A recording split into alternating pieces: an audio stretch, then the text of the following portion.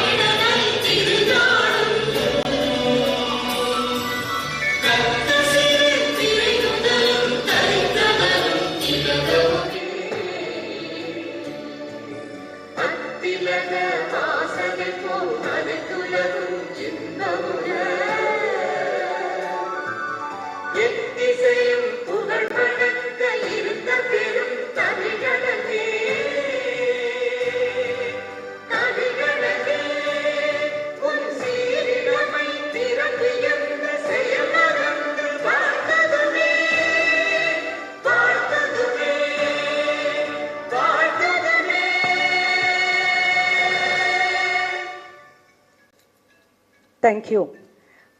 We feel delighted to inform that today is the 94th anniversary of Andhra Chamber of Commerce, and we have great joy in organizing this conference for MSMEs today, which are the backbone of Indian economy. MSME sector not only provides huge employment, but also adds to regional balance by industrialization generated in remote rural locations and backward areas. MSMEs have a great role to play in a country's economy.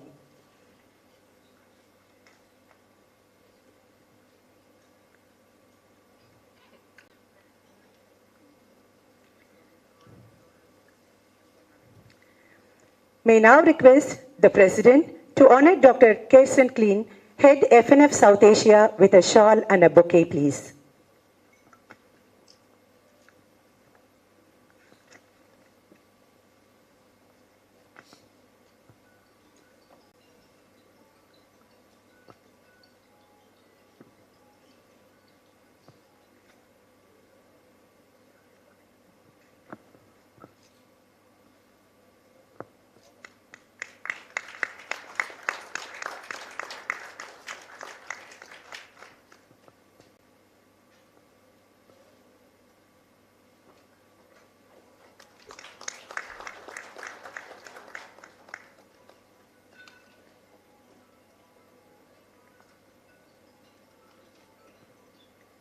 Thank you, ma'am. Thank you, sir. May now we invite Dr. V.L. Indradat, President ACC, to welcome the gathering.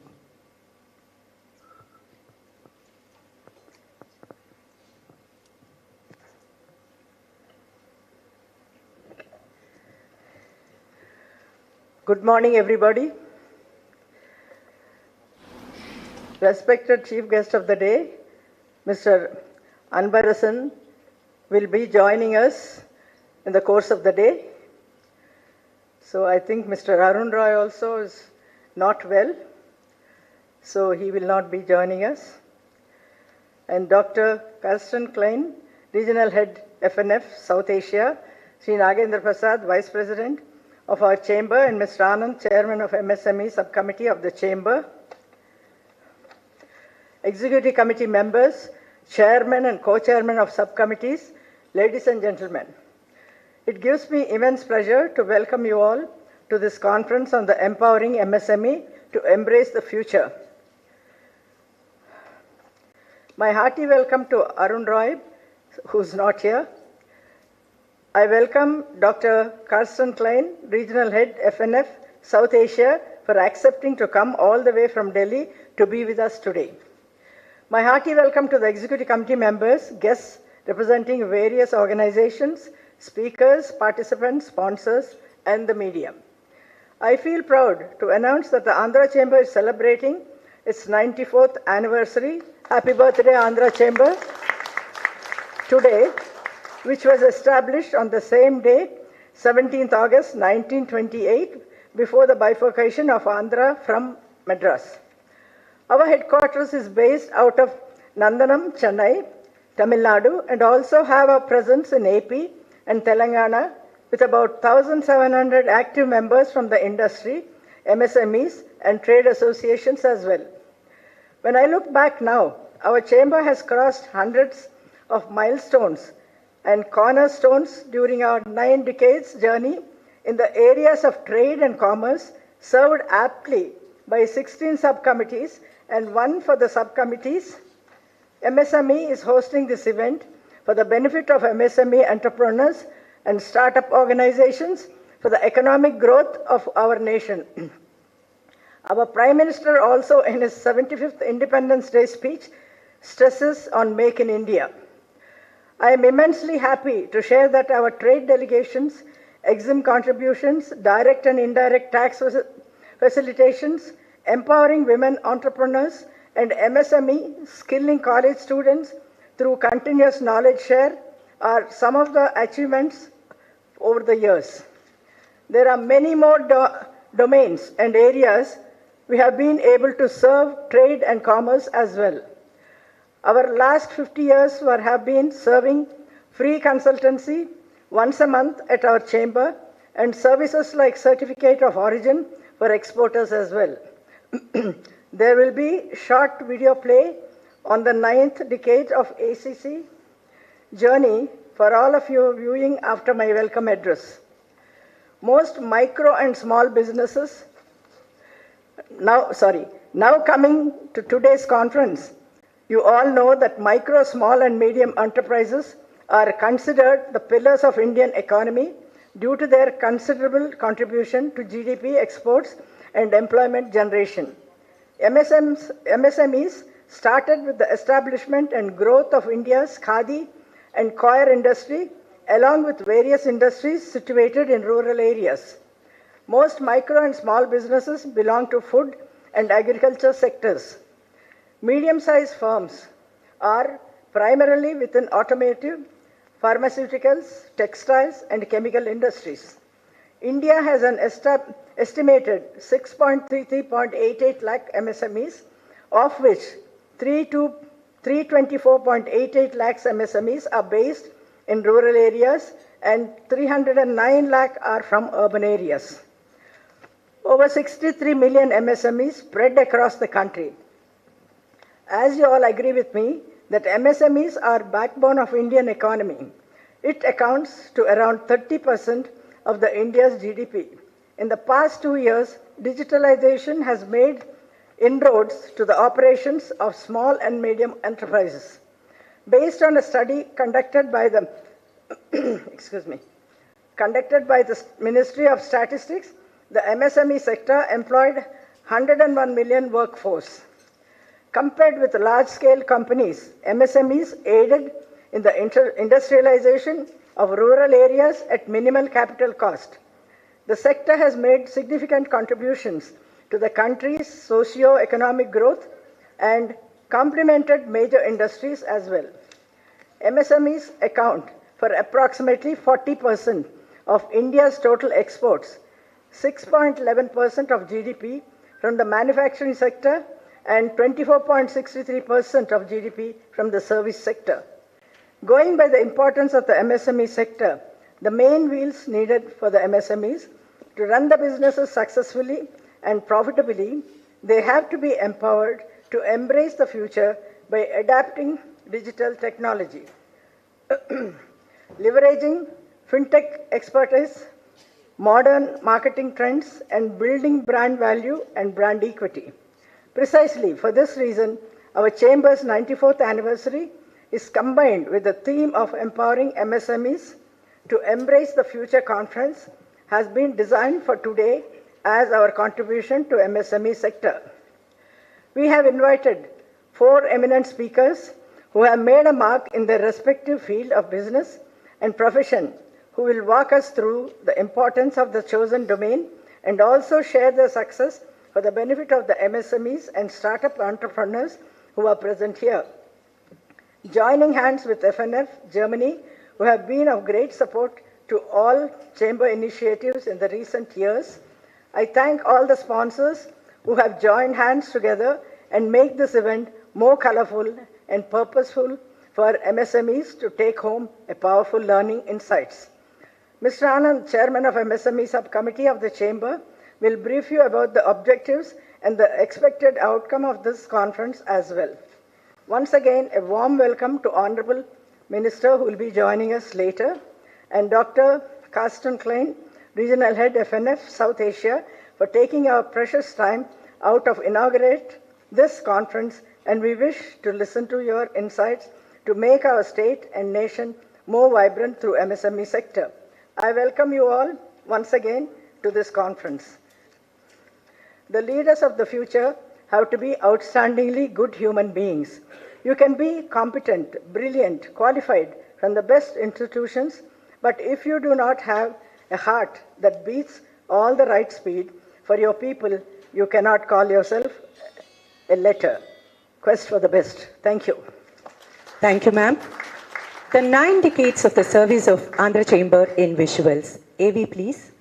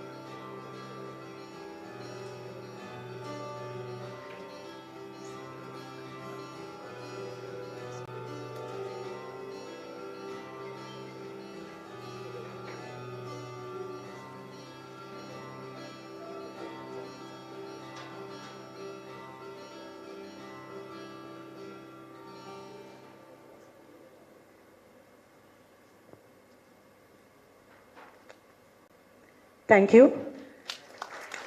The chamber has 16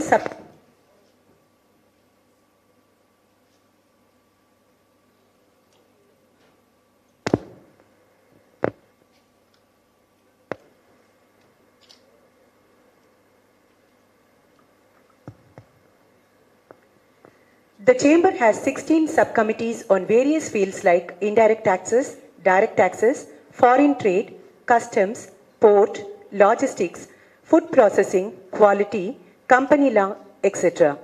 And one of the subcommittees is MSME, which is led by Mr. M.K. Anand, Chairman MSME, and ICT Subcommittee ACC, and EC member ACC, and co-chaired by Mr. Prashant Kumar.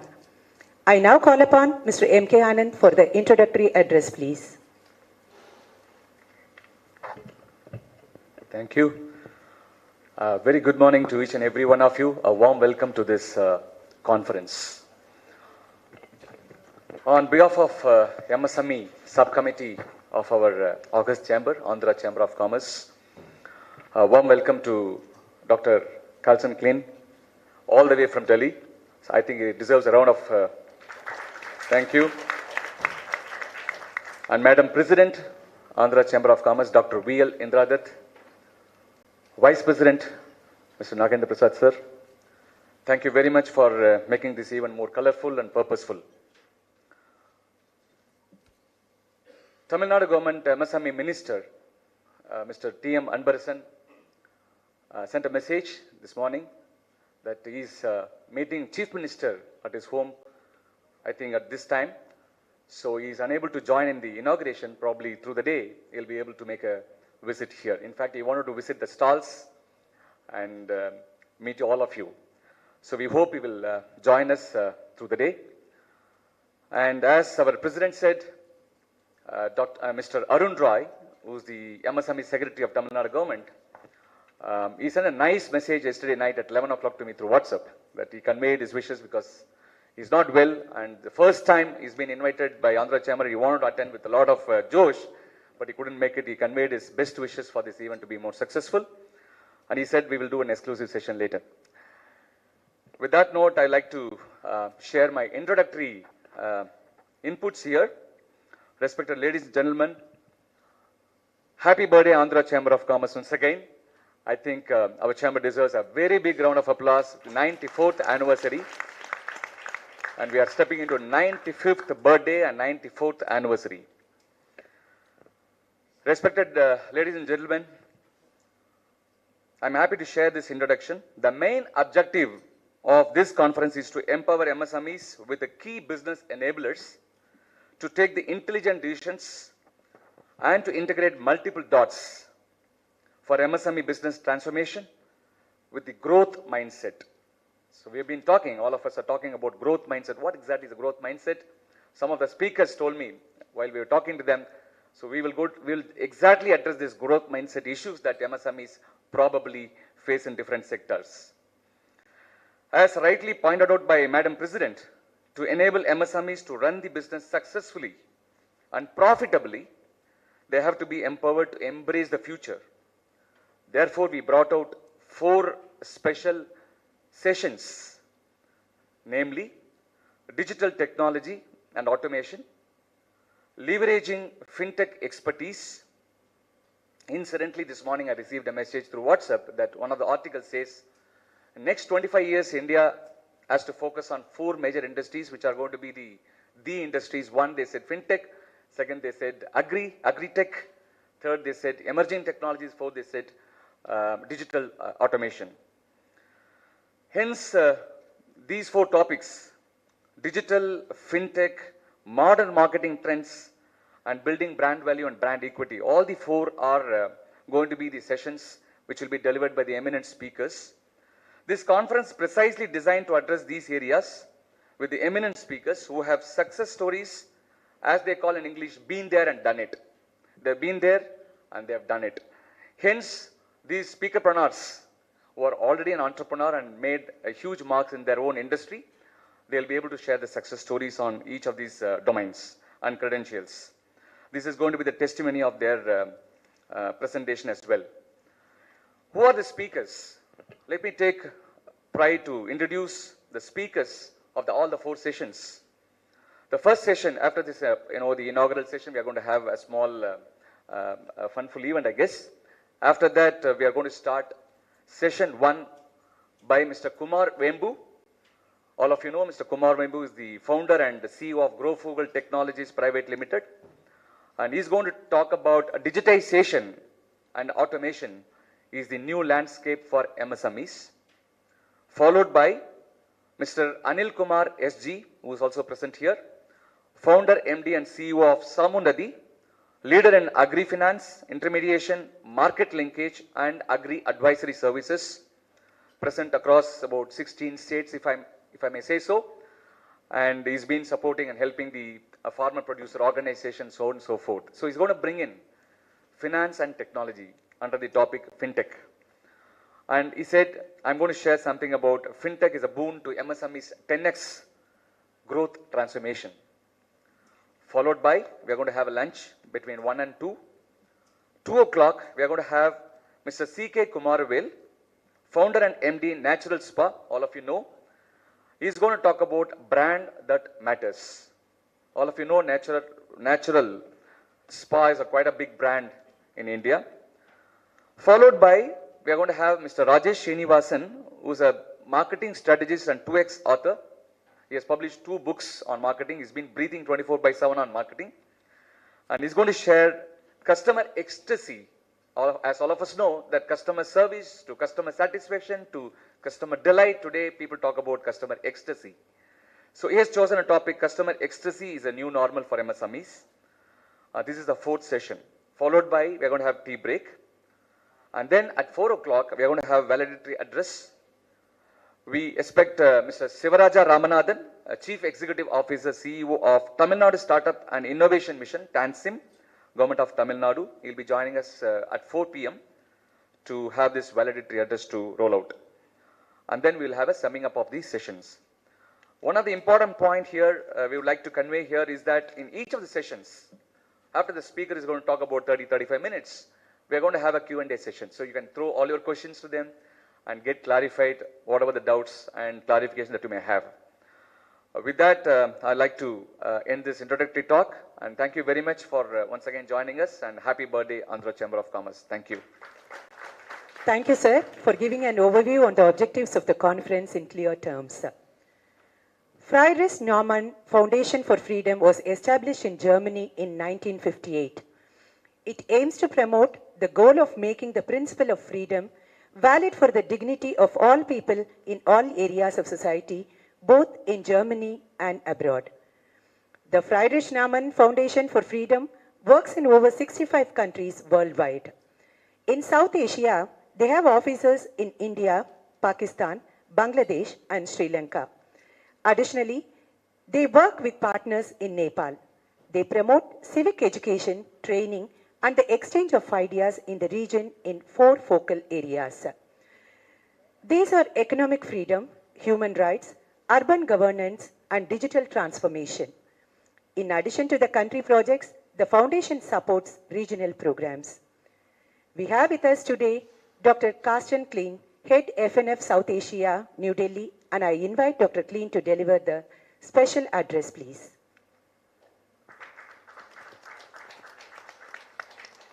Yeah, thank you very much for this very, very warm welcome. It's my second time here in Chennai, and when I was in February here, I had this excellent interaction with you, President, with the board members, and of course with quite some entrepreneurs, young entrepreneurs, who participated in the programs ACC is successfully doing for them. And that was really very, very impressive. I just remember when I had the chance to see this young lady who is doing their own fashion business, and she really developed a whole engagement as a young lady, as a young entrepreneur for the sake of the neighborhood, of their whole village, and she, thanks to ACC's trainings, which you carry out together with us, is now very successful on the market. I think that is really something what could only inspire us to work together in the next 94 years.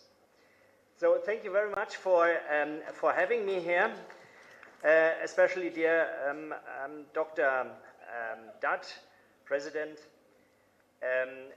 dear Vice President, Sri Nagandra Prasad, dear Mr. Anand, and dear other board members of the Honorable Board, dear ladies and gentlemen. Friedrich Naumann Foundation is proud to be associated with ACC.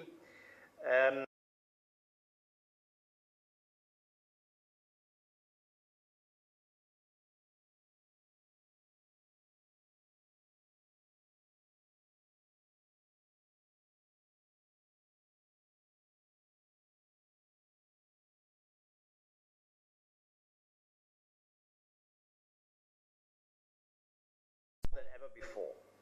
In the light of extremely volatile and uncertain socioeconomic scenarios globally, today's topic, empowering SMSEs to embrace the future, is really extremely relevant.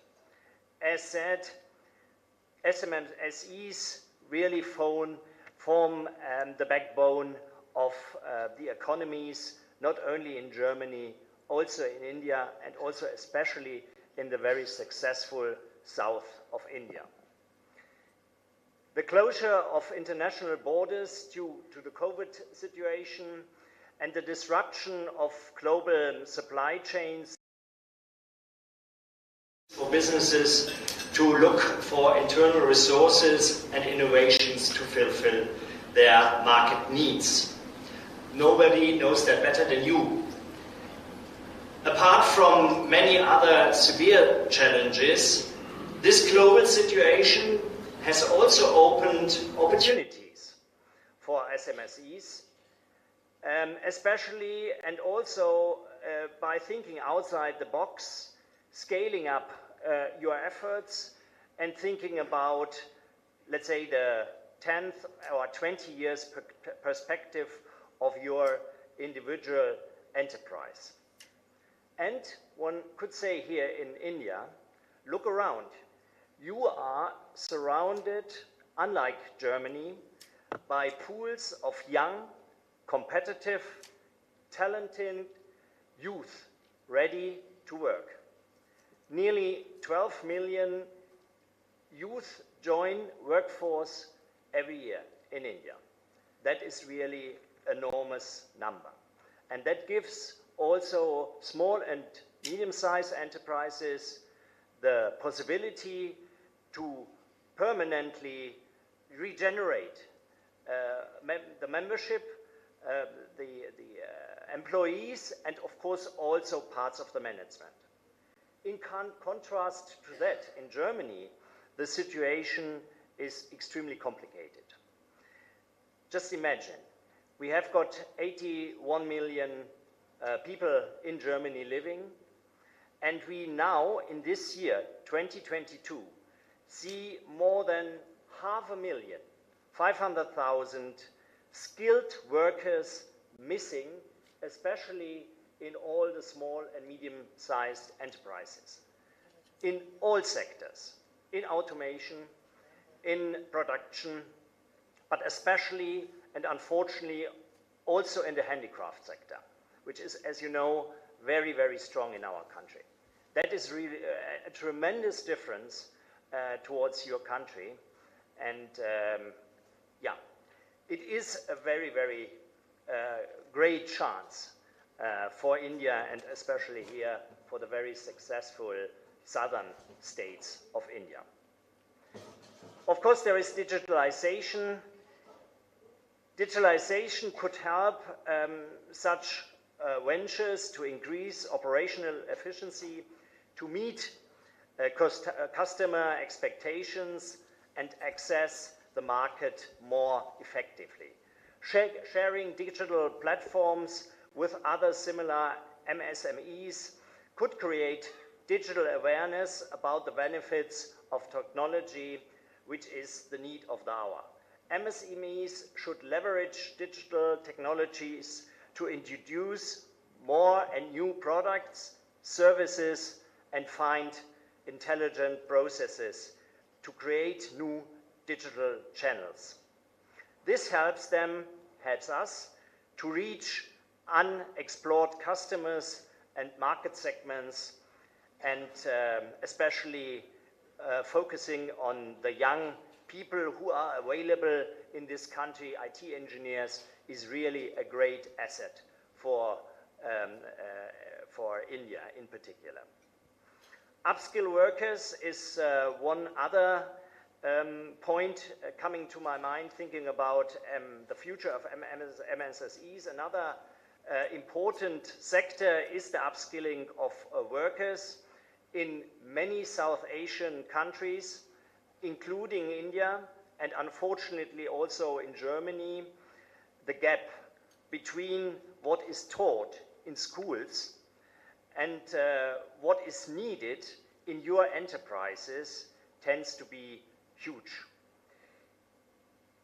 I think that gives us, especially once we work in the educational sector, once we could make political decisions, the chance to establish an educational system which is more meeting the requirements, especially by the small and medium-sized enterprises, by more business-centric education, including elements of vocational education, and give possibilities of permanent internship in enterprises. We can see, that is my last point, also the presence here of eminent political figures. They are expected, and I think this possibility, your anniversary, gives them the opportunity, gives you the opportunity to meet with political eminent people. And myself, having served as Member of Parliament in Germany more than 15 years, I could only tell you that it is very, very important to have this permanent interaction, and that I, for my personal decision making and my bit of experience I gathered, it was always very, very important to have had this interaction, especially with entrepreneurs like you are, entrepreneurs who are leading their own businesses and working every day on their own commitment with their own teams. So thank you very much for having me here. I'm very, very happy that next year we are going to celebrate 95 years of a very good interaction with ACC. I could only say from Friedrich Naumann Foundation side, we are very happy to have you as one of our strategical partners. We will definitely continue this partnership, and please, President and board members, allow me to especially hand over my special thanks to Mrs. Vajaya Lakshmi. She and her team is always a perfect and very professional linkage with the foundation. So thanks to you, under your guidance, it is really very good to enhance and to foster this cooperation. Thank you very much, and I'm very happy to stay with you here a little bit longer. Thank you very much. Thank you, Dr. Kleen, for your valuable inputs. May now invite Mr. Nagendra Prasad, Vice President, ACC, to honor Dr. Carsten Kleen with a memento, please.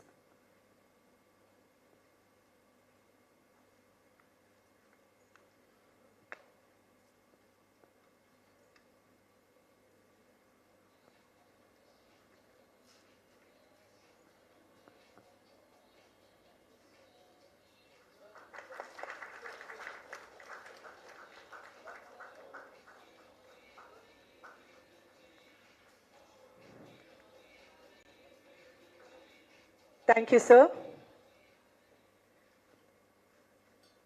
Now it's time for me to call upon the Vice President, Andhra Chamber of Commerce, Mr. C. Nagendra Prasad, to deliver the vote of thanks.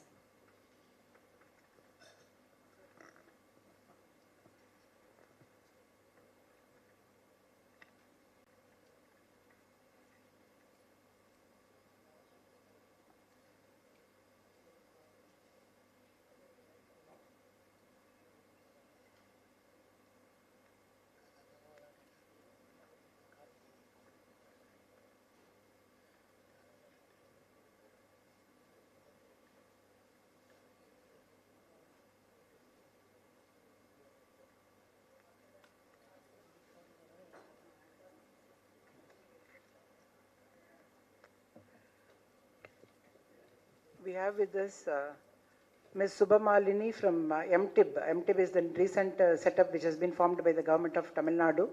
I request Ms. Subhamalini to please say a few words about what is MTIB and what it is to serve the MSMEs. Over to you, ma'am.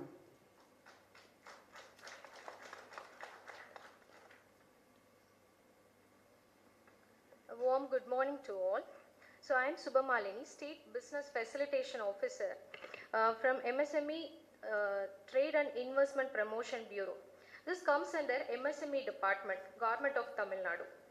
So we MTIP do hand-holding support in areas like trade, investment and exports about the products of MSMEs. So basically, like it's not just domestication of product of MSME. Like we do help for the internationalization of products of MSME. So as MSME, as MTIP, we provide support in various aspects like business, various avenues related to business, discovering new market opportunities for the products of MSME in domestic and overseas market, and facilitating government clearances. So mostly we MSME always have the pain areas like getting clearances. So we do services like ease of doing business, and we provide solution for the bottleneck in technology, finance and management. We have our district presence through district industry centers. So not many knows about the district industry center. Please walk into, and we provide various wide range of services in one single roof. District industry centers, like various subsidy and incentive schemes. Like we have more than 15 to 20 incentive and subsidy scheme. Kindly make use of it, and you can also disseminate this information to the people who are really in need. So even in Corona time, many of the MSMEs were suffering for this financial aids. We also have a scheme called CARE. So CARE actually rejuvenates MSME sick units. So as MTIP, we are doing clinics in the sense we do awareness campaign regarding industry 4.0, buyer seller meets. We promote buyer seller meets, and we do export clinic. This export clinic would be a one-stop center. Like MSMEs are facing various export related problems. We provide solutions, and energy efficiency clinics, ONDC onboarding clinic, and financial clinic. Like in financial clinic, in India there are various organizations providing various schemes. Not many knows about all schemes. So in financial clinic, we provide awareness about what SIDBI is providing, what TIDCO is providing, what TIC is providing, what MSME department is providing. So all these awareness creation are done through MTIP. And also we provide on case-to-case basis, we provide sponsorship opportunity. Like if an MSME wanted to exhibit some of his product in an overseas or domestic exhibition, we provide sponsorship like airfare, and the airfare depends upon the case-to-case basis. Like grade A country, grade B country, accordingly the financial airfare for the MSME will be provided. It is not just the MSME has to compulsorily exhibit his product. He can also visit, say, some technological exhibition is being exhibited in China. He can travel to China and get the knowledge, and he can disseminate this information to the MSMEs who are in the domestic market. So kindly do approach us. Please walk into our office. Please do walk into our DICs, district industry centers, and get to know and have a fruitful outcome. Thank you. Thank you. Thank you, ma'am, for giving an overview on the objectives of the MTIB in clear terms. May now call upon the Vice President, Andhra Chamber of Commerce, Mr. C. Nagendra Prasad, to deliver the vote of thanks.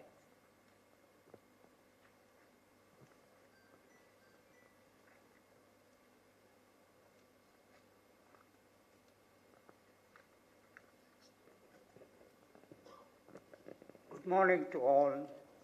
Dr. Carlston Clean, Regional Head, FNF Southeast Asia, Mr. Anand, Chairman, MSME Subcommittee of the Chamber, Executive Committee members, Chairman and Co-Chairman and Subcommittees, ladies and gentlemen. I deem it as a great pleasure to stand amongst you to propose this hearty vote of thanks. It's a great pride in having Dr. Carlston Clean, Head FNF South Asia at this conference, which is so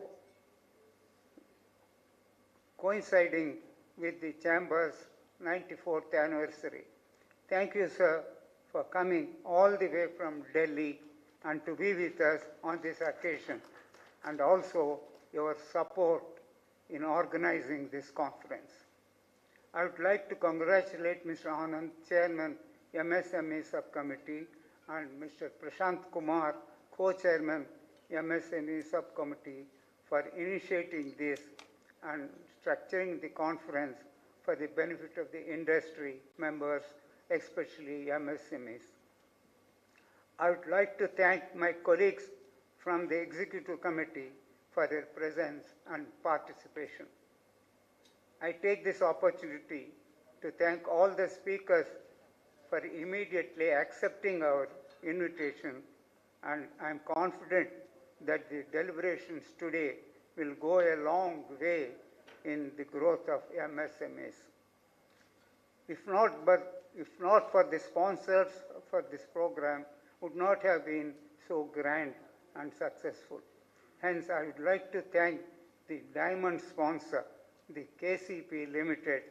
Thank you, madam, for your generous contribution. Also, the gold sponsor, Yes Bank, and GRT Jewelries for the gold sponsorship.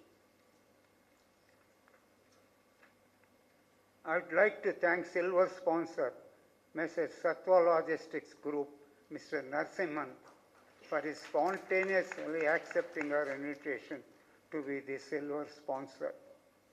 I thank the digital partner, BCC MadTech, print partner, Nayanam Vikatan, and the YouTube partner, Dots Media, for helping us to make the creativity for this social media. Posting and pre-event details of their media, which has helped us to reach us more to MSMEs. I thank the registered delegates, invitees, presidents and secretaries from other Chamber of Commerce for taking time off to attend this conference. I thank the press and the media for their presence and the wide coverage of the event. It's a pride moment for each and every member of the Chamber of the Commerce as we are celebrating our 94th anniversary of the Chamber today. And I thank you all for joining us, making this day more special. Thank you all. Thank you, sir. How can the 94th birthday be without a cake cutting? We have a cake cutting ceremony now and request all the EC members to please join us on the stage, please.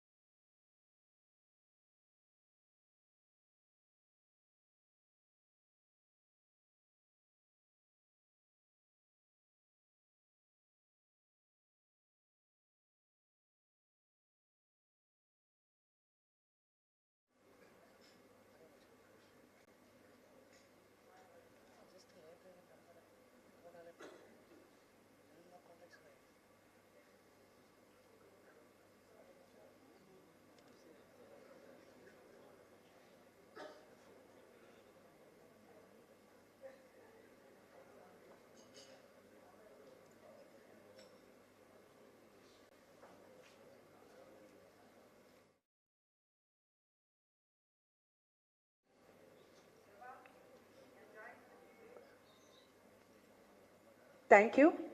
May I now request you all to please join for tea and back by 11:30 for the technical sessions.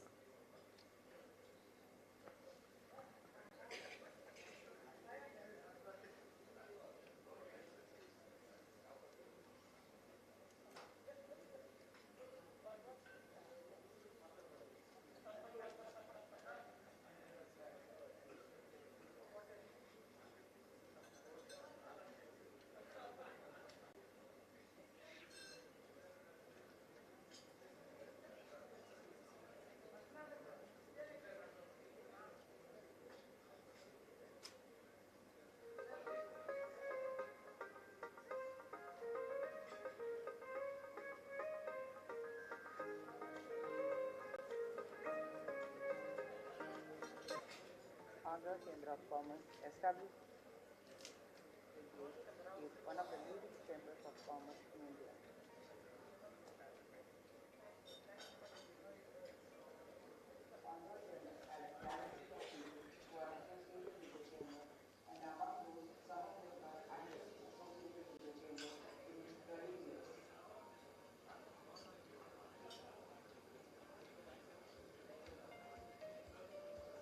The chamber is recognized by the Government of India and the Government of Andhra Pradesh, Telangana and Tamil Nadu.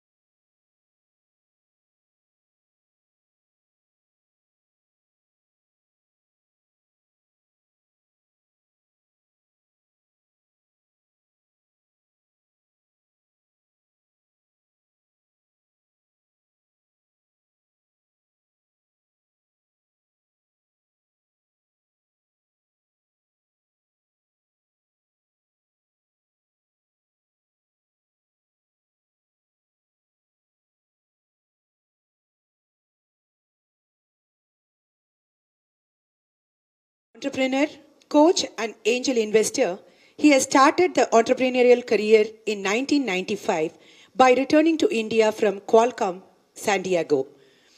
Prior to that, he has worked on telecom systems, data networking with TNet Group, IITM, and HCL HP, Chennai.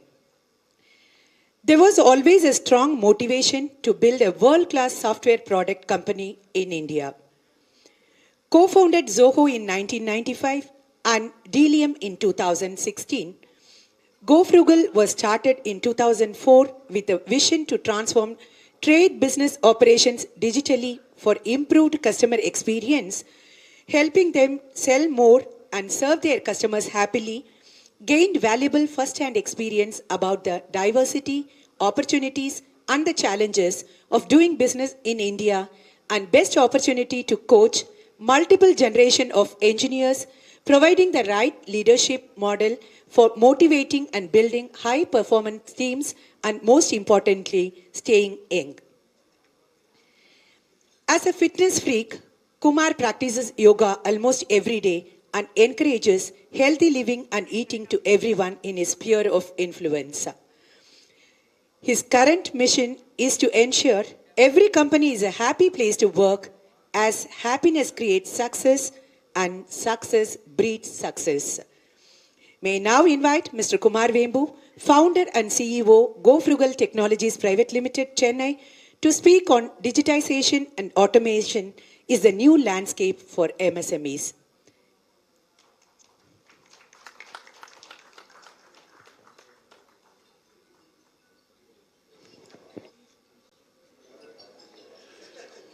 Good morning, all. Good morning. Yeah. So, I congratulate the Andhra Chamber of Commerce for, being such a, long-lasting institution on celebrating their 94th, birthday today. And I am also very thankful, for them to inviting me here for this MSME conference. And a special thanks to Mr. Anand for inviting me here. So I want to, speak on this digitization, right? How do, about the importance of going digital for the MSMEs. Before that, even why MSMEs should, or what is the opportunities in front of the MSMEs, why they should go digital, and what is digital, how they can go digital. So these are the 3-4 things I thought I'll speak about here over the next 30 minutes, and we will have some time reserved for question and answers, as Mr. Anand mentioned. So first up, we, our president was mentioning about the, the number of MSMEs, the GDP, contribution of MSMEs to the GDP and things like that. But many times, we also see that, the large businesses, or the very large businesses, or highly invested businesses hog the limelight when it comes to press, and that make many of the MSME owners wonder, right, or even question whether they are doing the right thing, and what is the future of their business, right? They all the time question what is the future of the business. So I want to add a couple of my perspectives here. So the first thing is, why is there so much investment, right, into India over these last many years, right? So we have to understand that, and where are those investments? That is also something we have to understand what is the opportunity in front of us. So there are, two things, we know, especially post-COVID. One is, who will be the next factory of the world, right? So that is the first thing we have to understand. And the second thing is, who will be the major consumers of the world in the future, right? These are two very important things we have to understand. So to know who will be the factory of the world in the future, we have to look at, what are the demographic profiles of our country, what is the population growth, that is, demographic profile of various countries across the world, what is the population growth of various countries across the world, and, and that will show us the opportunity, right? So if you look at population growth, including immigration of developed countries like US or even Germany and Japan and countries like that, they are only, aging very fast, right? Their population is not growing and they are aging, right? And whereas if you look at India, even in China, the population is not growing, and that's why the government has incentivized people to have now second kids or third kid and things like that. Despite that, the population is not growing, right? And whereas in India, our population continues to grow, and we continue to remain, the youngest of these countries, right? We are 10 years on an average younger than China, and probably 20 years younger than US, and 25 years younger than Japan and things like that, right? So, by, either our people have to be taken to the factories to work, or factories have to come here, right, so that we can work. That is why so much investment is coming into India, so to set up factories, because people are available here to work, right? That's what, Dr. Carlson also covered in his talk, saying in Germany, how many people are getting out of the labor force every year, and so many new people are not joining the workforce every year, right? So that net, they have reduction in the total available people to work. Whereas in India, at least for the next 20-25 years, we are going to have, more people joining the workforce, right? With more and more women joining the workforce, and our population now, we have maximum people in the 15 to 25 age group only. That means more and more people are going to come into workforce. So this means, we can take it for granted that, if we are all willing to work, there is going to be so much work and opportunity available for us, right? So that is one point. On the other side, when we are the young country, the younger people are going to, spend more. They are going to consume more. In fact, the chairman of HUL, like about 2 years back, he said, India has one of the lowest per capita FMCG consumption in the world, right?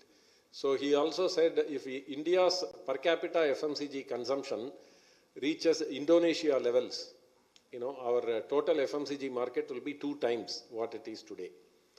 If it reaches, China levels, our FMCG market will be 4 times what it is today. And if it reaches Philippines level, we will be 6 times. And if it reaches Thailand levels, we will be 8 times. So that means, we know that, more and more people are getting jobs in India. Average income levels are rising. From the look of our markets, right, and the crowd in our restaurant and everything, we can say consumption has been growing because people are having more and more income in this country. So that means if you are in a business which is addressing consumers, right, you can be assured that over the next, maybe 5 to 10 years, we will have consumption that matches China. That means our FMCG market will be 4 times what it is today. And that's not the limit, right? It can grow from there as our income levels grow. So that means, even the domestic market, because the income levels are rising and things like that, is going to be so much bigger. So to me, what these 2 things show is that today is the best time to be a MSME business in India, because there is so much growth ahead of you, both in terms of, so many companies, with money and with demand trying to relocate their factories here, and with so much more consumption going to happen in this country, and, which is going to drive growth for your business. So if you are convinced, irrespective of your age, whether you are in your 30s or in your 50s, right? The next 20 years present the greatest opportunity for us to grow our business. Then, what should I do today? Because in my view, what is limiting the MSME growth, is only two things. One is, after MSME business, can starts making some profit, right? The MSME businessman is, he gets stuck in a routine.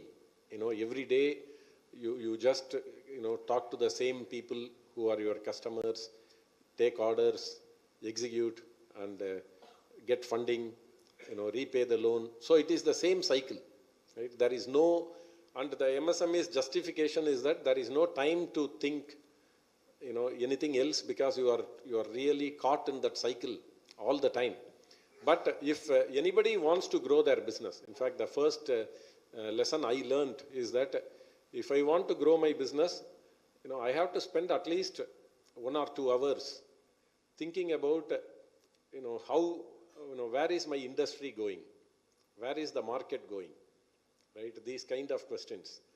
And every day, every day I have to look at what is happening, around me, what is happening in my industry, and connect the dots to form my own opinion or my own perspective about where my market is going and where my industry is going. Because if we don't ask that question, right, especially, this digital revolution is a time where, we are in an inflection point. Like, the example I give is, I graduated in the year 1990, and I can say when I started working, there was not a big difference between, in remuneration between people who do labor and people who are well educated or something like that, right? The quality of life, there was no huge difference.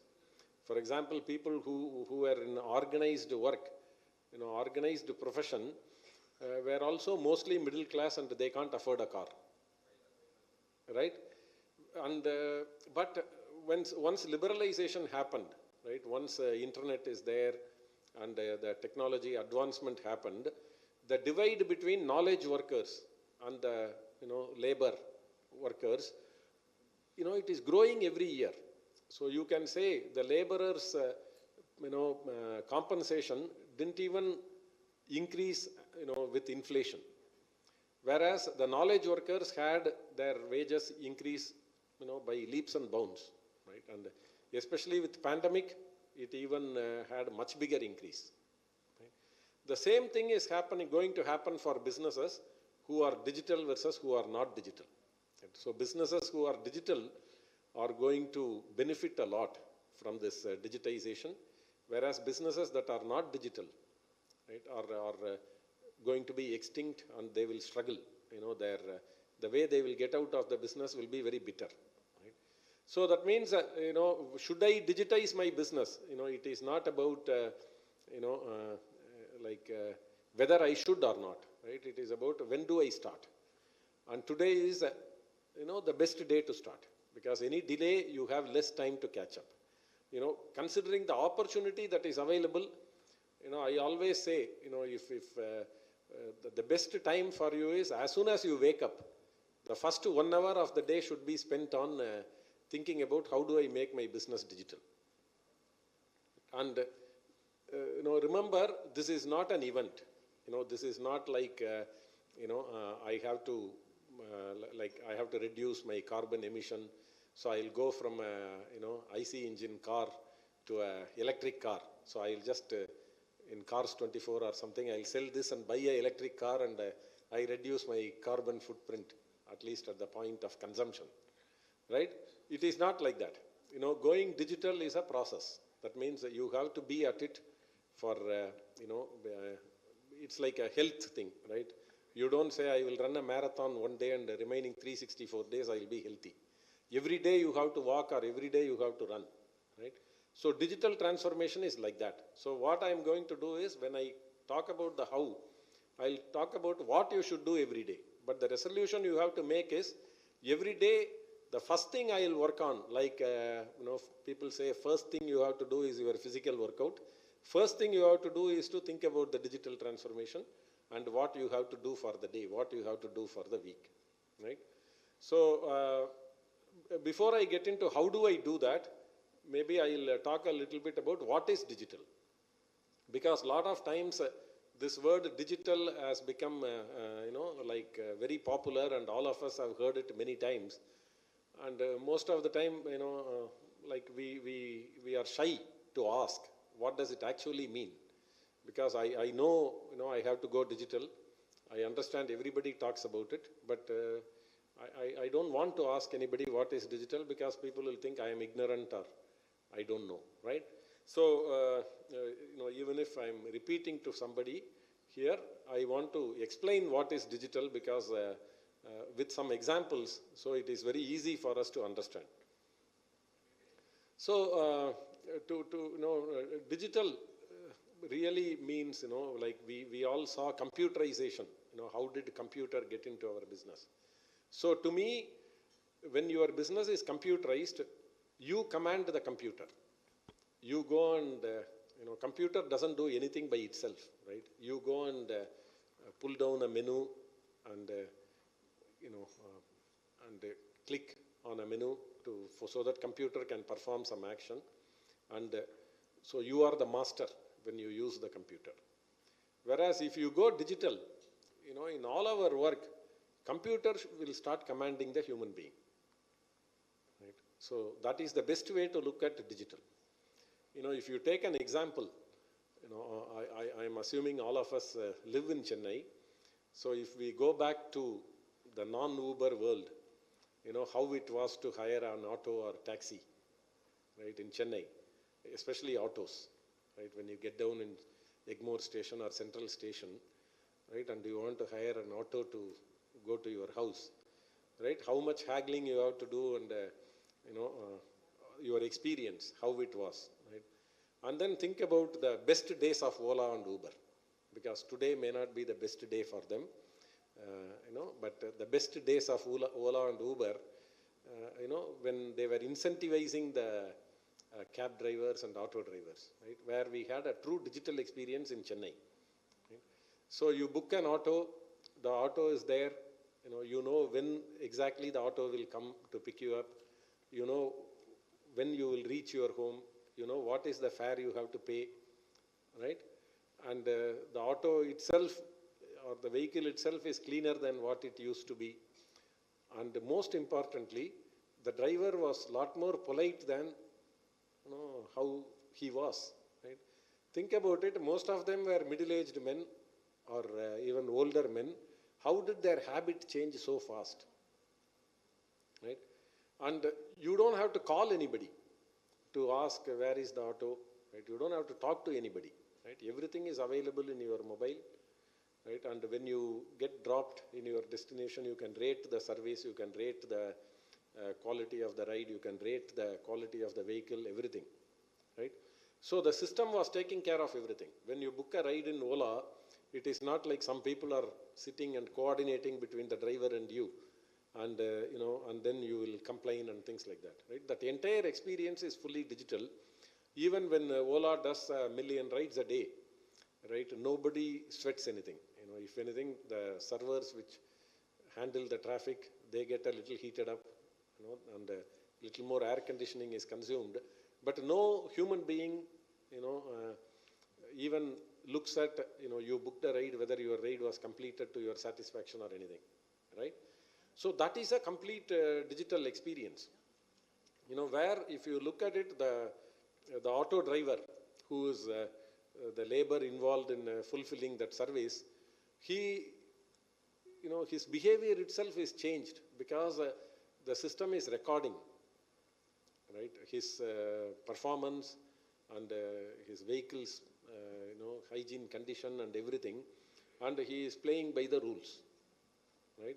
If there were people, we know, we will say he arrived late and he will say he arrived on time, and there will only be argument where the person who is listening to both sides can never make a decision. And in our business as an MSME, we most of the time, goes in listening to stories, two sides of the same coin, and our inability to make a decision, right? So going digital, especially wherever you have labor-intensive jobs, right? And especially when, why is the driver, in fact, that's the important question to ask. Why did this driver change his behavior? Right? Actually, people want dignity of labor. People want freedom. People want time and space. So here the driver can say, I am logged in now, I am available to work. And whenever he feels tired or he doesn't want to do the job, he can log out. So there is no, compulsion for him to work, right? So he works on his own time, he has space, and he knows the consumer is also not going to haggle and not going to argue and things like that. So that means that, the dignity of labor is higher, the time and space available is better and things like that. So when your business has to attract younger and younger people, the young people don't want monitoring. The young people don't want micromanagement, right? And the young people don't want to be told what to do every hour or every half an hour, right? So the digital, if you take your business digital, people are going to enjoy that freedom, the time and space they get and the dignity they get. And it is going to even improve your retention of people, right? Because people know that, okay, this is what I have to do, and I do this, and the work is completed. I know whether the work is completed with quality or not. Then and there, everything is known, and that is highly liberating, right? And the other important thing is, your training of people becomes easier. So you can see, the Ola or Uber drivers, the Swiggy and Zomato drivers, delivery people, all of them, they can get trained very easily, and nobody need to give them a theory class of what are the terms and conditions under which they have to work or something. Everything is integrated into that app that they have, right? They just have to follow what the app says, and their work is done to the satisfaction if they just follow that, right? So in short, in how many places, so if I am an MSME owner, when I walk into my office every day, see, this is a journey I personally started about 7-8 years back, because, and I was following this in 96, 97 also. That is what gave us a lot of growth, right? That is, initially when I started the company, when I go into the office, and there are 4 or 5 people waiting to ask me something, right? It felt very good, because I know only I can help them, only I can make the decision, right? And without my help, they cannot proceed, right? But once we became a little bit bigger than that, when people are waiting for me, I got tense, because why are they wasting time, right? Meaning waiting for me. If 10 people wait for me for 1 hour, I have already lost about 1.5 days of productive work.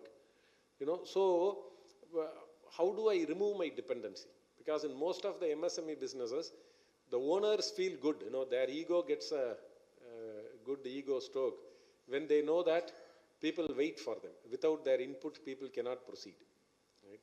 So that is the first thing, MSME businesses have to get out of when they go digital, right? So when people come to you with a question, right, you have to ask yourself, how do you eliminate your dependency there? I think that is where, even every day you can ask, why are people asking this question to me? If some question is repeatedly asked by people, why, am I not teaching them properly? Or is our policy on this not clear? Because I make a decision on this particular thing depending on the mood I am in. Why people are not making that decision? So because if your growth is in removing your dependency, removing the fact that you are the most important person in your business, right? The moment a owner, becomes like an unimportant person in his business, right? I feel very happy. For example, in 99 or 2000, I used to tell people there used to be 3 or 4 phones, and I got my mobile also, and nobody calls me. Right?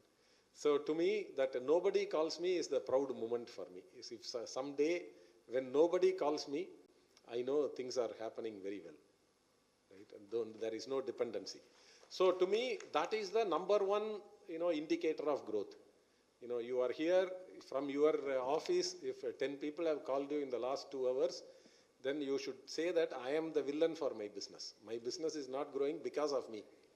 If we have that clarity, growth is guaranteed. And if you have that clarity, your business, making your business also digital, it becomes easy. Okay. So I hope, I have bored you enough on what is digital. Now comes the question of how do I go digital?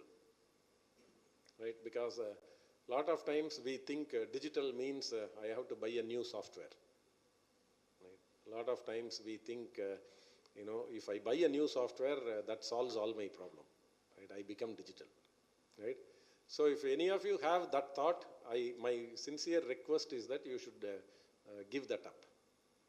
Right? A tool, can solve the problem, but there are some certain things that you have to do before you actually even choose a tool that will solve your problem. Right? So I want to talk about 5 things that you have to do before even you go to, choosing a tool. Right? This is very important because in a lot of the businesses, any process improvement that happens, right, any policy change that happens is reaction to something. No MSME business looks at, the processes holistically and say, I will change my process. Right? We continue doing what we are doing all the time. And if there are problems happening and that problem results in a big loss or something, we change something, once in a while. Otherwise, we are happy that, our business is run the same way for the last 25 years. Right? We take pride in that because we think 25 years back, we found the right way to run this business. Right? But we have to remember, in fact, my favorite quote is by Charles Darwin. Right? He said, the most intelligent of the species don't survive. Right? The strongest of the species also don't survive. The species that is, adaptable to change is the only species that survive. So if you say last 25 years, our processes are the same, we have not done any major change, right? That is again a second problem, right, after yourself. Because, so much has changed in technology, so much has changed in every aspect of the business, our processes have to change, our policies have to change, right? So these 5 transformations we have to do to achieve the digital transformation. Right? The 5 transformations we have to do. So the first one and the most important one is the customer journey transformation. So how many of us can say we have our customer journey, well documented, and I have a diagram in a A4 sheet or even a A2 sheet or whatever, right? Where the customer journey can be explained to somebody in 15-20 minutes. Right? Because a customer journey in a business can be like a tribal knowledge or a hearsay in a business, right? Or it can be common sense. Because I have been doing it for so many years, it is common sense, versus we have documented the customer journey. Right? And when we say we have documented the customer journey, most of the time we focus on what we call as the happy path. That means an inquiry comes in, and then, how does that inquiry get handled? How do we generate quotation? How do we take the order? How do we do the delivery? How do we take the post-delivery feedback? How does we do the customer retention and things like that, right? So that is the happy path. But the most important thing is, how are those unhappy paths handled? Right? What happens when a customer escalates? What happens when a customer, wants to cancel the order? What happens when the customer wants to return the delivery? Right? What happens when things are broken? What is delivered is broken, right? Because if you look at Uber or Ola, right? When driver cancels the ride after accepting it, when you cancel the ride, right? When a driver doesn't show up, anything that happens, everything is handled in the app itself. Right? Nobody has ever felt the need to call Uber and talk to somebody. Right? Even when they deduct 50 rupees for cancellation, all you have to do is go to some other part of the app and say, I was not at fault and they refund the 50 rupees. Right? Up to that is completely, the customer is empowered. Right? So, like that, every part of the unhappy path in the customer journey, have we really documented it very clearly, which can be used to train people who are handling the customer journey. Right? And because when you choose a technology, it is the clarity that you have in that customer journey that is going to be implemented in the tool. Otherwise, you will have the best of tools. It's like, having the best tool, in somebody's hand, but they don't know how to use the tool. Right? And so that problem will come. So having this customer journey very clearly, and then you look for a tool to implement that customer journey. Right? So that customer journey must make sure, in digital era, customer empowerment is very important. In fact, I would really love to listen to that customer ecstasy session in the afternoon. To me, customer ecstasy is possible only when customer is empowered. Why are we so addicted to Uber or Swiggy or something, right? Because we are empowered. So that customer empowerment for every business is very important, and is it there in the customer journey? That is what we have to validate. So the moment your customer journey is completely documented and you transform it to the modern age, that means you end up empowering the customer, you defining everything, you start defining everything clearly. The second transformation, you have to look at this, the cultural transformation. Because you can't empower the customer without empowering your own people. Right? Most of the time in MS, what I have found is that, when you employ people, people don't want to take responsibility. People don't want to be accountable. Right? So the easiest thing, this also I find it as a growth limiter. Right? So people want to push the decision to their boss. Right? So all decisions land at your doorstep because you are the owner of the business. In fact, one thing I do is when people come to me with a problem, this is called reverse delegation in management. When any of my subordinate try to reverse delegate decisions to me, right, their responsibility to me, I don't listen to the problem at all. I tell them, if you come to me with a problem, you are as smart or smarter than me and you are younger than me. So that means you have to come to me with the 3 recommended solutions. What are the 3 solutions you have thought about and what is your most preferred solution in that? So only if you have thought about 3 solutions and you can recommend one solution and explain to me why, you can come and meet me. Right? So 90% times people don't come to me at all, because if they can think of 3 solutions and can think about one best solution for that, they don't have to come to me at all.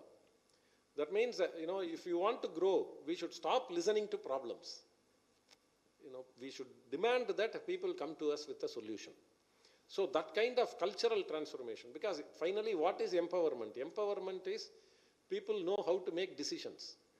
Right? People know how to make decisions given the policy of the company, given the process of the company, given the authorization levels they have and things like that. Right? So you empower people to think about solutions. In fact, what we have found is the moment we give that freedom to people.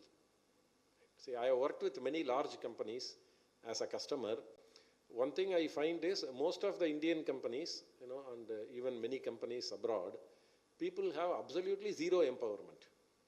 They will always say they have to go to their hierarchy to make a decision.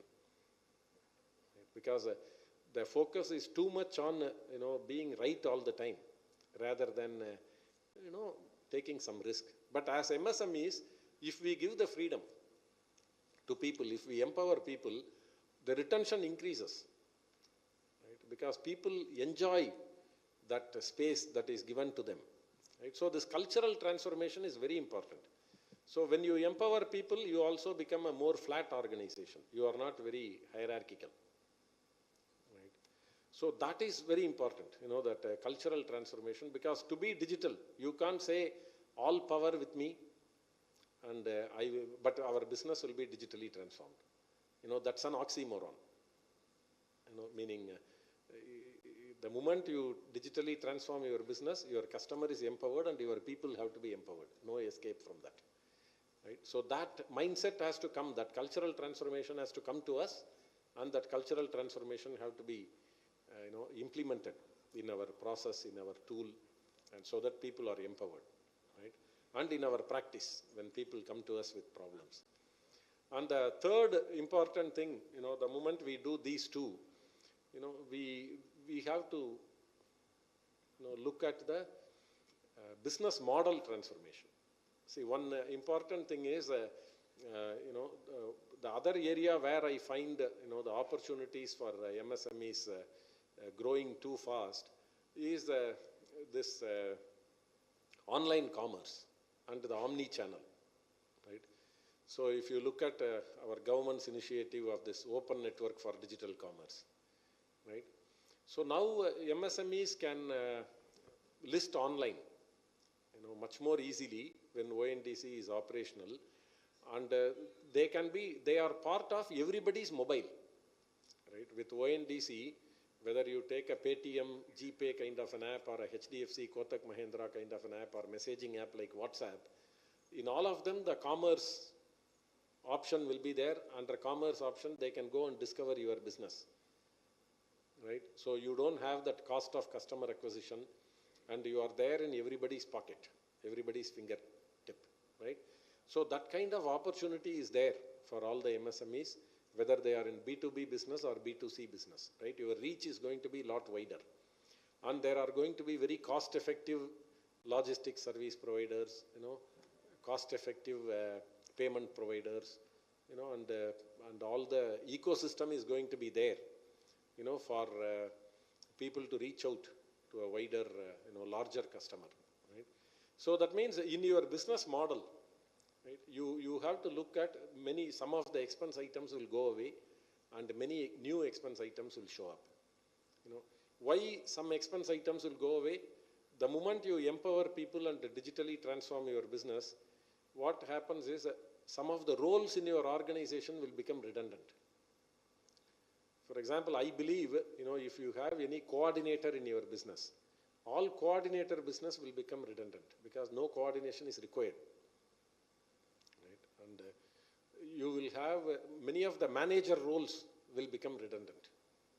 Right? In fact, in Go Frugal, we started our digital transformation journey about 7-8 years back, and we had a 5-layer organization when we started it.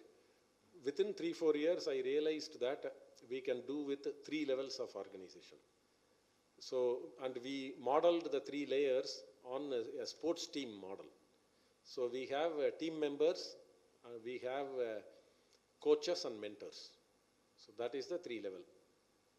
Right? So, and every team member is a manager, in the sense whatever process or whatever work they have to do, they have the ownership. So everybody is a manager, and there are, in the traditional word, right?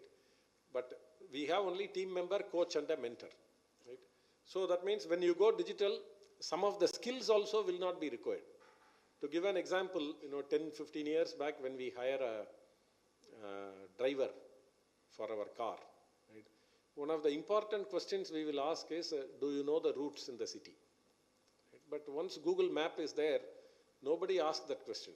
Right? We don't care where the guy comes from. We only look at his driving license, whether he has any accident cases or whatever, how good is he in driving, not whether he knows the route or not. So like that, when you go digital and keep improving it, I would say in every role you will find that 30, 40, 50% of the skills are not required. Right? So much simplification of roles will happen, and that means your business model, right, will go through a change. Some new expense items will show up, some existing expense items will go, will get removed. New investments will be required, especially on technology, right? And so the business model have to be reviewed every quarter or every 6 months, and your big business will become more omni-channel. Each channel will have different cost structures. Each channel will have different marketing cost, right?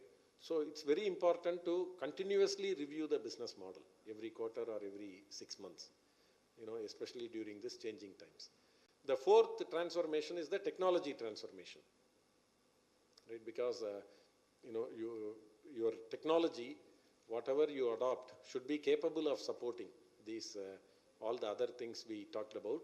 So, and here it is not like a technology that is ready today, right? Because this whole thing is an evolving topic. That means you have to choose a technology vendor who can give you a reasonable start in what you want to do, but who keeps evolving, right, the solution. So who is very agile, right? Because you will keep learning more and more on these digital aspects, and the solution also must keep pace with the changes, right? So there is nothing like, it's not like I implement some software today, next 10 years I don't have to worry.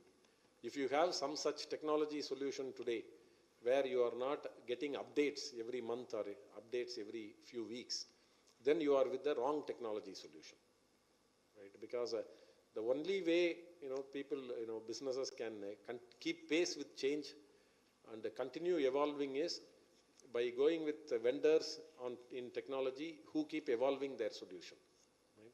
So that agility is very important, both for the vendors you work with on the technology side and for your own organization, right? That continuous update, continuous improvement, continuous feedback is very, very important in the technology transformation. And the last and final one is the people transformation. Even though I talk about it last, this is the most important thing, because every transformative thing we do, means that people's mindset have to be transformed. People, the mindset is transformed in the sense, most of the time, in our organization, when people can't do something, we keep blaming the technology for it. Right? Whereas the mindset have to change to how do we, make incremental improvement to the technology, right? So that we continuously improve. This continuous improvement is a mindset. In fact, in every organization, people, we have to educate people, saying, if when you come to work, if your hands and legs and eyes are going to work and do repeatedly what you are doing, your job will get obsolete very fast. Whether you have factory worker or whether you have a office manager or a sales manager or anybody, we must encourage people to use their brain. Right? See, most of the time we think, especially when junior people come to work, right? We think, if they use their brain, it is dangerous to the business. That thinking is there. We don't listen to them. But one important people transformation that has to happen, if we want to digitally transform is, we listen to a lot more to, and the avenues for expression is there for every staff in our organization. Because digital transformation is about using the brain of everybody. Right? It is not like thrusting a solution from the top and telling people, okay, you just have to use it. Right? We sit with them, we understand what is the challenge, we understand what are the frictions they are facing, so that we can remove all the friction.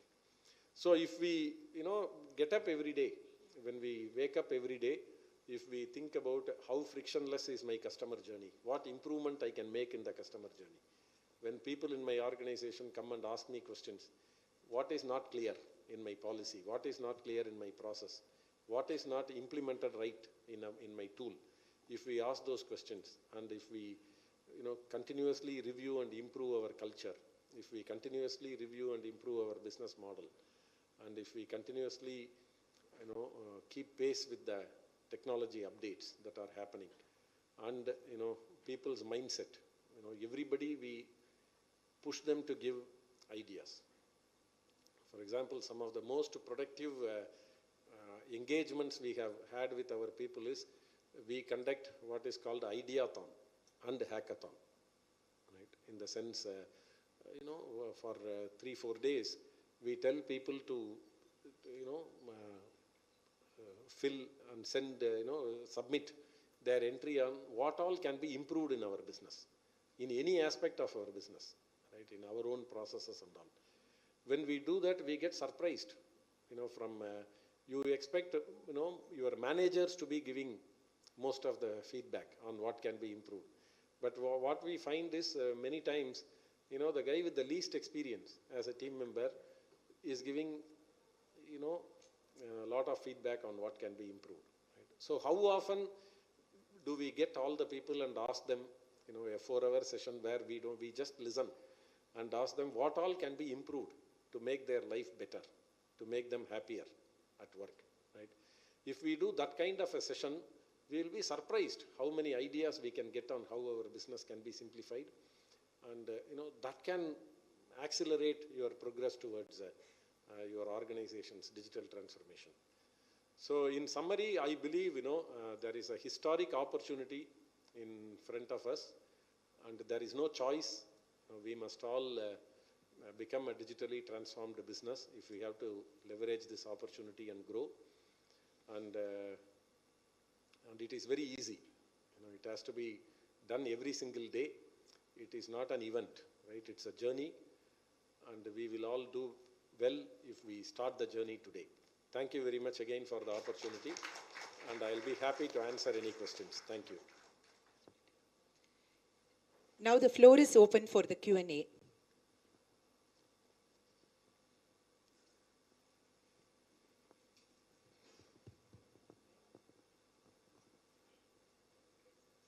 Yes, sir.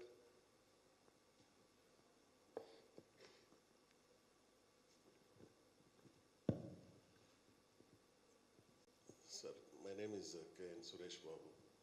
I'm Executive Committee Member, Andhra Chamber. I have a question, sir. You know, today you have been talking about Zoho, Ola, or Swiggy, or whatever. Earlier, you know, the business model used to be you need to make profit in order to sustain.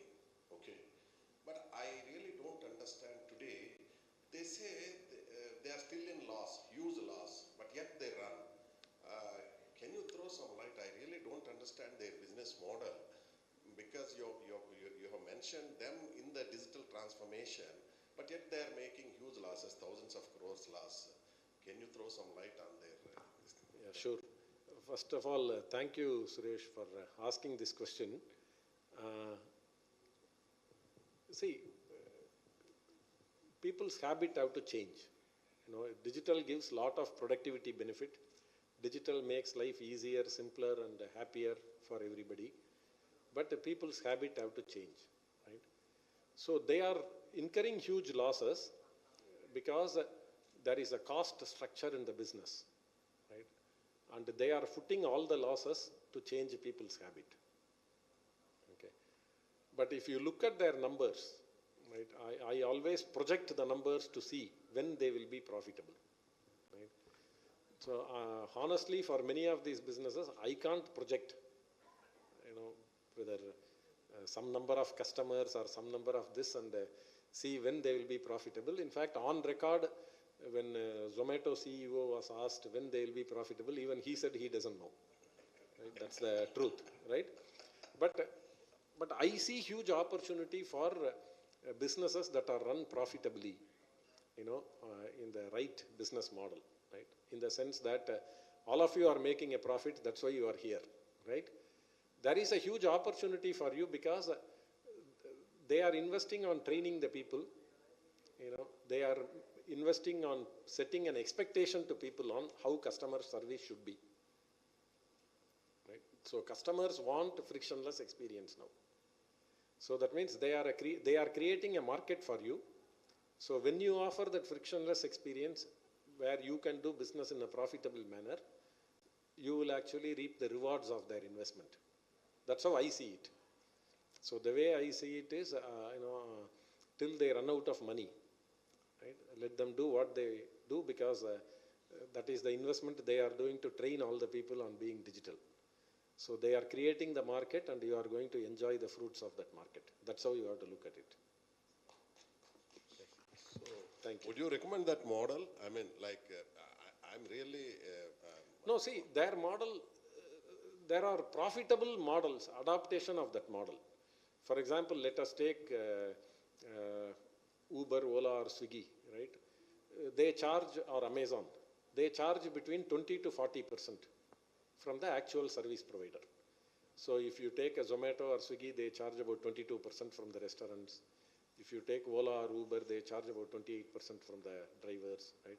Amazon charges between 18 to 40%, right? And still they are losing money,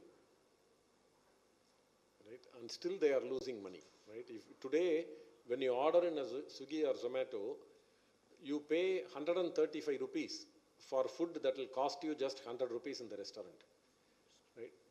And the restaurant owner only gets probably 75 rupees or 80 rupees. They are unhappy about it. Despite that, they are losing money, right? So the alternate model, you look at ONDC, right? The Open Network for Digital Commerce, right? Where the consumer is going to order from their phone, Paytm or PhonePe or Google Pay or HDFC Bank app or Kotak Mahindra Bank, ICICI Bank app or something, right? Consumer is going to order. The transaction is between the buyer and the seller directly. Every technology platform or network in the middle is only facilitator. So they don't take a huge cut, right? And this ONDC model unbundles. So there is a discovery, there is a order management, there is a logistics, there is payment.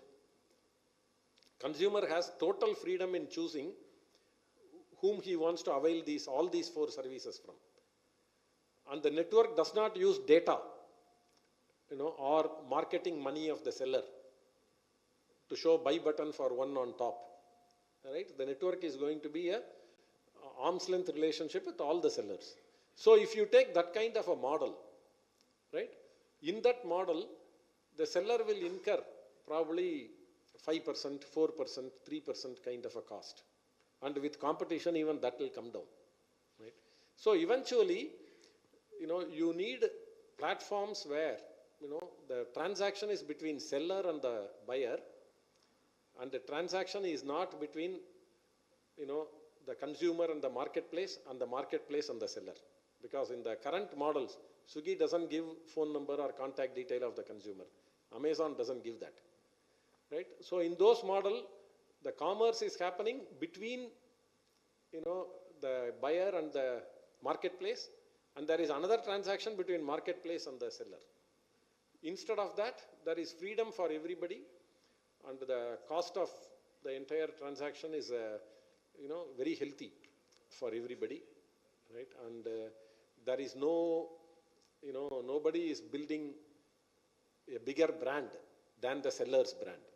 See, why is there so much money lost? Because Swiggy wants to be a bigger brand than the Adayar Ananda Bhavan or the Pizza Hut or anybody, right? Swiggy is the brand. That is why they give so much incentive, so much money is getting lost. Whereas if technology just facilitates and the commerce is between the buyer and the seller, and everybody both of them want to be profitable, right? You will find that model to be the winner in the end. So consumers get the same convenience they are getting. They get a sustainable and a credible low price, right? Credible price. Today when consumer gets an offer, it is not a credible price. I get my home delivery done. Every time I order, I know today due to me Swiggy lost so much money, or due to me Zomato lost so much money, right? That won't be there. Everybody makes a profit in that chain. Thank you very much. Thank you.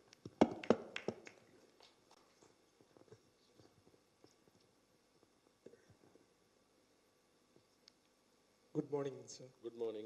My name is Shrikant, Hello, and thank you for your valuable detailed steps you have given from your practical experience. So I'm a digital growth coach. I help a lot of MSME business owners to really scale up their businesses through various digital means, right? From mindset to the technologies and solutions.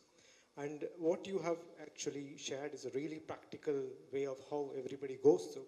But what I thought it might be really helpful for all the MSME owners here, if you can share, how did you go through your mindset change? Because it is not so easy when you start your journey to really embrace the digitalization. So I'm sure there are a lot of practical resistance and challenges you faced, and how did you go and overcome that? Maybe a little bit of tips and light on in this forum might help all of us to really benefit from your experience. Thank you for that question. See, first we have to understand, in fact, Mr. Narayana Murthy, founder of Infosys, said something very profound, right? He said the progress is often the distance between mind and the mindset. Right? So our mindset is stuck in the past. So when we read, when we listen, when we have experiences, when we see, right? Our mind is exposed to possibilities. Right? So we know this is possible. Right? So in our own self-interest, we have to look at that possibility. Right? And every morning when you work on this digital transformation exercise I talked about, that is where you are moving your mindset maybe 1 millimeter or 1 nanometer at a time, to what is possible that your mind has been exposed to. Right? So in fact, whenever people talk about a problem, in fact, like when we say you conduct an ideathon, you ask people to talk, right? We are all, great in talking about problems. Right? So, first time I conduct a meeting, in a 4-hour meeting, if you listen to 200 problems that people say, right? Your own mind, you feel very poor, right? Your own experience is very poor, right? Because how can I make you happy? You will hear 200 ideas, whichever company you are part of, right? But if people keep talking about problems, right, we are going to feel poor. So that is why we changed after the first meeting. It's a happy thing we are working on. We are talking about progress. We are talking about, opportunities. Why should we all feel miserable when we talk about that? So we changed it to, let's not talk about problem. Let us talk about possibilities. So you faced a problem. You just don't say, this is the problem. You say, how can you improve? So the first change that has to be brought in is, you are part of the solution. So nobody's job is to complain. Nobody's job is to cry. Right? Only the incompetent cry. Or only the incompetent get angry. Right? We are all here to solve the problem. Right? What makes our job very enjoyable is that you have the power to change. You have the power to talk about possibilities. You have the power to talk about solution. Right? It is not, my job is not to give you the solution. Right? You find the solution yourself. Right? So that mindset change first we brought about. That means we will celebrate the guy who come up with the solution, who come up with the improvement. The moment we do that, the moment we celebrate the guy who comes up with the, with the challenge and how he wants to solve it, and we accept it, right? Or we give him the flexibility to solve that, right? The moment we celebrate that, slowly, one by one, people change, right? So, we should not expect magic. If you have 100 people organization, you first identify one guy who is willing to, toe your line. Then the 1 will become 10, 10 will become 20, 20 will become 50. Over the first year, you will find that 80% of the people are changed. There are always people who find excuses, who want something or somebody to blame and things like that. They find that this is not an organization where I can complain and survive. Right? They live on their own. Right? So I think, in long story short, I would basically say, how can you, turn the discussions into discussions about opportunities and possibilities. Right? How can you celebrate that? That is where, positivity will come in. People find that this is very enjoyable, because otherwise when people, younger people talk about problems, the managers will feel, threatened. Right? So those things you are eliminating by doing that. I hope I have answered it. Thank you. Rest of the questions can be asked with him offline. Due to time constraint, we are moving on to the next thing. Ma'am, just Thank you. Last question. He is very eager. Offline. Okay. Good afternoon, sir. I am Sendil Kumar, a business consultant. இப்போ service இண்டஸ்ட்ரியில் நம்ம digitalisation ஃபாஸ்ட்டாக பண்ண முடியும், ஈஸியாக பண்ண முடியும். நம்ம கன்வென்ஷன் மேனுஃபேக்சரிங் இண்டஸ்ட்ரீஸ்க்கு டிஜிட்டலைசேஷன் எவ்வளோ பாசிபிள்னு தெரியல எனக்கு. அது எப்படி பண்ணுறதுன்னு கொஞ்சம் ஒரு சின்ன ஹிண்ட் கொடுத்தீங்க நல்லா இருக்கும் sir. Sir, first every business we have to believe it is possible. I think that is where the possibilities, can be seen by us, felt by us, right? Because I think that is the mindset he was talking about, right? The moment we believe, digitization is possible, change is possible, and second thing is, it is not top down, it is bottom up. Everybody have to be involved. So we will ask people who are working in the shop floor, we will ask the supervisors in the shop floor, how can their job be made easy, right? Because they are all users of all the digital tools in their personal life, in their apps, right? You will be surprised, right? So by just involving everybody and by believing the possibility, I am very sure every business can, transform themselves digitally. So thank you very much for the opportunity, and thank you for your patience, and thank you, all the best. Thank you, sir. As a token of our gratitude, we would like to present a memento to the speaker. And for that, I invite Mr. C.H. Venkateshwara Rao, Vice President, ACC, please.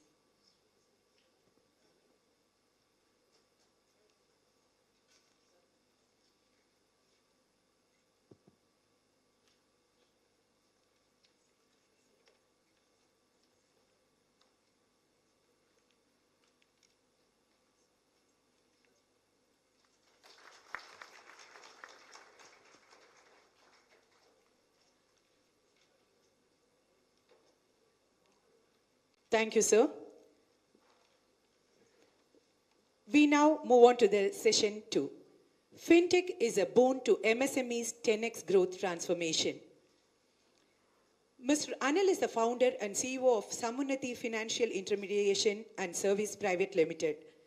Samunati was established in November 2014 and offers financial, co-financial and non-financial solutions to marginal, small and medium holders, including farmers, agri-enterprises and wholesale and retailers. Samunati stands for collective growth, collective prosperity and collective elevation, and in its journey of the last 5 years, focusing exclusively in agri and allied activities, has its presence in more than 54 value chains spread over 16 states. Samunati works with over 500 farmer producer organizations that are collectively serving about 4 million predominantly smallholder farmers across India. Anil is a career banker with over 28 years of experience in the areas of rural, retail and agri-banking. He started his career with Canara Bank and then joined ICICI Bank. Over the last decade, Anil's work was focused on creating newer institutions across the country and operating in the financial excluded markets with corresponding support structures for their capacity building. Prior to Samunati, Anil was the co-founder and trustee of IFMR Trust and the CEO of IFMR Rural Channels. Mr. Anil holds a Master's in Management from the Asian Institute of Management, Manila. He also holds a Master of Business Administration from Symbiosis Institute of Management, Pune, and a graduate degree in Humanities from Osmania University, Hyderabad. With a big round of applause, I now invite Mr. Anil Kumar, SD, founder and MD and CEO, Samunati Financial Services Chennai, to speak on FinTech is a boon to MSMEs 10x growth transformation. Over to you, sir.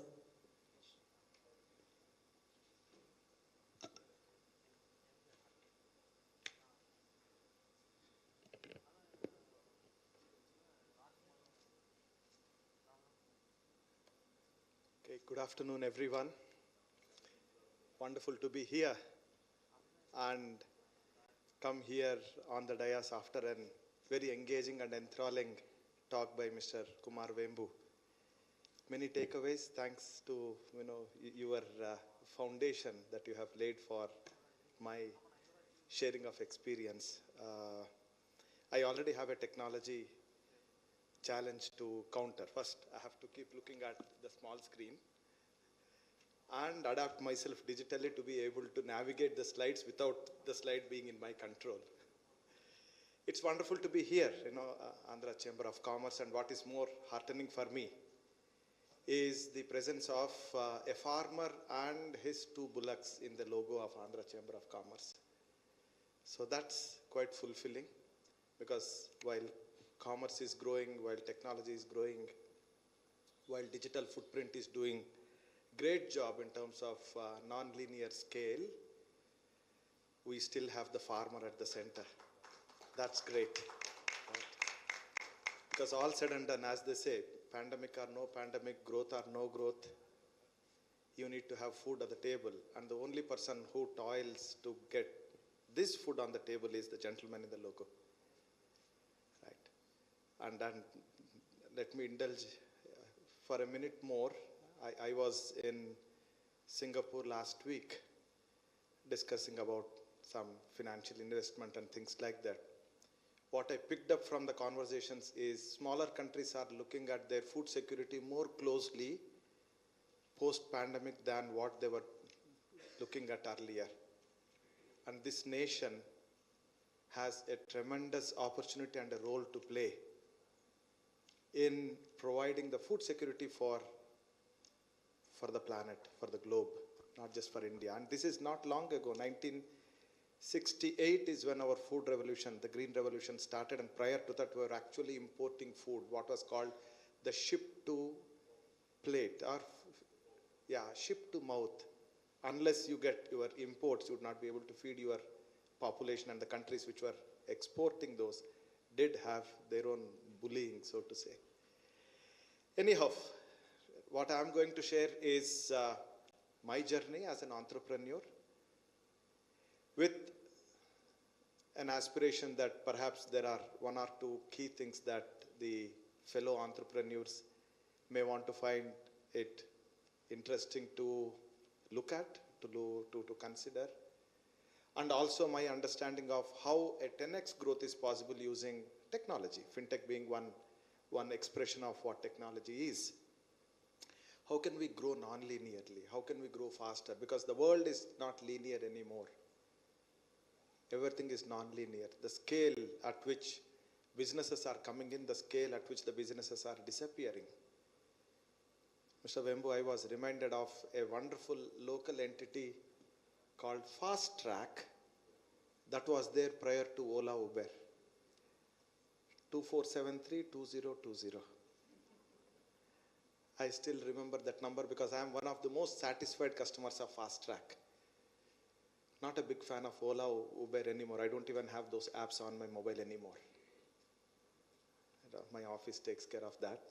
But Fast Track was the most efficient. They combined the challenges of the disaggregated hailing to how technology can be built. And that for me is one example of one framework that I'm going to share with all of you on how to leverage the assets that are there in the market. Because Fast Track did not own any of the fleet, any of the cars. And I used to engage in a conversation with the drivers. They basically used to say, we have to pay about 4,000 rupees a month as an affiliation fee, and rest of it is yours. So there was no working capital problem for them because the money used to go to them. It is payment in cash, right? And there was no problem of they asking cash or Ola credit. It was cash. So working capital was available, and most of them actually used to go to the petrol pump on the way to fill petrol and take advance of 100 or 200 rupees. Aprom kudukumbodhu kaichu kudukalam sir. So we used to be part of their working capital structuring. Anyhow, I was reminded, thanks to your talk. So what I'm going to share is Samunati's journey in a brief, and also share with you one of the frameworks that inspired a lot of thinking within Samunati. Because Samunati is one example of very many wonderful entities that are there in the market. But then as fellow entrepreneurs, you may want to look at, okay, what is in it for me? What is it that I can look at and explore and adapt to my business so that I can grow by 10x? It could be 100x. X is more important. The number of zeros prior to that depends on, as they say, the kaleja, the heart that you have. And how audaciously one can think. Caveat, there is no preaching here. I'm just sharing my journey as an entrepreneur. And two, bigger caveat, growth brings pain. Right? It's not easy. You ask me the great journey that an entrepreneurship has given me, great. You ask me about the pain points that exist with the growth. There are as many. I wish I don't answer the calls. I wish I don't have people in front of my room. There are several wishes, but as entrepreneurs, we also are part of this journey. Right? So when Samunnati as a concept germinated, because we are in agriculture, one of the things that I stumbled into is, where do you position this enterprise? Because we are in agriculture, you need to know the lay of the land, as they say, the kind of ecosystem that you operate in before even looking at what do you do. As an example, when you think of Rajasthan, can you think of growing paddy there? Right? You need to know, notwithstanding the fact that Rajasthan indeed produces paddy. But you don't, because you know that water is scarce in that geography. As against, when you look at Kumbakonam, where you get water 20, 30 feet, you don't think of growing dates, right? It's for a desert country. So you need to know the lay of the land. And in my understanding, I stumbled into this framework that for enterprises which are aspiring to scale, there are three categories that exist, and it is important for us to understand where do we belong to, because the categories exist. The first one is a category where there are proven models, proven business structures, sustainable businesses making profits, Mr. Suresh, and demonstrating both the resilience of time as well as the efficiency of using technology for scale. That is one cohort, that is one category. And if your enterprise falls in that category, the only way for you to differentiate in that category is through efficiencies. I can do the same thing, better, faster, cheaper, and with a good customer experience. Just as an example, if you were to start a new bank now, what you offer as service remains the same. Liabilities, assets, internet banking, doorstep banking, branchless banking, not bankless banking, branchless banking, all of that. So your pitch is, hey, I can do all of this in a faster way, in a cheaper manner, more remunerative. But then the core remains the same. So that's one cohort, or one end of the spectrum. The other end of the spectrum is greenfield, disruptive technologies, disruptive business models. And there are thousands of them cooking, which we don't even know unless they come and disrupt. Some of the examples, again, Mr. Vembu has taken, the Swiggies, the Olas, the Ubers, right? And many of these models disrupted the way we behave. But then it is also a graveyard of many, many models which did not even see the light of the day. So when you belong to that end of the spectrum, how do you survive? How do you make sure that you have enough firepower, somebody else backing you, somebody else okay with not making money, and supporting you with more and more equity so that you are equity funded, equity run, equity survived. That's one end of the spectrum. There is a cohort in between. Everybody knows it is a huge sector. Everybody knows that there is something that needs to be done. Everything knows that the TAM is a large number, the total addressable market. Everybody knows that things that have been tried have not worked. And hence, we need a new thinking. And this is a space where we can learn from the past, but do things differently, not do what people in the past have done.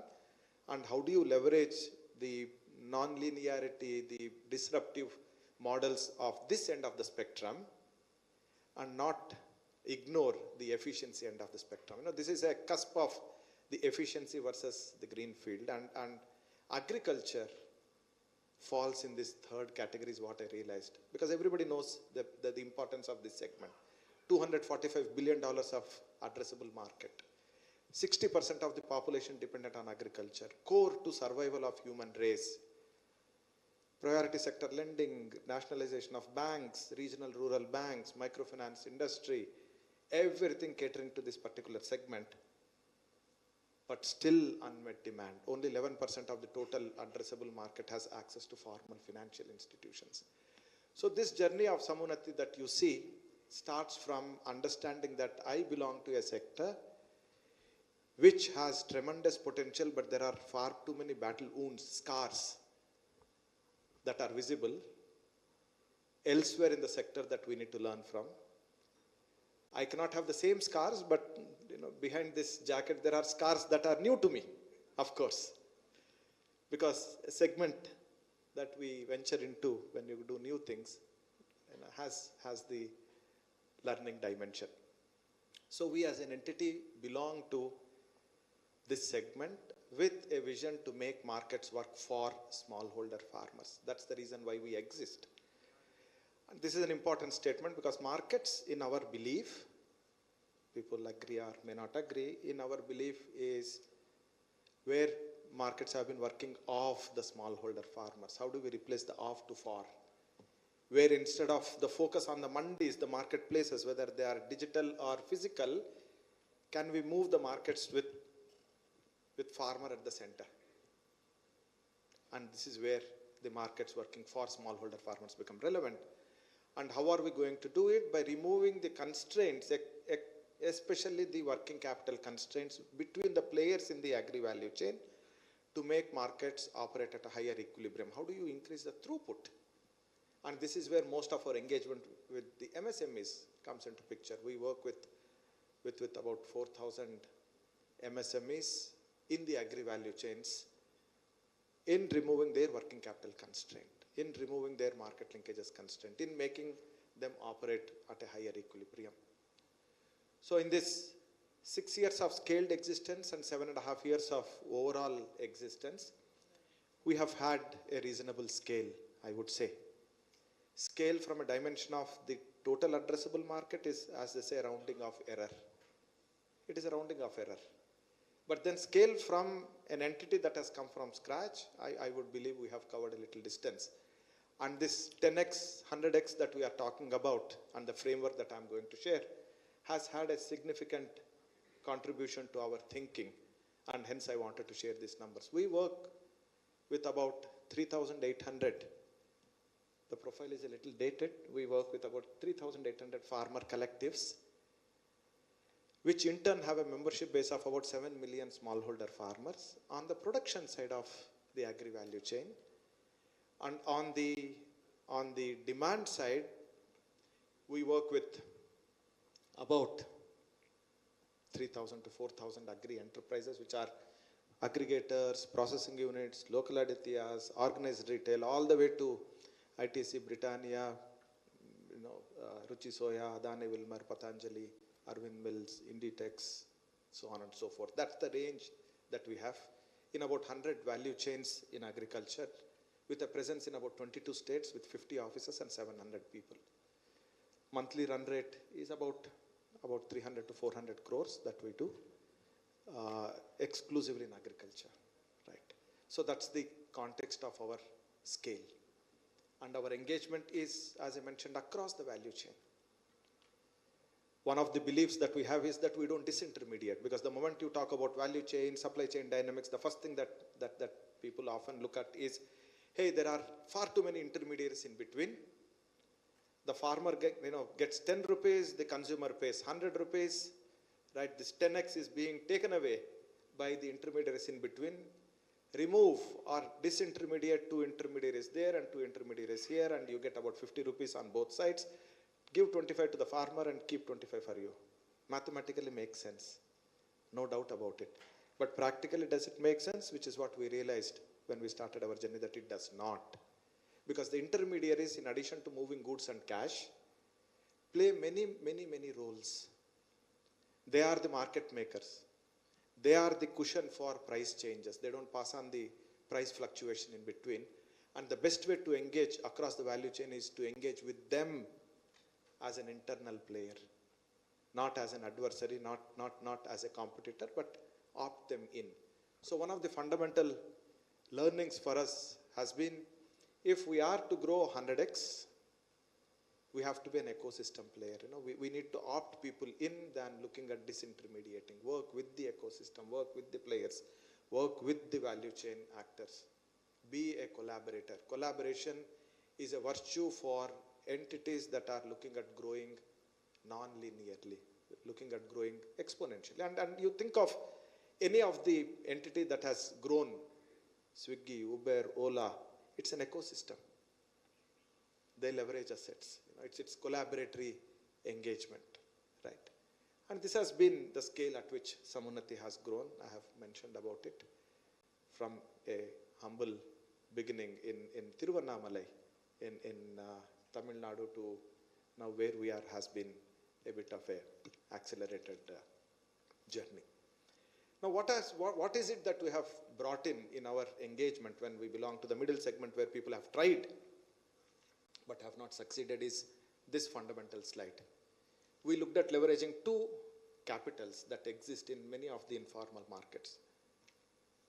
The social capital, which is familiarity of a person in the geography, and the transaction history. So whenever there is a buy and a sell, the buyers and sellers are not transacting for the first time more often than not in the rural markets, in the agri markets, right?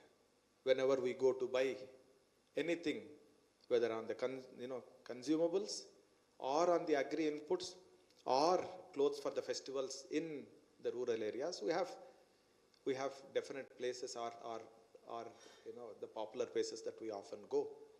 Similar is agri selling. Usually the buyers and sellers often work together, and in some cases it could be generations. How do we leverage this social capital, this familiarity of information to look at whom to lend? Because we started with lending approach and then got market linkages and then the advisory services and then the ecosystem play. Whom to lend is social capital. How much to lend is trade capital.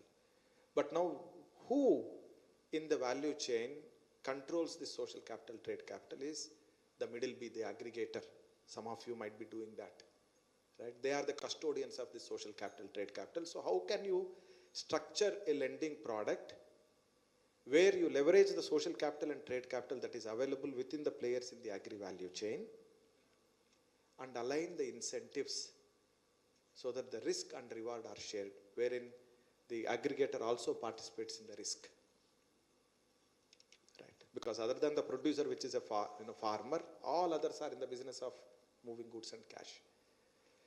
So this is a big departure that we brought in our lending, where we don't look at bank statements, we don't look at collaterals, we don't look at the tax returns in standalone in a way. We actually look at the social capital, trade capital, and triangulate that information with the available records, so that we'd be able to structure a proposition that would work for them rather than putting the cart before the bullock. So this is one fundamental approach that we brought in.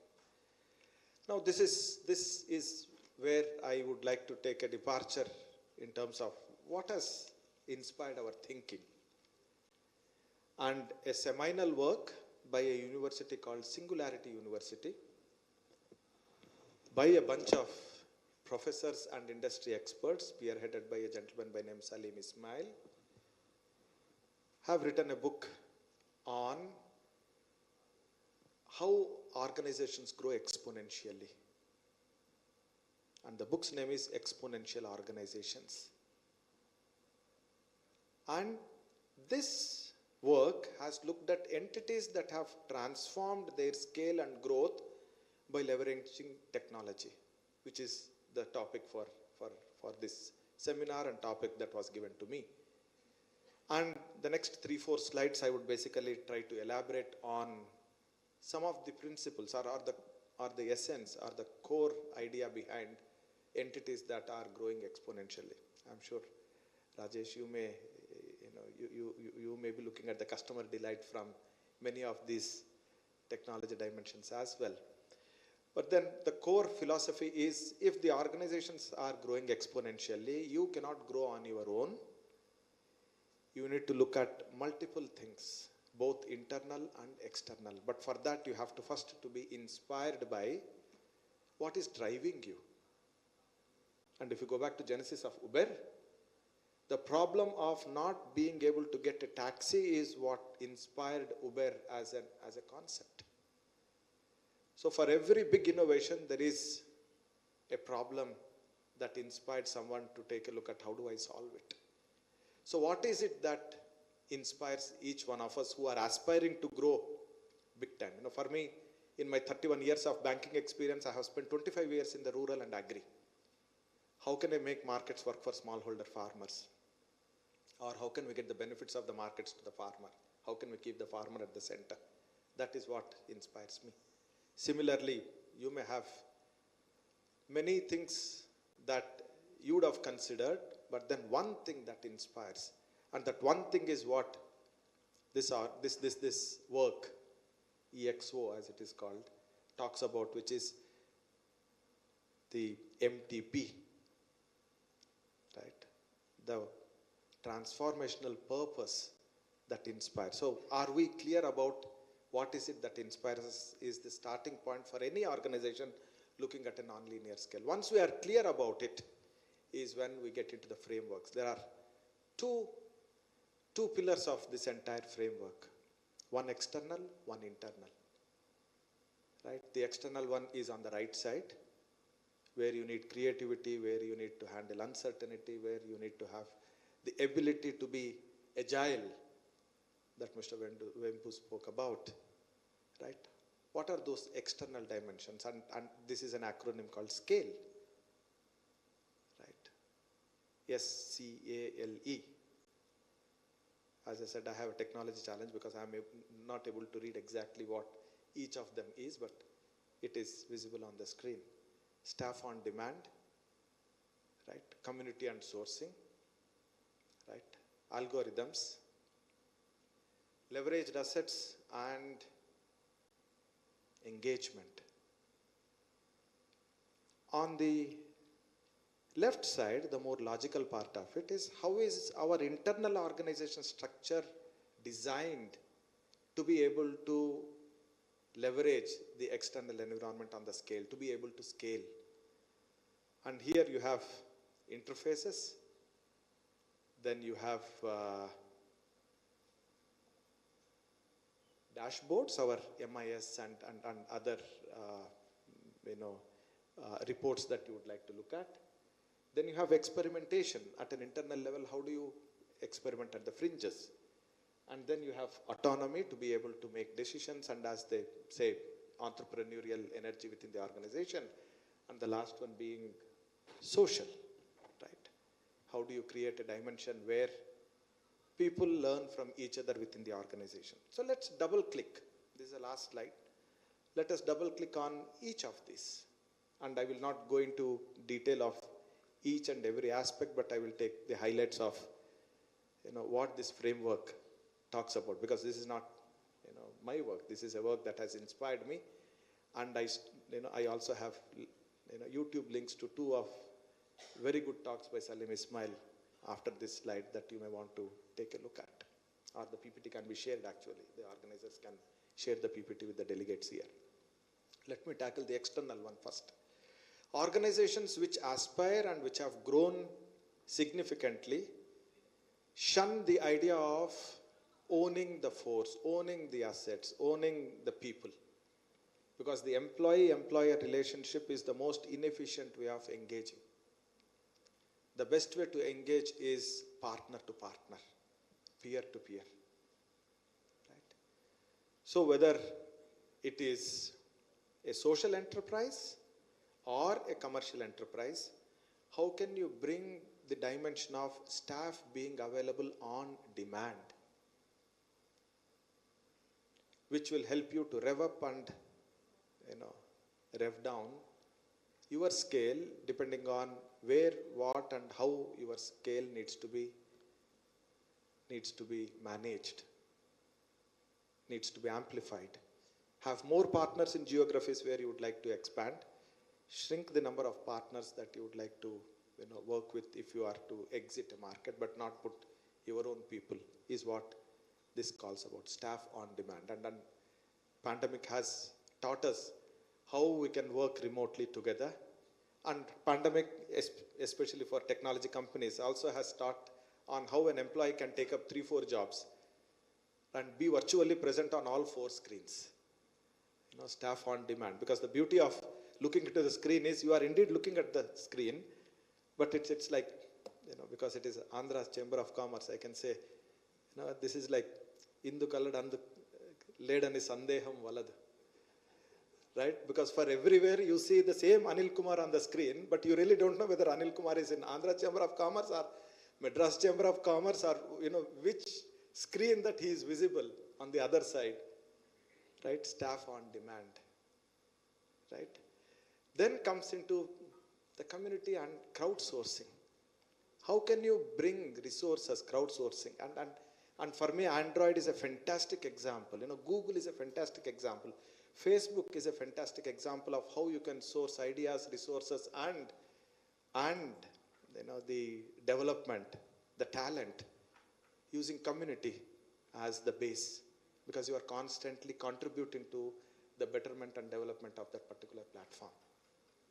In the context of Samunnati, the work that we do with the farmer collectives is our staff on demand plus, you know, our community and crowd. We have seen some of the FPOs which had 300 to 400 members a year and a half ago, having 3,000 to 4,000 members. And the analogy that we internally talk about is, you know, you don't tell the moths saying, hey moths, I'm going to light a lamp, please come. You'll basically say, hey, here is a lamp, the moths will come. How do you do that? By providing value addition. Value addition to the members. When you serve your existing members well, then the new members would come in. Who are these members? Farmers. What do they want? Input and output. Aggregating the input and aggregating the output. Simple. In agriculture. Maybe there are few things like that where you can look at how do you leverage the community / crowdsourcing for your engagement. All of us know the machine learning, AI, artificial intelligence, right? Then the blockchain, so on and so forth. You know, for me, a person from agriculture, I understand AI from a different dimension.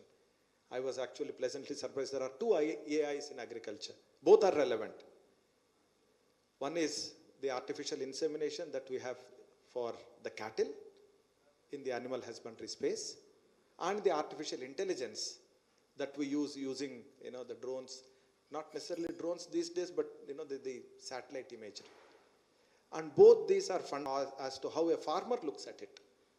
Artificial insemination, important for the, you know, cow to be impregnated so that you have the calf, so that you have the milk, so that you can sell and then make some livelihood out of it. A satellite imagery saying, hey, I will tell you what is happening on your plot of land or 1 acre of land. The farmer would say, hey, I know what is happening. I don't need it now.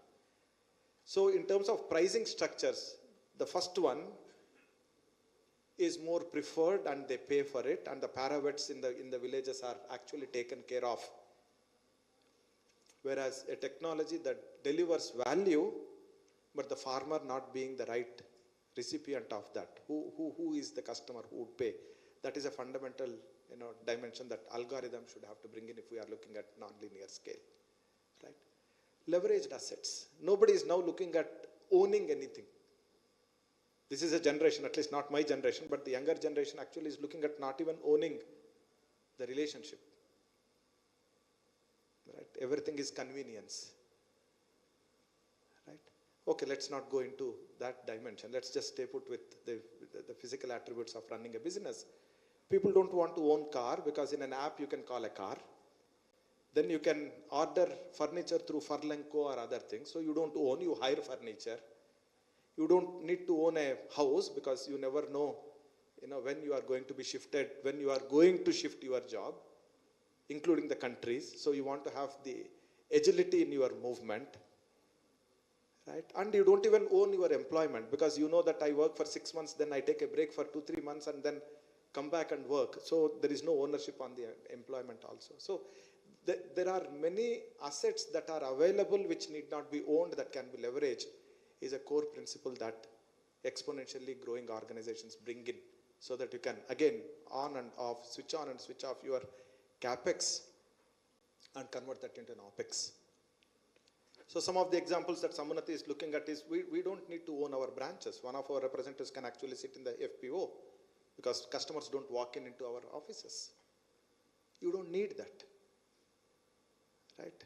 Do you need to own warehouses? No, not required. Each of the FPO can actually invest about 5 to 6 lakhs to set up a decent warehouse. Or they may have a warehouse which need to be refurbished, and we being lenders can bring in the dimension of resources to be able to refurbish it.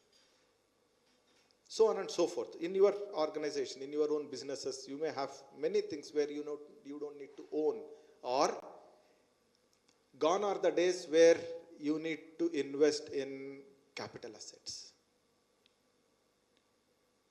If you are to grow, or if your aspiration is to grow at 100x, look at ways in which you are capital light, as they say. And many of the investors love it when you say I'm capital light, because they know that you can achieve more with less. More with less. Right? So those are the external dimensions. Right? Now, how do you adapt your internal capability, your internal engagement, your internal structures to leverage these external opportunities, external dimensions, is what is this IDEAS. And it's again an acronym. First one is interfaces. How is the technology interface? Again, going back to the previous talk. Is your current system agile enough to get integrated to the APIs that are required for multitude of technologies that you may want to harness? Internally, we refer this, I was sharing with Mr. Anand the other day when we met, that we are looking at constructing an ORR, outer ring road. Just visually imagine what is an outer ring road. An outer ring road is something that is silently being built in the periphery of the city, usually much farther, while there is an internal chaos inside the internal roads. One way of looking at it is expand the road, as they say, road expansion, by breaking the shops and houses and what have you. The other way is, hey, let us build an ORR, where you are not meddling with the existing chaos, but silently building something outside. And one principal advice that comes from this framework is innovation is best done when it is done at the edges. Because there is something called immunity that every organization has. Every existing intervention has something called immunity, and that immunity kills new ideas by design. So innovation that is done at the edges often has a better survival chances, and that's why you see in pharma companies, the R&D. What happened? Okay. The R&D is always done by an external team, not the production team. The production team is different from the research team, research and development. So how do we engage the organization structure to fight immunity and build an ORR silently so that when it is ready, your new products, your new vehicles can play on that? And remember, every ORR has two limitations. One, no two-wheelers and no bullock carts allowed. In other words, from a business perspective, things that slow us down and things that are slow moving are not permitted on the ORR.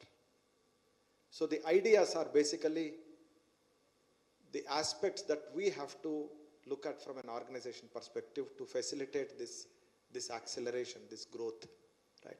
And the first one is the interfaces. How is the current technology, how is the current operating structure engaged? We need to have a real-time dashboard. There, we all know about the lead indicators and lag indicators. Lag indicators are basically fait accompli. If somebody asks, what is your performance in July? As on 31st July, I had 1, 2, 3, 4, 5, and come what may, I cannot change the outcome of it. But if I have to change the outcome of how my 30th September numbers are to be, the indicators that I have to see are what are called lead indicators. So the dashboards basically provide us the ability to track lag indicators from the fait accompli perspective in terms of what have we achieved vis-a-vis what we set out to achieve, and the lead indicators will tell us, are we in the right direction? to achieve what we want to achieve. So the dashboards would help that. Nobody, I would say nobody in the entrepreneurial world would have not done experimentation, right? All of us would have done many experiments, right? As they say, there is no original thought, there is no original sin. All of us would have committed many, many mistakes. And somehow people keep referring to, fail fast structure. I wonder why not succeed fast structure? You can still experiment and succeed fast, no? And failure is also a success. You at least know what not to do. But then do we have the culture to experiment? And from a leadership position, one of the things that we always tend to look at is things that have not succeeded as scars. They're battle scars. You have tried something to do. But from a leadership perspective, I learned in Samunati that one significant trait to keep the experimentation in is not to admonish or reprimand failures within the organization. Then the organization culture goes for a toss. Have there not been failures in the organization? Of course there have been. Are people responsible for that? Of course they are. But by chiding them, by reprimanding them, by admonishing them, we are basically killing the zeal to experiment. And organizations that are aspiring to grow 10x cannot afford to kill the experimentation or to kill the spirit of entrepreneurship within the organization. And for that to happen, you need to give them freedom, autonomy, freedom to think, freedom to experiment, freedom to try it out, and most importantly, freedom to fail. It may sound a little cliche, but freedom to fail is an important freedom. Freedom cannot be had by telling, but by demonstrating that, hey, you have failed, that's okay, both of us learn, let us cry together for a little while and then get back to the work. The autonomy. And the last but not the least are social technologies, offering shoulders to each other, shoulder to shoulder to walk together, shoulder to cry together, and shoulder to lift together. And social technologies provide a significant opportunity to do that, not internally, even externally. That's why, when there is a post, people start looking for how many likes, how many comments, right? And the success of your post is measured by number of likes. The other day, my son was just saying, I'm not a Facebook person, not an Insta person, not a Twitter person. I'm a Gmail person, right? That's where my technology ends. LinkedIn is, of course. I learn a lot by browsing LinkedIn. But then, the human in me is often, the moment I put a post, every half an hour I see how many views, how many comments. Comments also from a little bit of anxiety. Are people saying okay to what we are doing, or are there comments that perhaps we may need to delete? Who knows? The longer the comment that needs to be deleted stays, the more is the damage, no? So social technologies also come with the unintended consequence of opening up yourself to things that you may need to know but don't want to know. Right? How do you leverage the social technologies? Internally, even in the organization, a cultural event within the organization, the internal reward and recognition program,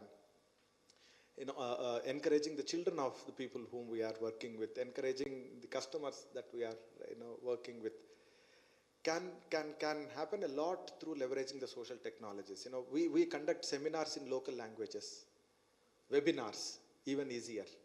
And we bring in the local customers to talk about their success stories, and they become instant celebrities. And we have just got someone who was a very senior person in TikTok.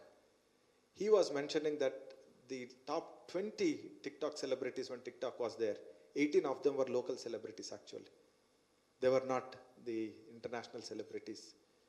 How do we provide the platform of social technology, whether it is YouTube or the Kacha Badam that we have, is a classic example of how social technology can make a hero out of a local person, right? So these two frameworks have inspired a lot of our internal and external thinking. And I thought for organizations that are aspiring to grow exponentially, this could be a good framework for you to reflect on, for you to dwell on. As they say, these are all the tools that we have. How do we harness the tools that we have, and how do we use them to what we need to achieve is in our hands, right? And these two links, one is a 47-minute video, the second one is a 18-minute video, would throw a significant light on understanding these two frameworks together with the examples, right?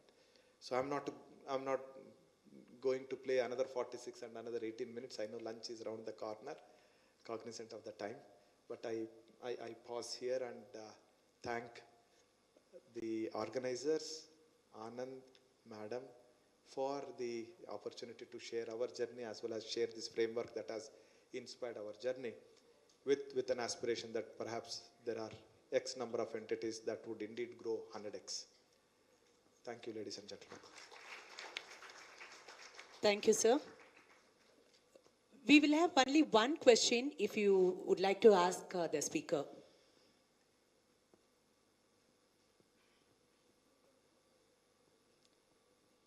Any questions? No, lunch is definitely around the corner. And I am going to be here, right? Anyway, thank you, sir. To present the mementos to the speaker, I now invite Mr. R.R. Padmanabhan, Chairman, Foreign Trades and Skill Development, Subcommittee of the Chamber.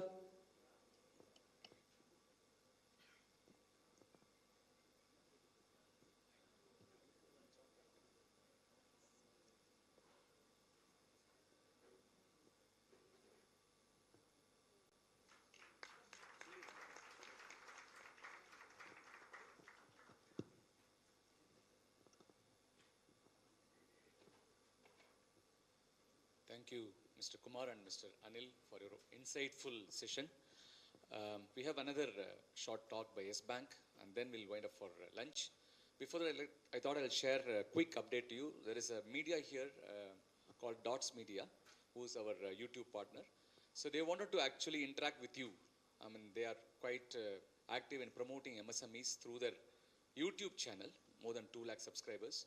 So any of your participants here, if you wanted to talk about your product, your business with Dot Media, they are readily available for interview. After the lunch is over, maybe you can take 5-10 minutes, interact with them. And even evening, after the session is over, you can always interact with Dot Media for promoting your products and services through their YouTube channel. Now over to Madam. Thank you, sir. Now we move on to the next session. When it comes to finance for MSMEs, banks will be the first priority. We have with us today Mr. Ramu Bandara, Regional Business Leader, MSME, Executive Vice President of Tamil Nadu and Kerala S Bank, who are also the gold sponsors of this event. He'll be presenting the various schemes of S Bank now. Over to you, Mr. Ramu Bandara.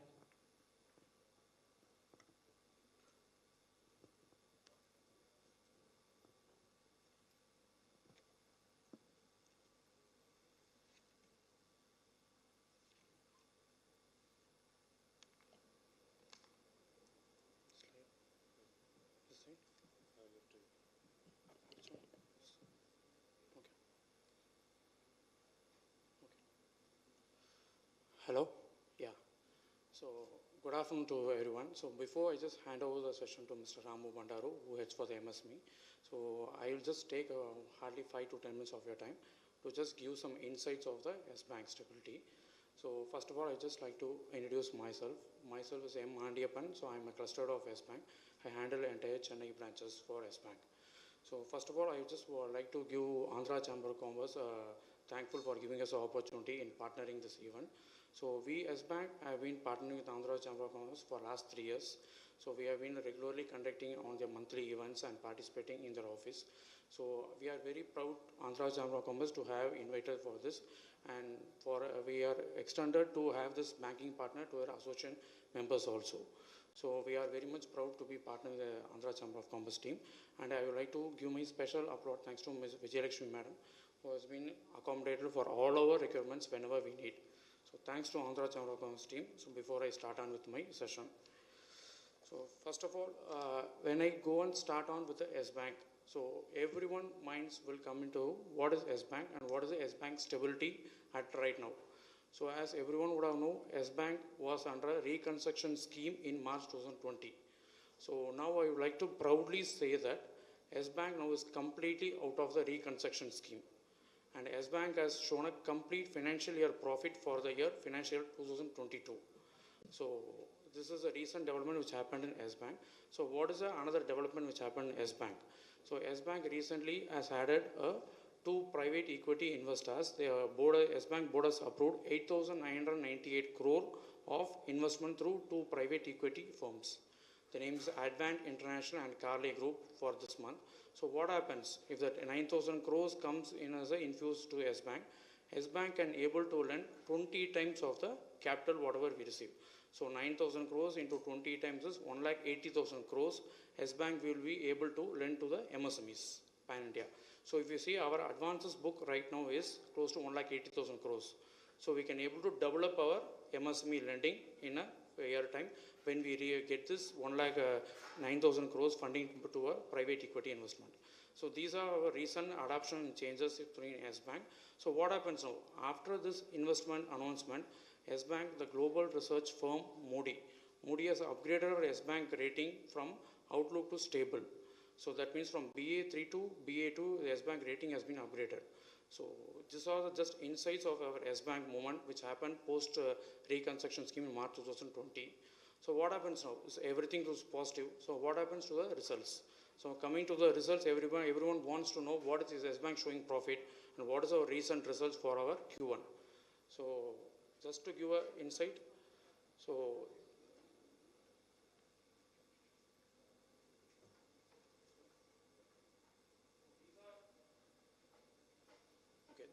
this is our Q1 results. So these are all mathematics. Anyway, everyone can able to see.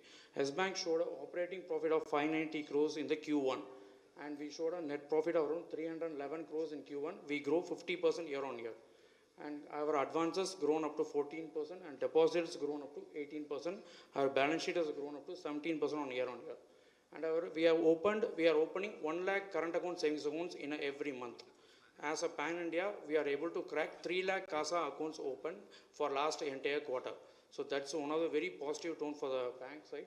And our gross NPA ratio, which has been declined from 15.6% to 13.4%. If we have a CET1 ratio is at 11.91% versus 11.61. So that is also improved. So this is the insights on the S Bank results on the stability side. Now what happens? Everyone will have a mind that is S Bank still a promoter's bank? So everyone knows what happens in S Bank. So what is the current shareholding pattern of S Bank? So to give an insight about that also, so this is our S Bank shareholding pattern. So if you see our major shareholding pattern is with State Bank of India. So one of the India's largest bank, SBI, holds 30% of our shareholding, followed by retail investors. Retail investors hold 26.14% and FII invests 11.37%. If you see, we have 6 banks invested in S Bank. So IDFC, Kotak, ICC, SDFC and LIC. So they all invest close to 17%.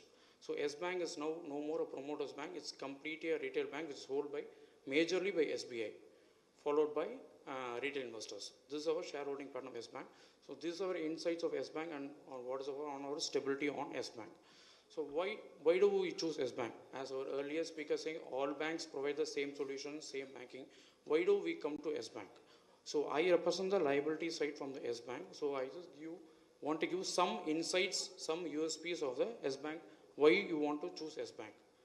So this is so many entrepreneurs here run your company on your own capital funds and your own without any debts. So whoever runs your company on your own debt funds and own capital, we provide interest on the current accounts.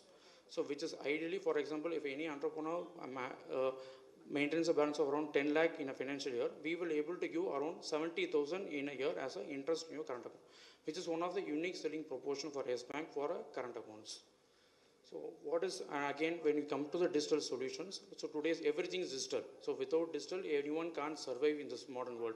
So for MSMEs, we provide a complete digital solution through called, we have a MSME CNP platform. So all your transaction happens completely through digital services for our MSME companies. We provide this as a value added services.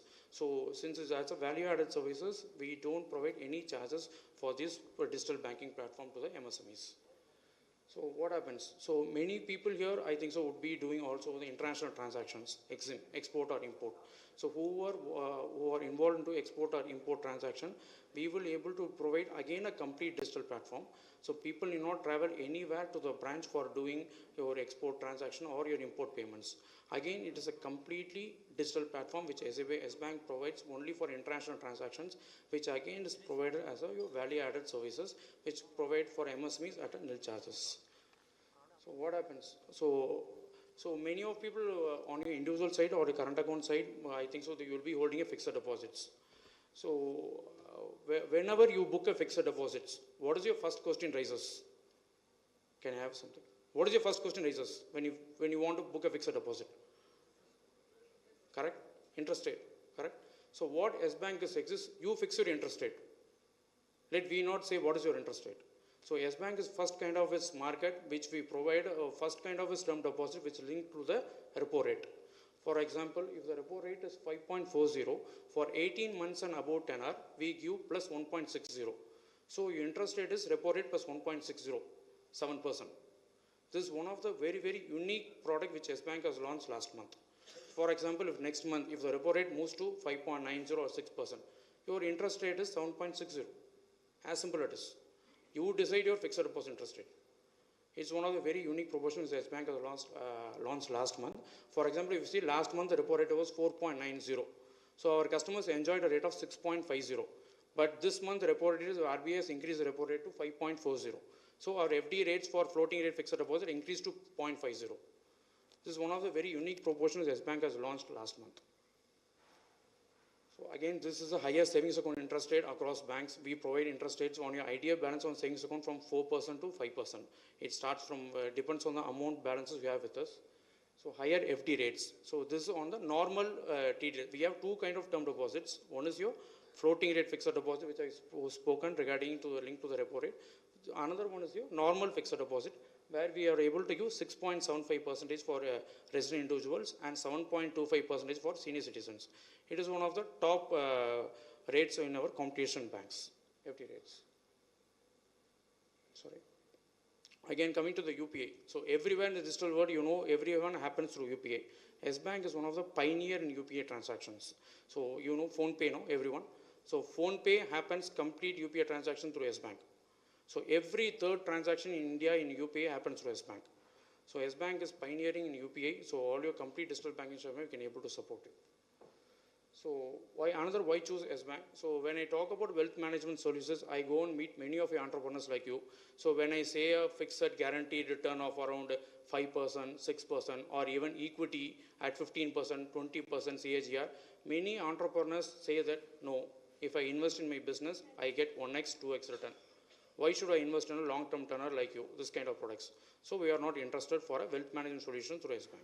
To come up this kind of queries, S-Bank has launched a very recent product through called S-Bank Wealth Management through Private Equity. So where S-Bank can able to assist you minimum 3x of returns of your investment amount, 3x. That means, for example, if you invest an amount of 5 crore, S-Bank can able to assist you to 3x and 15 crore of return back within a span of 5 years. So this is one of the very unique propositions S-Bank has tied up with a private equity firm recently. So this is one of the USPs. And this is one of the another thing. So I think so all the people here have individual policies, correct? If I'm not wrong. Everyone has, no? All individual policies. So can I just have a thing? So I'm not going to take a random speech or any contact details. So how many MSMEs have your employer, employee and key man policies? Can I have, raise your hands please from me. How many have employer, employee and key man policies for your company? No. So most of them say no. So S-Bank provides a solution product called, for MSMEs, we provide a product called key man policies and employer, employee policies. which is very much required for all your companies. So many of people don't cover the key persons of your company. So when you run a company, there will obviously be a key person for a company. If that key person, any uneventuality happens to the key person, what happens to the company? The company gets suffered on kind of an uneventuality. So what Yes Bank says is, we cover the key persons of the company, where the company pays the premium to the key person. So if any uneventuality happens to the key person, the whatever amount you have insured to the key person, that amount will be paid to the company. So when we pay to the company does not get lost in case of any uneventuality happens to the key person. So what happens to the company? When the company pays the premium, it can be showed as a expenses in your ITR. So when you show as an expense in your ITR, automatically your profit comes down, so your tax liability also comes down. This is one of the very unique selling proposition for MSMEs which Yes Bank launches, called key man policies and employer-employee policies. So this is a mandate thing which all the MSME companies should take it forward. So again, industry's first proportion of family banking savings account, I think so all of them would be having a credit card. So you will be getting a Yes Bank, whatever cashback vouchers and rewards for all your credit cards. Yes Bank is industry first product where we give you cashback and vouchers only if you open an account with us.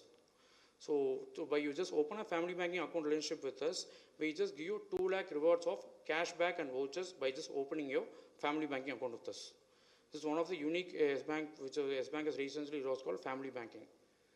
So exclusive task proportion. So exclusive task proportions, we have an exclusive account for trust, association, society, charities, schools, colleges, where you can able to have a tie-up with all your fintech companies for your payments and collections, where we can able to give you even 6.5% interest on your savings account for your task accounts. So many people would be a member of any trust or association or charities, where you can able to provide a 6.5%, and fintech or for school, colleges, we can provide a exclusive fintech solutions. So, and this is our FD rates. So these are recent FD rates. This is our resident individual FD rates. So where we provide 6.75 for resident individual and 7.25 for senior citizen. So that's all from my side. So I think so all of them would be mostly banking with any of the banks here for our decades, and you'll be comfortable with your bankers.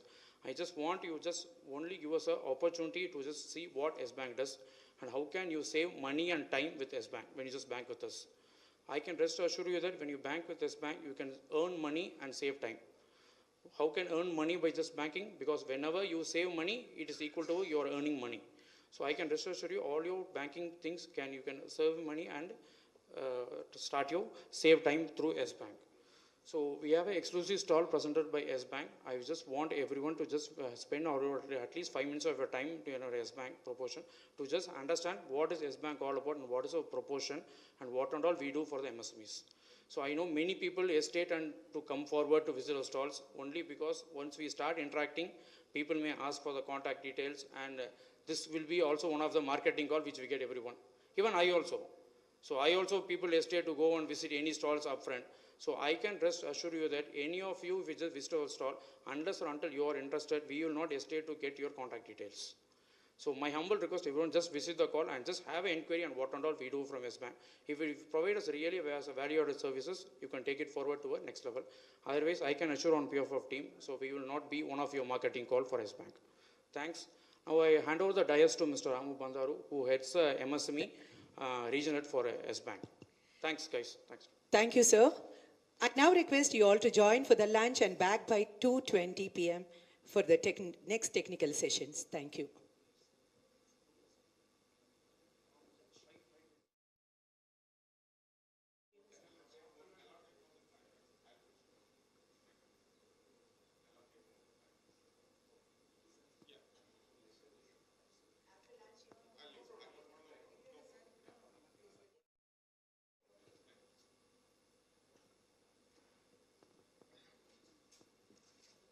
Thanks. Of time, I'll conclude it in a very short time. Hi, Ramu Bandaru, Regional Sales Manager for Tamil Nadu and Kerala for MSME loans. I'll quickly jump into how we differentiate from the other banks, largely with the private sector banks. Every bank will do financial-based lending, but we do based on parameterized lending. What is parameterized? Surrogates. Based on your bank statements and cash flows, we do lend overdraft facilities, cash credit facilities, bank guarantee, and LC facilities. All the other banks do financial lending. That is, what is the capital involved in the balance sheet into 3 times. The major crux challenge for MSMEs is your own money in the business. It will not be huge because you need to invest money for purchase of machinery, you need to invest money for purchase of raw materials. All your odd hand money will go to the investment only. And you have the shortage of that money also. So the working capital eligibility will be less when compared to the other competitive banks. But S Bank, whatever the cash flows come in your bank statement for the last 12 months into 20%. If in last 12 months your cash flows is 4 crores into 20%, 80 lakhs is a straight away eligibility. We don't ask any questions. Why your money is less, why the leverage is high, why DSCR is not meeting, all these questions will not be asked from the bank's side. And how good we are differentiate, we do lend basis on the SGST. We collect your 6 months of GST into 20%, whatever it is, the value, if GST is 4 crores into 20% is your eligibility. And how good we are differentiate in terms of the loan amount, basis on the net credits of the cash flow, we do lend up to 5 crores. If the cash flows are 5 crores into 25%, that is 2.5 crore is the eligibility under Smart Edge program. And under group exposure, we are lending up to 10 crores without looking into your financials. Obviously, linked to the collateral coverage, how we good or differentiate to the other banks in terms of collateral coverage, we lend up to 70% of the collateral coverage. To give a loan of 90 lakhs, we need a collateral of 70 lakhs. No other bank in the industry is giving less than the 100% of the collateral coverage. All are non-linked to your financials. We don't look into your financials. This is S-Bank USP. And all these are linked to the collaterals. And how good we are differentiated to MSMEs who doesn't have collaterals. We do fund it for through CGTMSC. Credit guarantee for trust for micro and small enterprises. Up to 2 crores for manufacturers. CMR 4 rating. Up to CMR 4 rating, we do lend OD up to 2 crores. And what good we are at to startups. We startups, entities which are having 2 years vintage, unsecured OD facilities, not term loan. We give OD, unsecured. Subject to 2 years vintage, 2 years audited financial with minimum turnover of 1 crore, we give OD up to 2 crores. You should have having a DPIT certificate. This is called as SPARK program. We are very innovative. We do not collect bank statements. We collect digital bank statements where we have linked with Perfoyos as a team, which will give thorough the output, and the output will be given in a minute of 5 minutes, whatever the eligibility. We sitting at your office, we can tell you what is the eligibility of your overdraft facilities. Apart from that, we do give 100% FD backed BG facilities. Generally, MSMEs need 5 lakh, 10 lakh BGs, which can be given in a daytime. We can give in a daytime, up to 100 lakhs, 200 lakhs also against FD backed. So these are the differentiate products which we have compared to the competition. We are more innovative. We are more hassle free. We do not collect more physical documents and quicker process. We do give non-fund based facilities, pre-shipment, post-shipment, bill discounting, all these facilities we have. Turnaround time is 7 to 10 days. Lesser collateral coverage is our USP and parameterized products is our USP. Thank you. Happy to connect to you all in the lunch time until the second half. We are all here. As rightly told by Andy, we are there at our desk or the stall. So please feel free to discuss on the requirement of working capital requirement and the liability front side. As a S-Bank team, we are happy to be associated with you for MSME and your liabilities as well, liability accounts. Thank you one and all. Thanks. Thank you, sir. I request you all to join for the lunch, and we will be back for the next technical sessions by 2:15 p.m. Thank you.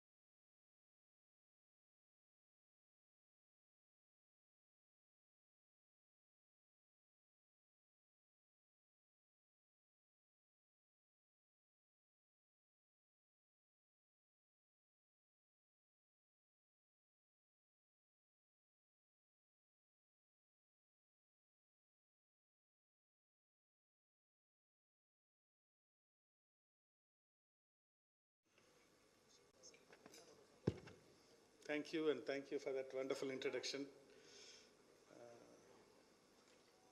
When Madhya Pradesh is full, the Uttar Pradesh won't work. So, one of the difficult session is to do post-lunch or pre-lunch. Pre-lunch people will be hungry, and post-lunch people will be full. So I want to take the session a little lightly so that I'm able to connect and leave some thoughts with you. Andhra Chamber of Commerce, I call them entrepreneurs. See, they are a very, very different and a different breed. My mother belongs to Rajamundry. So Rajamundry, there are a lot of beautiful women from Rajamundry, Jayaprada being one, and my mother being the second. So that is where the connection for us, that point of time it used to be Madras Presidency. And that's how the Andhra and Tamil Nadu, I think all the southern states have got their own very special linkage in its own way. I think it's a wonderful play. It's a great pleasure and privilege to meet you all. Nothing great in this world can be made without infrastructure. Infrastructure can be created only by when you have money. And to create money, you need entrepreneurs. That is why I fondly call entrepreneurs as the new age freedom fighters who will pull India from the shackles of poverty. Entrepreneurs are the new age freedom fighters who will pull India from the shackles of poverty. During a normal time only, doing business in India is very tough.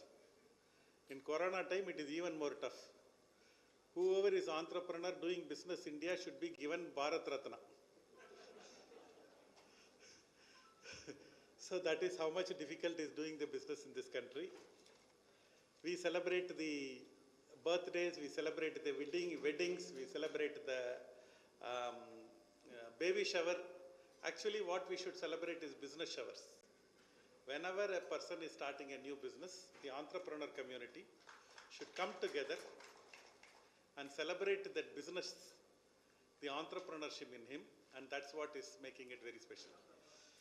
My journey with entrepreneurs obviously started off with my father. I'm from a small town called Kadalur near Pondicherry, in a large middle class family. And my father's primary business is to buy pharma products in bulk and put it in small packets. He's a very innovative entrepreneur, very curious entrepreneur, always looking for new ideas and new opportunities. He was traveling to Singapore to attend an exhibition. Fortunately for us and unfortunately for him, he was carrying a Tata bottle shampoo. The bottle broke and it soiled his entire dress. Instead of blaming the Tata bottle maker or the shampoo maker, he said, hey, here is a problem. Can I fix it and convert to an opportunity? And that's called entrepreneurship. Entrepreneurship is not about an MBA degree. It is not about having lakhs of money in your bank account. It's not about a Tata Birla surname. It's about your ability to think different. Can you look at a problem and say, here is an opportunity? Then you are ready for entrepreneurship. Remember, I told you my father bought pharma products in bulk and put it in small packets. Here is, he thought that he made his own packing machine. He made his own shampoo formulation and packed India's first sachet shampoo and called it Velvet and launched it to the market. Last decade, India Today came out with an article about 50 revolutions which changed India after independence. My father's sachet innovation was number 8 in that. That was one of the most gratifying moments for us. He said something very interesting. He said, what a rich person is able to enjoy, the poor person should be able to afford. Those days, shampoo is considered to be a luxury. It was available only to what you call the high class people.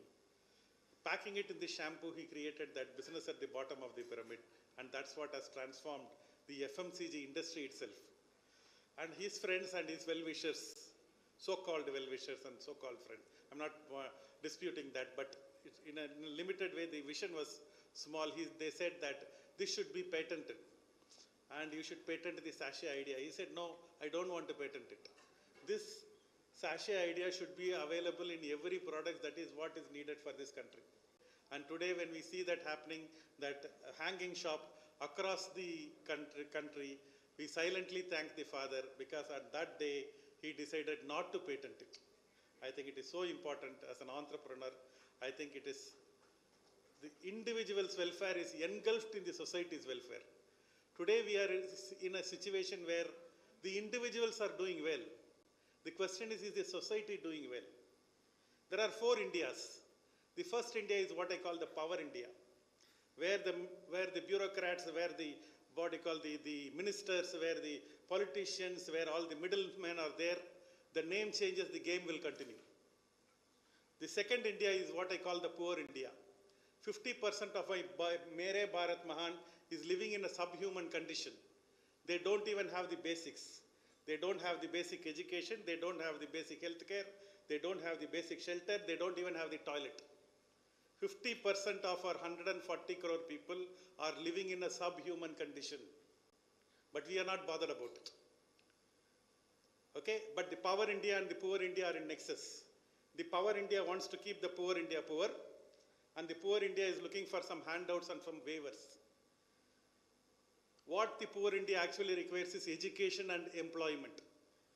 A government cannot and should not create jobs. One of the problems this country is facing at this time is a government is trying to create jobs. A government cannot and should not create jobs. Job creation is an entrepreneur forte. Only entrepreneur can create high quality stable jobs. That's the duty of entrepreneur. Making money is incidental. Then I come to the third India, which is the power of the new rising middle class, which most of us belong to. Our parents have not lived a great life.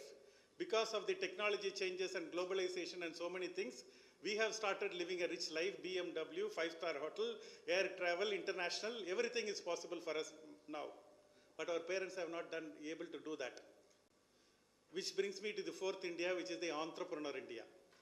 Entrepreneurship is your ability to think different, your ability to use minimum resource and achieve big dreams. Entrepreneurship is not about having lakhs of money and starting a business.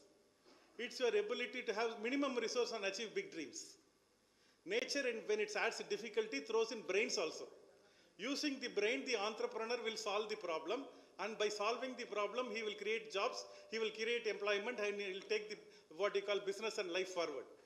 The fourth India, which is the entrepreneur India, should partner with the third India, which is the new rising middle class, and come to power India to give solution to the poor India. That is why I call entrepreneurs as the new age freedom fighters who will pull India from the shackles of poverty. I finished my college and I joined my brother, Dr. C.K. Rajkumar of Velvet, and I was a young restless kid. I used to be going and telling him new ideas every day. Instead of dismissing the idea, he will dismiss me. He will say, "You are too young." I used to be very claustrophobic. Is my idea correct, or is my brothers were not wanting to give me space? And in life, you have got two choices. You can discuss or you can decide. People who discuss don't decide, and people who decide don't discuss. I decided to start my own business. That's the beginning of my entrepreneur journey. And he said something very interesting, and that's what was my, the base of my life. He said, if you want to be successful in life and business, be unreasonable. Be unreasonable. A reasonable man adopts himself to the world. An unreasonable man makes the world adopt to him. So all the progress in this world is made by unreasonable people, period. Rain fills the size of the vessel you carry. Keep a spoon outside, rain will fill a spoon, a tumbler outside, a bucket outside, a river outside, a ocean outside. What is the size of your dream? Do you want to make lakh of rupees a month? Do you want to make 5 lakhs a month? Do you want to give job to 100 people? Do you want to be best in Tamil Nadu? Do you want to be the #1 in the country? Or do you want to leave a mark in this world? It takes as much time and energy to lead an ordinary life as it takes to lead an extraordinary life. Might as well lead an extraordinary life. There is a beautiful scene in the movie called Pursuit of Happiness. In that, the father, Will Smith, will get a basketball gift to his son. Next day morning, the father and the son will get into the basketball court. This young kid will dribble and try to shoot the ball. The ball will not get into the basket. The father will scream, "Hey boy, you can't shoot now. Don't try. You need to grow." And he will walk out of the court. And he will look at the boy. This boy will again dribble. This time he will throw the ball. The ball will get into the basket. The father will come into the court and put his arm around the shoulder and tell this little boy, just because the world thinks they cannot, they will tell you you cannot. If you have a dream, go ahead and shoot it. Do not listen to this world. And that's the lesson I got from my brother at that point of time. After that, I want to talk about two quick things. One is a good thing and another is a bad thing, which happened in my business journey. I'll talk about the bad thing first and then talk about the good thing. The bad thing is we are all Indians. We are good people. We are God-fearing people. We are not God-loving people. Especially when we have more problem, we love God a lot more. Tomorrow exam is there, we'll go and break one coconut to that Ganesha as if that fellow is waiting for that. Okay, I had more problems in business and money problems, so immediately I became one big Ayyappa devotee. I went to Sabarimala every year. When I had more problems, I went twice. That poor fellow Ayyappa didn't help me. So I came down and I changed. I changed to Balaji. I went up to Tirupati and I bribed that guy. That Balaji also didn't help. So I came down and I went in search of these Allahs and the Jesus and the astrologer and the numerologist and the gemologist and the vastuologist. Already I was poor. These people made me even poor. That is when I went to Ramakrishna Mutt, saw a picture of Swami Vivekananda. Below the picture it was written, to me he is not an atheist who does not believe in God. To me he is an atheist who does not believe in himself. For the belief in God starts with the belief in self. I got the message what I wanted. Started believing in myself. Slowly but steadily my life started changing. Today there is a Monday God. Some gods are powerful on Thursdays. Some gods are powerful on Saturdays. Some gods are powerful in the morning and some gods are powerful in the night. Some gods will come home, bless you, take some money and go away. There is a tamasha happening in this country in the label of God. Ours is the only country where the first bribe is to God. And the first corruption is God accepting the bribe and not honoring the commitment. There was one guy who was praying to God every day for 3 years. Every day he was praying, I want to win a lottery ticket, I want to win a lottery ticket, I want to win a lottery ticket. One day God got very angry, it seems. He came in his dreams and told, first to go buy a lottery ticket. Keep on praying and praying and praying and not doing any work. What can that poor fellow God do? Today my routine is 5 minutes, pray as though everything depends on God. Rest of the waking moment, work as though everything depends on me. I think God did not create man. Man created God. But it's a useful creation. Minus that creation, the world will not be together. Rich people beg inside the temple. Poor people beg outside the temple. Whether you are rich or poor depends on where you are begging. God is not the author of your destiny. God is a co-author of your destiny. First is self-belief, then is God-belief. That is the lesson I got from my life at that point of time. The next one is, it happened when I was in class 7. My father told one line on the go. He told that business success and English are related. Here is a Tamil medium boy, and father is a role model, want to be like the father, and he says business success and English are related. So I started reading Hindu paper, only that sports page I can read, nothing much.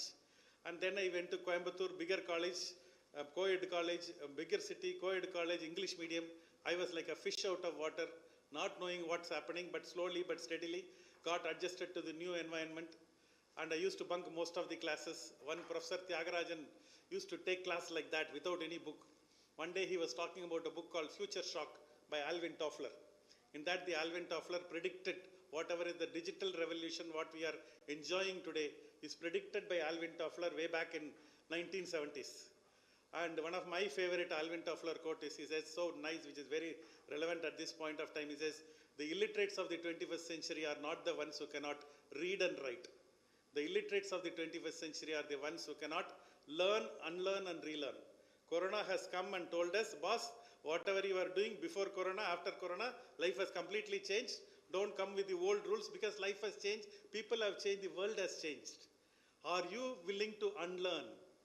Are you willing to relearn? Are you willing to learn something new? Not with the new old thing, it will not work. In business, life has completely changed. For instance, the Zoom call. what we are digitally now, we are connected all over the world. When the Skype at those point of time was Skype was the thing. Earlier, for making the trunk call, it used to be very costly. Then Skype came and it made everything no cost. And during the early 2000, when Skype was testing one video call, at that point of time, they had 20 lakh audio call customers. They have to disconnect all the 20 lakh customers to give one line video call to test it. That is as much bandwidth it was required to test one bandwidth. Today we know watchman is not even sleeping, he is watching only movies. So that much changed the Zoom calls and the data, and India is the highest data consumption, cheapest in the world, youngest country. There is so many advantages. If you look at India has got that kind of advantages is there for us. The point is, are we willing to unlearn and relearn is what is the thing. I went and bought that Future Shock book, 440 page book. So far I would have read some 40 page. Every time I try to read one half page only, I will sleep off. And so far 40 page only I can read. But I was in search mode. I was, I went to my favorite bookshop called Landmark. It's ironic now it is closed. I browsed that counter and I saw one book titled Innovative Secrets of Success. I love these two words. One is innovation, another is success. Since both the words are together, I took that book. After that, my life changed. I opened that book. It was not a book. It was an audio cassette. I got a Walkman, put this cassette into this Walkman and started listening. First time I heard an English guy speak in a language with which I can understand. After that, audio learning became my habit. Today, I have got more than 1,000 audio-video collections. For the past 30 years, I am investing into this habit 3 hours every day. That's why I am standing in front of you and speaking. Formal education will make you survive in life. Continuous education will make you a fortune. Formal education will make you survive in life. Continuous education will make you a fortune. That is why all the first rank holders, gold medalists, will be working for average students and backbenchers. That is called life. Life does not belong to the gold medalists and first rank holders. Life belongs to the backbenchers and the average student. Why it works? Because after studying so hard, these gold medalists and first rank holders want to take some rest and want to chill for some time. By the time this continuous education guys come into the picture and they start running the race, and it is like the hare and the tortoise race. We all know that hare and the tortoise run the race. Hare goes and takes rest and the tortoise finishes. Unfortunately, the race now is not between the hare and the tortoise. The race is between one hare and another hare. Chinese hare is running, African hare is running, European hare is running, American hare. There is no time for slow and steady. You have to be fast and steady. How are you going to do that? For that, continuous education. How much the Jim Rohn says it so beautifully, one of my all-time favorite. He says, you are an average of 5 people with whom you associate on a daily basis. You are an average of 5 people with whom you associate on a daily basis. Your wife, your brother, your neighbor, your friends, your boss divided by 5, that's you. If you want your life to change, these 5 people have to change. And that is possible, but who are you meeting now? What forum are you attending? What books are you reading? What video are you seeing? What are you learning new every day? Stephen Covey puts it so beautifully. He says, 50% of your current knowledge is irrelevant every 2 years. That means if you are not learning anything new, for 4 years you are at ground zero. How many people are learning after the college? And that's the difference. All leaders are readers. So today, the beauty of the audio learning is you don't require, you can convert all your downtime into uptime. If you want to read a book, the lighting should be good, nobody should be disturbing, and that's when you can read some 30-40 pages. See, the beauty of audio is I'll put my earplug here, let the world go to hell. I converted all my downtime into uptime. My walking time has become a learning time. My driving time has become a learning time. My waiting time has become a learning time. That's why I was able to rob 3 hours every day from my day. We keep on going in the car and we keep listening to this Ilayaraja music and A.R. Rahman music. We listen to them, only their life will change. Our life won't change. If you want our life to change, how we are converting our downtime to uptime. And that's what as audio learning helped for me. Each one can find their own method. But today with the what you call the social media, the so many cassettes and the audios and things like that are available. I've got Tough Times Never Lost by Tough People Do by Robert Schuller, 7 Habits of Highly Effective People by Stephen R. Covey. If you are going to read one book, read that one book. Be proactive. What do you call the habit number 1. Begin with an end in mind. Habit number 2. Put first things first. Habit number 3. The first 3 are private victory. First you have to win as a person. Then you go outside and win. Habit number 4. Think win-win. Habit number 5. First seek to understand, then to be understood. Habit number 6. Synergize. Habit number 7. Sharpen the saw. 1, 2, the beauty of this 7, what do you call the Westerners, is their ability to put in 1, 2, 3, 4 number. All these, what do you call the habits, what I told is available in Bhagavad Gita, it is available in Dhammapada, it is available in Holy Quran, it is available in Bible, it is nothing new.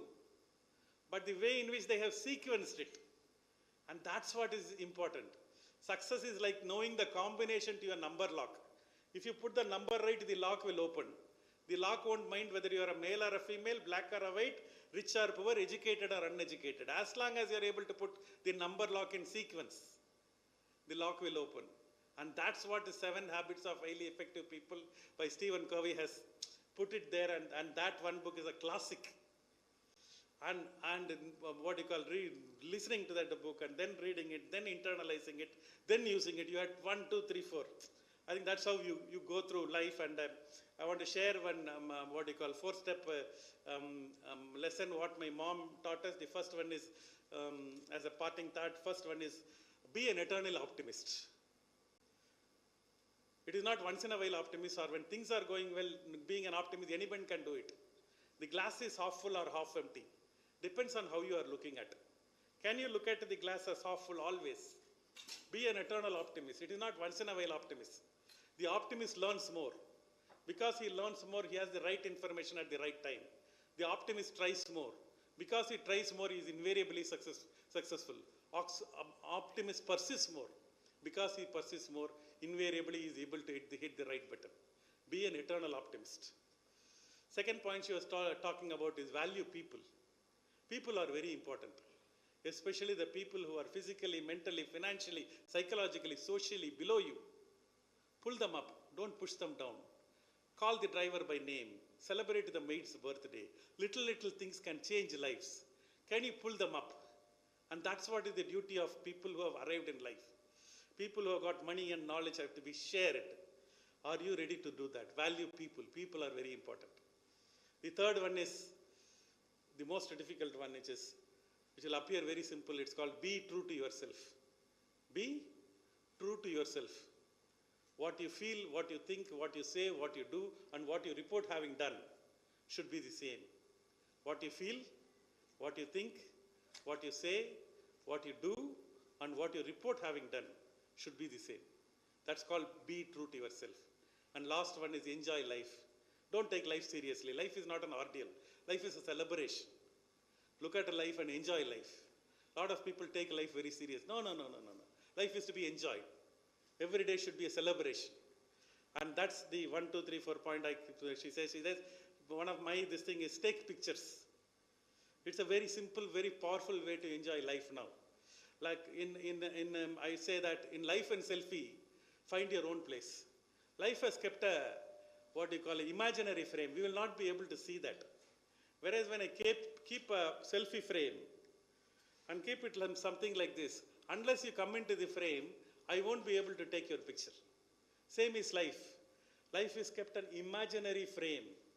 Are you ready to put your hand up and say, I want my position? Otherwise, life is I used to think till 30, 40, when life is very unfair, you should be well connected, you should do blah, blah, blah, all those things I used to think. Then I realized, no, nothing like that. Talent is the greatest equalizer. It is not born for so-and-so, son of rich, that and all is not required. Today, the Natarajan bowler from Salem has become popular because of his talent. Talent is the equalizer. If you build a talent, nothing in the world can stop you. Dhoni, where is he come from? One Ranchi, unknown place. Today, where is he? That's talent. Everything is possible if you keep on improving your talent. Talent is the greatest equalizer. There are a lot of times we think he's got a silver spoon, golden spoon, I am not lucky, astrology chart. No, I'll leave everything out. That talent, where you identify your plus point and you keep that, world is fair in long run. We all take what you call account daily and we think that world is very unfair. No. World is very fair. But world is fair in the long run. In life, long cut is the shortcut.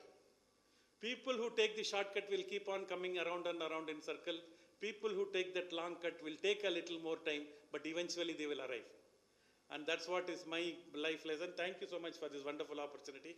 I end with one of my Abdul Kalam's favorite quote, which is, your entry into this world can go unnoticed. Your exit should not be. Live life king size, live life queen size. Together, let us build a beautiful India. Thank you so much and best wishes. Thank you, sir. Now the floor is open for Q&A.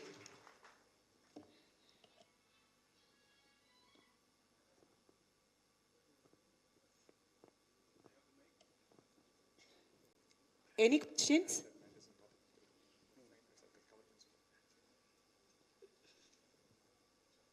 Good afternoon, sir. Here, my name is Vasan. I represent a company called Agraharam Groups. Thanks to you, it was a very motivational session. And young entrepreneurs like us, it adds more value to meet you in person. And I belong to a family from village, sir. And thanks to you, the barber shops in village still is under improvement stage. You made the barber shop in very luxurious model. What is the suggestions for the village shops, sir? How do we upgrade that into a segment like yours? No, village is a great opportunity. As I told that the entrepreneurs, the biggest thing is wherever they see a problem, they convert an opportunity. And village, in India, there is left, there is a problem, right, there is a problem, middle, there is a problem, above, there is a problem. 138 crore people and lot of people live in village. They also see the same television, same mobile phone, same cricket. They also want to lead the same life. So whatever is available in city, you go and give there, they will be very happy. They have money. Contrary to the what they call popular belief that India lives in Chennai, Bangalore, Hyderabad, Bombay, Delhi, Calcutta. No, India lives elsewhere. This is only some 15 to 20% of population who doesn't know how to live. Actual India is living in that 85% of the people are living in villages who are looking for products and who are looking for solution. As a solution maker, you should go over there, identify a problem. First question to ask is, I have got a 5-step formula for any identifying a business or any this thing. First question to ask is, what problem are you solving? Don't look at when you start a business, where is money? Look at what problems are you solving. Bigger the problem, bigger the entrepreneur. Smaller the problem, smaller the entrepreneur. Second point is, what is your solution to the problem? That is the second step. Third step is plan on paper. Fourth step is proof of concept.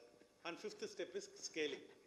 That is the 1, 2, 3, 4, 5 step I look at for selecting a business or not selecting a business. I remember 3 years before, I walked into one of my salon. In the morning, I wanted to have a quick shave in the morning, and I wanted to have a quick shave. I walked into one of my salon, and the receptionist did not recognize me. I was half happy, half sad. So I went in, the first person also did not recognize me. This time I felt more sad. I walked in and I met the second person. Thankfully, that fellow said, sir, please come and sit. I don't know whether he's treating me as C.K. Kumaravil or as customer, doesn't matter. So I said, I want a quick shave, boss. And he said, sir, are you C.K. Kumaravil? I said, thank you very much. Yes, I told. Sir, I was wanting to come and meet you and say thank you to you. I thought maybe my franchise partner has given him some salary increment, or my training team has given some special training. I asked him for what? He said, I am in this industry for 14 years. First 4 years, I was working with my father. My father was called a barber. I was called a hairdresser.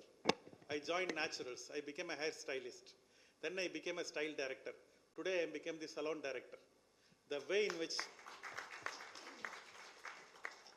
The way in which I started looking at me has changed.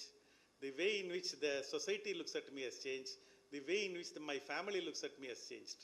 I think for that I wanted to come and say thank you to you.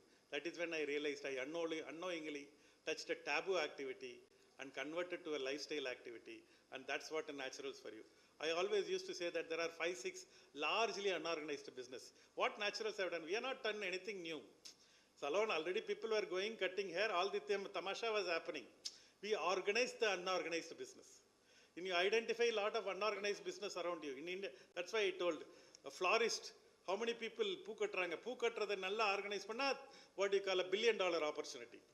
Bakery, fruit shop, florist, some laundry, what do you call tailoring. These are all large unorganized opportunities in India. Sweet shop, இதெல்லாம் அங்கங்க இருக்கு. அதை வந்து organise பண்ணி அதை ஒரு நேர்த்தியா நான் சொன்ன அந்த 1 2 3 4 5 6 7 மாதிரி நம்பரை போட முடியுமா? If you are able to put that, I think that is what is becoming a business. Then is that, as I told, what problem are you solving? What is your solution for the problem? What is the plan on paper? Proof of concept and scaling. இந்த 1 2 3 4 5 follow பண்ணீங்கன்னா automatically வந்து business வந்து scale ஆகும். And India tremendous opportunity, and we are living in the much opportune time. இந்த ஆதார் கார்டுனால வந்து நடந்த நல்ல பார்த்தீங்கன்னா இன்னைக்கு எல்லாரும் இந்தியா 140 crore பீப்புளுக்கு இன்னைக்கு ஆதார் கார்டு போயிடுச்சு. அது ஒரு மிகப்பெரிய நல்ல விஷயம். அதனால வந்து இன்னைக்கு பார்த்தீங்கன்னா இன்னைக்கு வந்து அந்த யூபிஐன்னு ஒரு இது வந்து அட்டகாசம் பண்ணுது. இன்னைக்கு வந்து வாழைப்பழம் வாங்கினா 5 ரூபாய்க்கு வந்து சார் கூகுள் பே பண்ணுங்க அப்படின்றாங்க. அந்த அளவுக்கு இந்த கூகுள் பேவும் ஜிபேவும் the money has become electronically. இன்னைக்கு நான் வந்து I was also part of a political party. During the election the money is there. அவங்களும் இன்னும் கொஞ்ச நாளில் ஜிபே பண்ண சொல்லுவாங்கன்னு நினைக்கிறேன். So at this point of time உனக்கு வந்து அந்த இடத்துல வந்து இன்னும் வந்து ஏன்னா if you want to clean a stairs, the cleaning should happen from top. The cleaning cannot happen from bottom. We are trying to clean from the bottom. That's the problem of this country. Okay, so உங்களுக்கு வந்து இந்த GPay today has reached everywhere. Even America விட Germany விட இது எந்த கண்ட்ரியை விட highest இன்னைக்கு வந்து யூபிஐயில் வந்து electronic money transfer happening is only in this country. This is going to lead to the next revolution, which is going to be electronic credit. This electronic credit is really going to change in a fundamentally the way in which we conduct business, because no longer நம்ம பேங்க்ல போய் நீட்னு அந்த இதெல்லாம் பண்ண தேவையில்ல. எல்லா இன்ஃபர்மேஷனும் எல்லாமே அவங்ககிட்ட அவைலபிளாக இருக்கும். நீங்கள் ஃபீடு பண்ணிங்கன்னா அங்கேயே லோன் அப்ரூவ் ஆகி அங்கேயே கொடுத்துருவாங்க. அந்த அளவுக்கு is going to happen. It's already happening in a small way, but we are going to see a much larger version of that in the coming years. Money is going to be available to the person who is conducting himself. இன்னைக்கு அமெரிக்காவில் சொல்கிறாங்களே, நான் வந்து அந்த credit card அந்த இதெல்லாம் பண்ணால் அவங்க கிரெடிட் ஸ்கோர்லாம் பண்ணி அவங்களுக்கு அதிக பணம் கொடுக்குறாங்கன்னு சொல்லி. Same thing we are going to see here in a much larger way.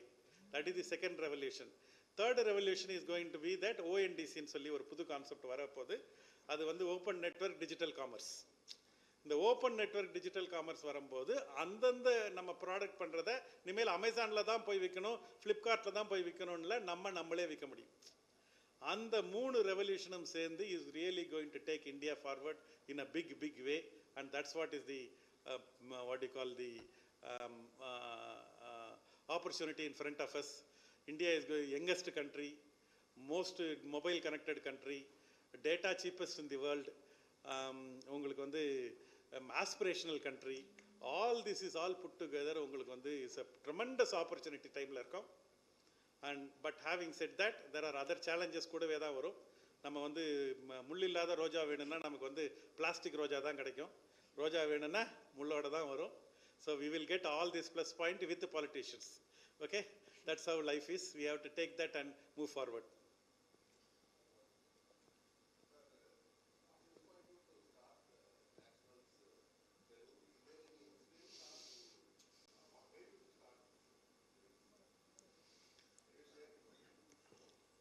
What inspired me to start Natural Salon? It's not my business, it's my wife Veena's business. I always used to say Veena's refusal to continue as a housewife was the beginning of the brand Naturals. Veena could have easily stayed home and glorified herself as a homemaker, or she could have sought a job. She was very particular. She said, I want to become an entrepreneur. One of the biggest challenge every entrepreneur faces in the beginning is to identify what to do. Irritation is the biggest source of energy. If you are irritated about something, look them over very carefully. There lies an opportunity. We were irritated about a lack of a good quality affordable salon way back in 2000. Those times good quality salon was available only in 5-star hotels, which were intimidating and unaffordable. On the other end of the spectrum, we had the local beauty parlors and barber shops whose hygiene standards and quality of the people were very poor, to say the least. We as a customer, we could not fit into both. We thought there is a need for a good quality affordable salon. What problem are you solving? I'll go back. That is the answer. So that is the problem we have identified. What is the solution for the problem? Organized beauty salon. Unisex organized beauty salon. That is the idea we came out with. Then plan on paper. One of the biggest challenge every first generation entrepreneur is to identify what to do. Second challenge is what you call, where do you find the skill? Veena is not a beautician, she is not a hairdresser, she is not a makeup artist. And my knowledge of beauty is even poor. I thought manicure is for feet and pedicure is for hand.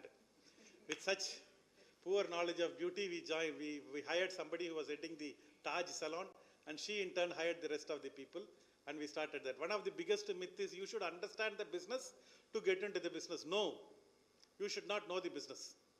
If you don't know the business, there is no rules applicable for you. You can redefine your own rules. If you know the business, you cannot disrupt the business. You can only make incremental improvement. People who are only a Steve Jobs can disrupt the phone industry. A Nokia, which is the original owner of the mobile phone, cannot disrupt that telephone industry. It requires a Steve Jobs to come and disrupt it. So likewise, people who are coming from other industry, they will come with a clean slate. We saw the business very differently. Everybody looked at it as a salon business. We saw it as a franchising business. That's a different lens with which you look at an opportunity. And that is how we looked at it, and that is the second. Third and the most important challenge every first generation entrepreneur faces is, where do I find the money? I favorably call the 3 Fs, which is the friends, family and fools. I collected the money from the 3 Fs, put them together, started the salon with the hope that Veena is going to become self-employed and we are going to make 60,000 rupees a month. I was half right. Veena became self-employed. But 60,000 rupees is not happening. In life and business, first 3 years are very difficult and the next 3 years are difficult. First year I made a business of 20 lakh and made a loss of 10 lakh. Second year I made a business of 30 lakh and made a loss of 5 lakh. Third year I made a business of 40 lakh and made a loss of 2 lakh. All my well-wishers told me that you are not lucky, you don't have a B positive blood group, join your brothers, blah, blah, blah, they started saying. I said, no, I define luck very differently. L-U-C-K, laboring under correct knowledge. If you labor under correct knowledge, invariably you are going to be successful. And that's exactly what has happened in the 4th year. I started making that 50,000 rupees, opened my second salon, started making 1 lakh, and then started making 2 lakh. More than 2 lakh, money lost its charm because there is no legal way to spend more than 2 lakhs in this country. So I said, then I wanted to make Naturals as the #1 salon chain in Chennai. Somebody had 5 salons. That means I should have 6 salons. I went and met an auditor, prepared a project report, went to the bankers and told them I want a loan. I had a property in Annanagar, women entrepreneur scheme, 3 profit making, experience, everything is in our favor. And I went and met the banker and told I want a 60 lakh loan to start next 3 salons. Bankers looked at the project and they told that beauty parlor means 3 lakh should be the project cost. 2 lakh is what the bank will fund and 1 lakh is what you are supposed to bring. Anything more means this business is unviable, I will not fund it. And that's what every banker, 1, 2, 3, 10, 20, 30, 40, 50, 51, 52, 53. Finally, the 54th banker said yes. And he said yes for what you call foolish reason. And he said, I like the husband and wife doing the business together, that means you will repay. I said, whatever you want to say, you say, give my money. I collected them. I have one very favorite one. I am a Jack Canfield student. One Jack Canfield is the guy who wrote the book called The Chicken Soup for the Soul. In one of the chapters in the success principle, he will talk about SW, SW, SW, SW. It means some will, some won't, so what, someone's waiting. So if you keep on knocking the door, it has to invariably open, and that's exactly what has happened when the banker The 54th banker said yes to us and gave us the money. With that money collected, we opened that next 3 salons. With the money came in and we made Naturals as a 6th salon in 6 years. And that's what at the beginning of the journey. Rest is called history. We are now at 700 plus salons, employing more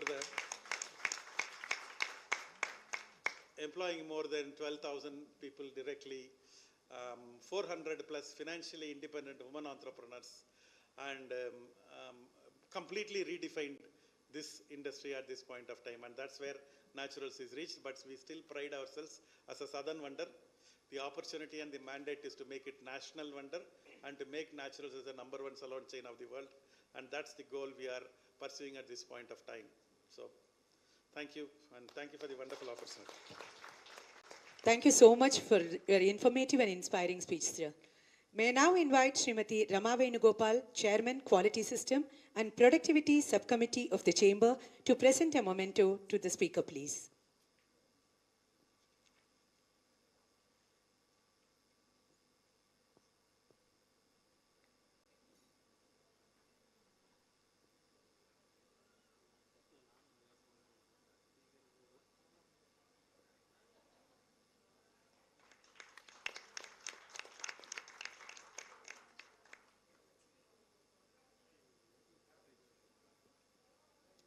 Thank you, ma'am.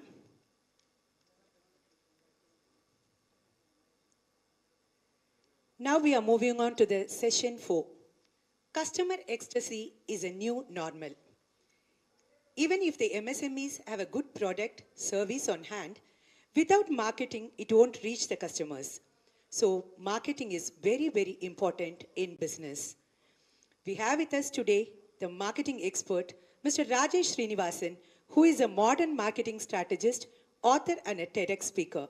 He is the founder of a boutique consulting firm, Mindful Marketing, where he advises CEOs and business owners on marketing and growth strategy. He is the author of the book, Growth Nuggets and Marketing Success Formula. His books have been featured in various magazines like Business Today, The Week, India Today, and Business Standard. He is also the part-time lecturer for top B schools like the Indian Institute of Management, National Institute of Fashion Technology, and MICA. Mr. Rajesh Srinivasan has extensive industry experience of over 20 years in the real estate, hospitality, consulting, media, and advertising industry. He is an alumnus of the Indian Institute of Management, IIM Lucknow's Executive Education Program, and was the batch topper. May now request Mr. Rajesh Srinivasan, founder, Mindful Marketing, modern marketing strategist, 2X author, Chennai, to speak on customer ecstasy is a new normal. Now the floor is yours, sir. Good evening, all of you. I think Mr. Kumaravel's session is more of like a reading a book, right? Reading a book of motivation, entrepreneurship, and leadership. I thoroughly enjoyed it. So now I'm going to start this session with a kuti story, or small story. Are you ready for that?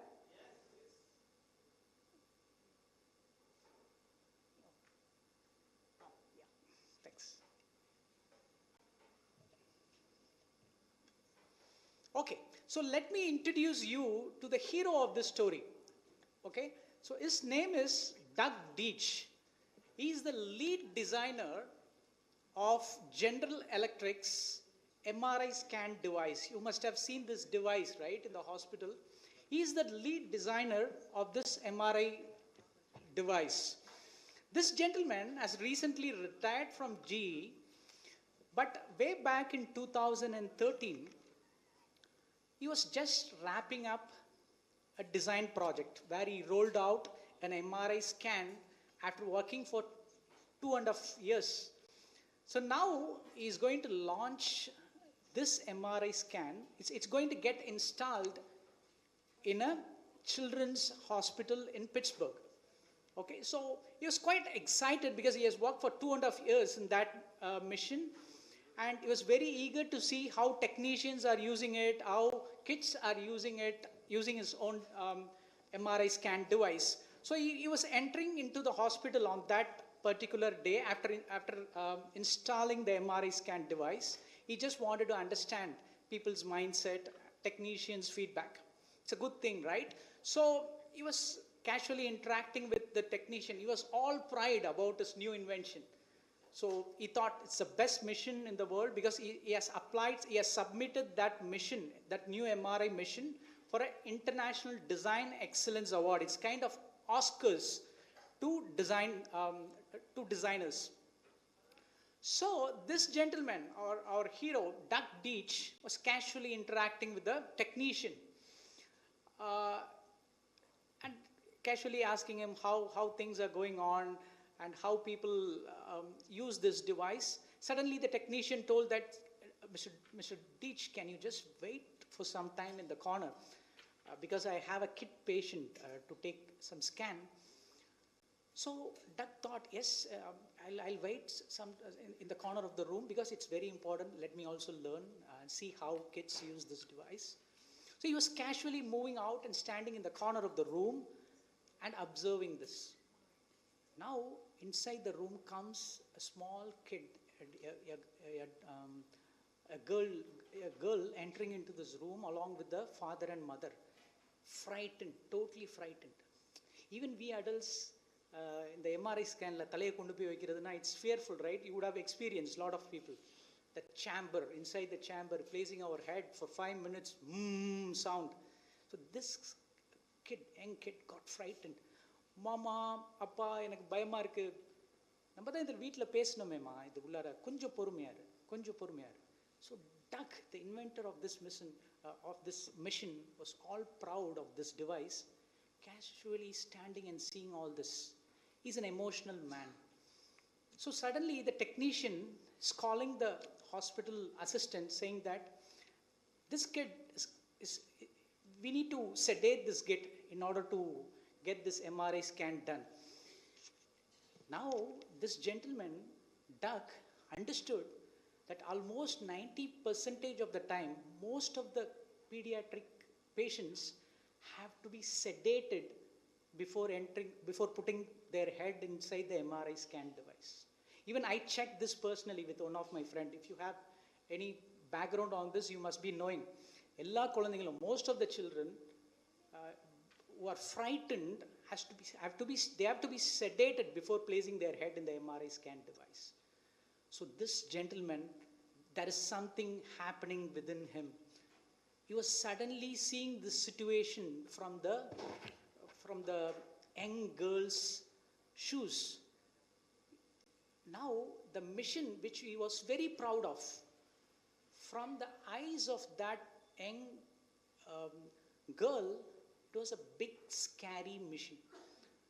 So he immediately thought, okay, I need to do something. He could have moved on simply, but what he did is he spoke with this boss and explained the personal crisis which is going through. He was not able to tolerate that.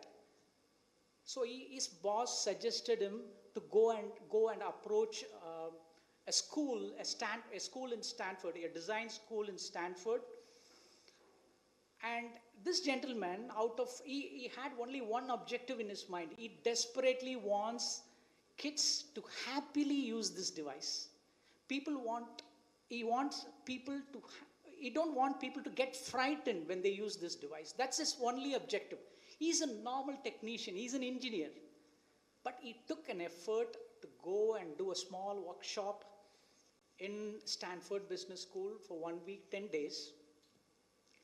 And then came back, spent another 1-2 months time with people in children care, parents, even kids, some product designers particularly, how to redesign this whole product, which makes people get frightened. So what he did is, immediately he rolled out 6 prototypes. He called those prototypes as adventure series.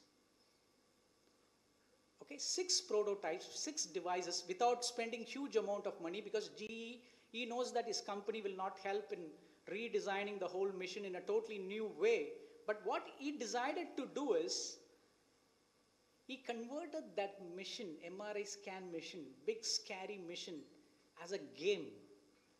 So the first series is the Pirate series, the one which you are seeing now. Here what he did is, he made that chamber which frightened the kids as in a pirate theme. You know captain's wheel, right? When we play that pirate game, you'll have a captain's wheel. So he has converted that chamber into the entire room itself in the pirate theme way.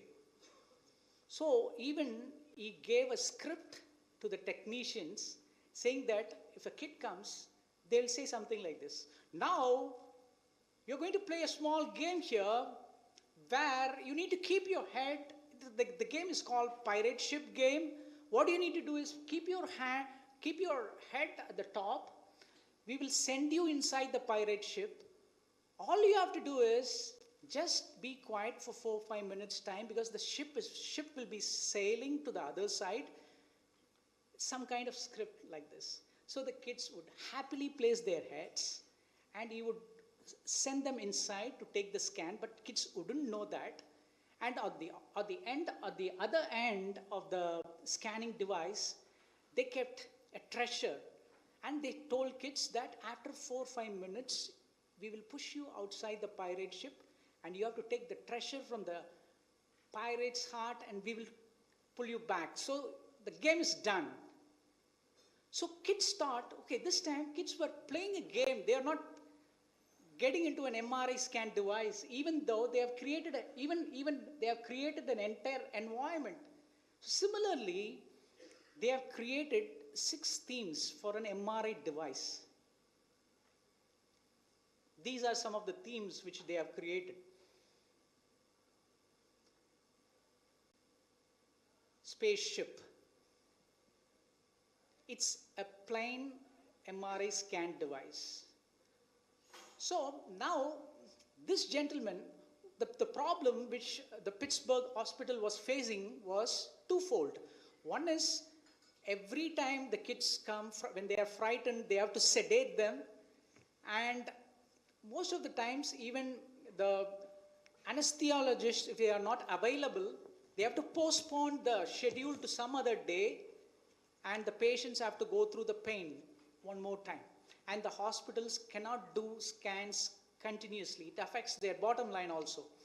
So after doing this, he saw the patient satisfaction score shooting up. The need for sedation dropped significantly, 50-60% of the time. And for Doug, those are not the numbers on one side. For him, the biggest satisfaction came when he visited the hospital one more time and saw a young girl telling their mom, "Mommy, when are we going to come back and take this MRI scan device?" So this is the transformation story. And post which what happened is, this gentleman, even though he was a technician, he started practicing design thinking, and he started applying the principles of human-centered innovation, and changed in a leadership position in GE. When he retired, he was a design thinker. Currently, if you check his LinkedIn profile, he's running his own design thinking firm. The idea is simple. We always say, if you want to understand someone, we have to keep our shoes in others' feet, right? So, okay. So in order to do that, what we have to do, it's not easy. It's easier said than done.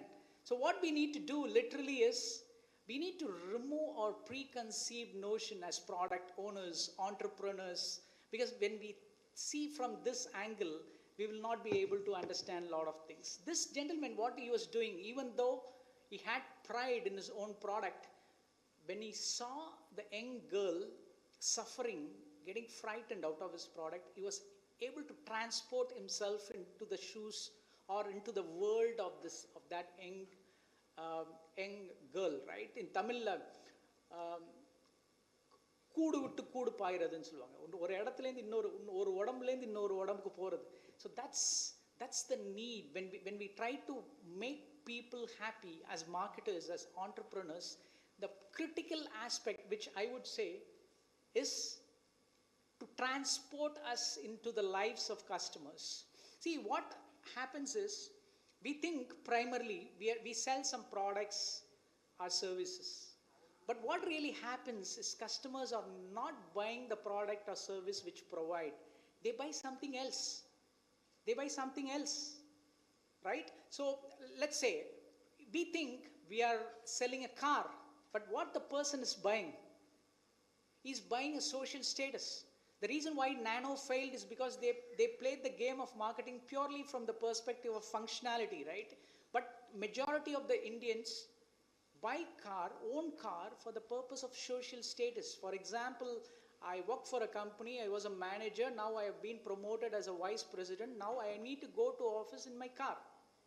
So now I have launched, I was toiling in my business, now my business is doing well, I have a affiliation, I have affiliated myself in a membership forum where most of the members would come on car. If I want to go there, I have to go on car.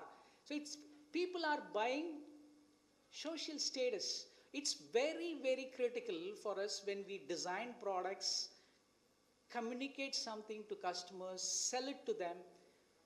It's not what we sell. They buy things for a different purpose. Clayton Christensen of Harvard Business School calls this as jobs to be done.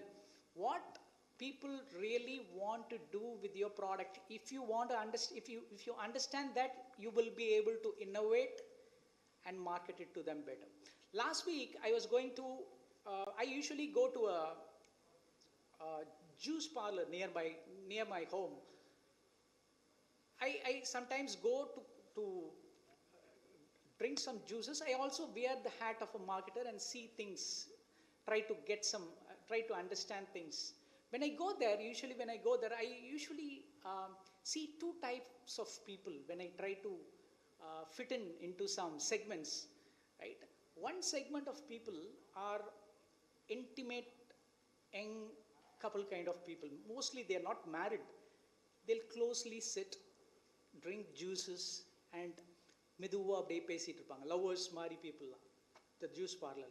Another set of people, health evangelists, they will come in as a group, 2-3 people. Pakkathula enga gym ku poitu they would have come here. They talk about testosterone is mostly available in this fruit. Jackfruit has this purpose. I used to overhear all these things. These people, I mean, the young lovers, you wouldn't even hear their voice. They'll maintain some intimacy, but they will also see the product is same, juice. See, you could see two different type of market segments using the same product in the same shop. I would imagine myself, okay, this entrepreneur, if he wants to build a strong brand, open up multiple shops, but a different and unique one, what he has to do? He has two options, two market segments. He can stop selling juices to the mass market and create a juice shop only for this segment, privacy-seeking segment, or this segment, health-seeking segment. Hope I am explaining this properly, right? So now he has an opportunity, like this gentleman, he can orient the entire shop because these people seek privacy. He can build the cabins or something of that sort for these privacy-seeking young couple kind of people. And for health evangelists, he can redesign the whole shop purely based on their story. Even when we go to juice parlors, we see some price menus. But I was sitting there and imagining all these things, okay? So he could even reorient the shop for them to talk about the health benefits. Which juice has B12? Which juice has more testosterone to build your body? He can even engage with few influencers to promote his products and services. Innovation happens when we move from the surface level product service to deeply understand what customers really buy from us. So a lot of reasons people buy, right? These are some of the reasons which I displayed.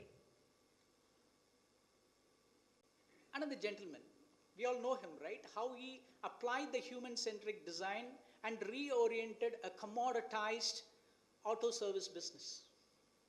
Everyone, we take auto, right? Even though you provide exceptional service, it's quite common. But this gentleman, I see him as a human-centric designer Because since he's there in the market, since he's interacting with customers on a daily basis, he knows what they really need apart from moving from point A to point B, and he brought that innovation. It's innovation is all about adding a few layers. If you notice the innovation which happened at G from our gentleman Doug Deach, and this gentleman Otto Annadurai, and another innovation which I have shared as a case, all this has one common thing. You reorient, reinvent your product and add some layer to it. This is a very beautiful example of how innovation happens, because he keeps himself at the ground and listens to customers and see what they want, really. So now, this is the first segment, I would say, focusing, having some human-centric thinking or thought pattern when we innovate. And the second segment, which is very popular now, we can discuss about this now, is the future fully online. How many of you think that future is fully online? Future is online. How many of you agree this statement? Future is technology. Future is digital. Future is big data. Fine, right? So I have a different point of view. Okay, let me share it with you. So now, Zoom stock, let's take Zoom as an example, was trading at $89. This is prior to the pandemic, February 7th, 2020. October 2020, at the peak of the pandemic, same Zoom stock skyrocketed and sold at $559. Same Zoom stock, how much it's selling now? Any guess? Any wild guess? No right or wrong answer. Sorry? 5 times of 559. Wonderful guess. Sorry? $1,000? Okay, good guess. 109. Any guess why this has happened? The bell curve thing? It was sold at 89 before the pandemic. During the pandemic, it has touched multiple times, it has increased in value, but after pandemic, it has come down to the very normal stage. Why? Any guess? Sorry?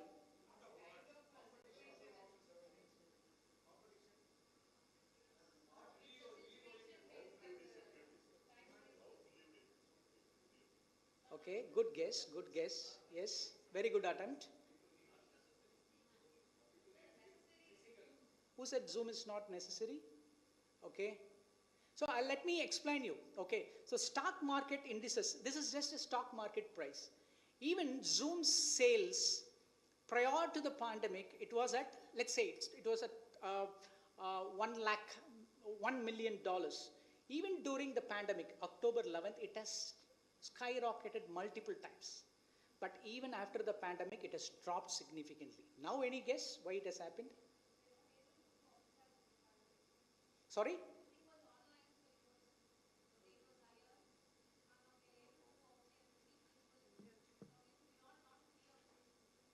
Okay, you're getting somewhere, yeah?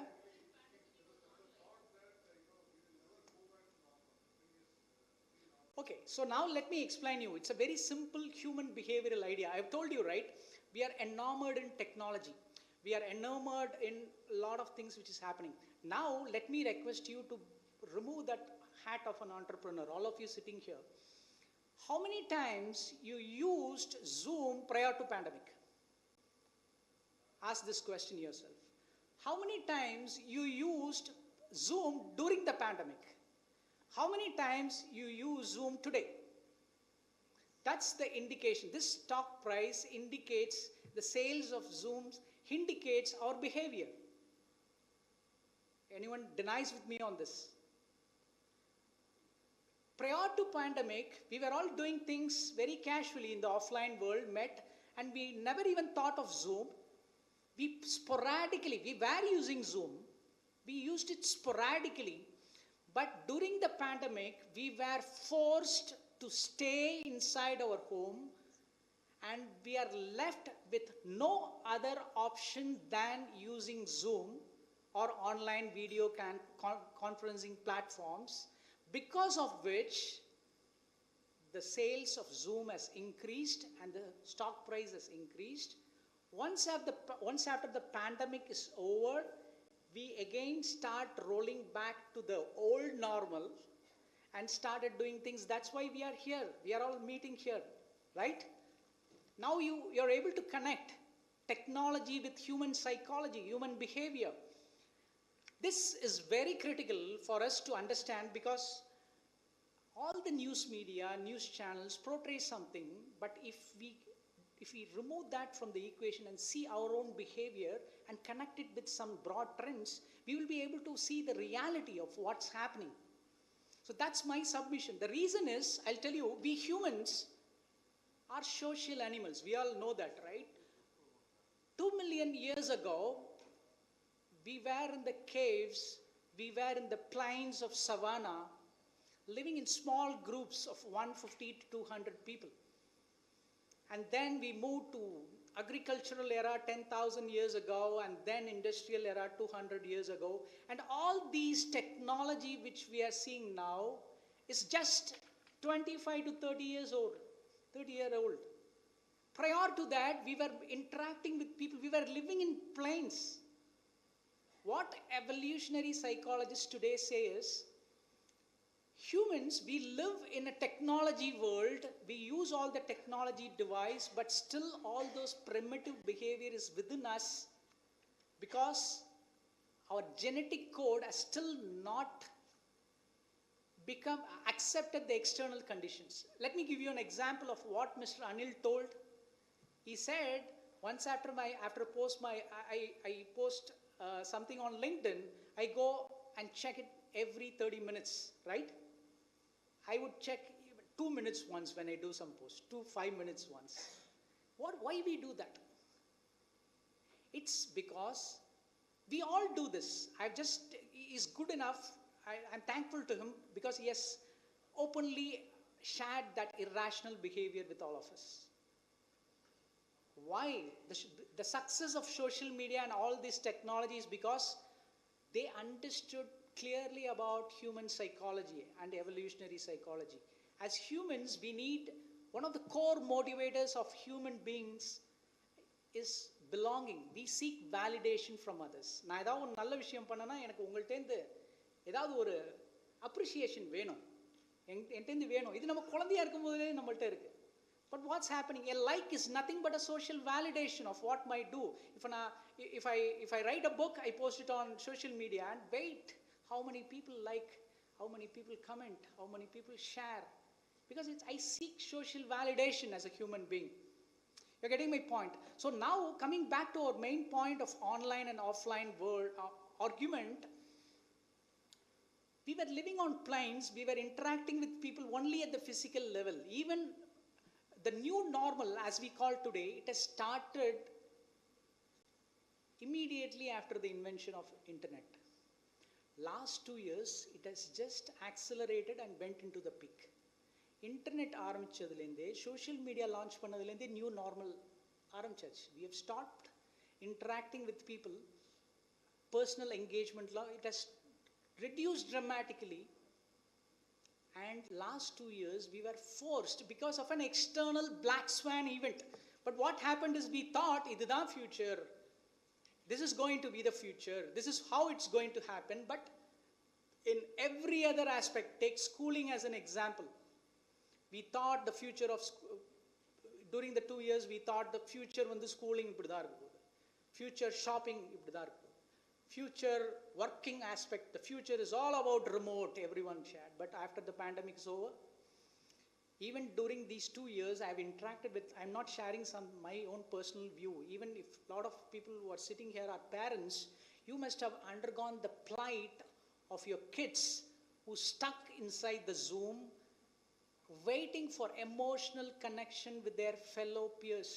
நம்மளால இன்னொரு மனுஷங்களை பிசிக்கலா பார்க்காம இருந்தா, even kids suffered, right, emotionally.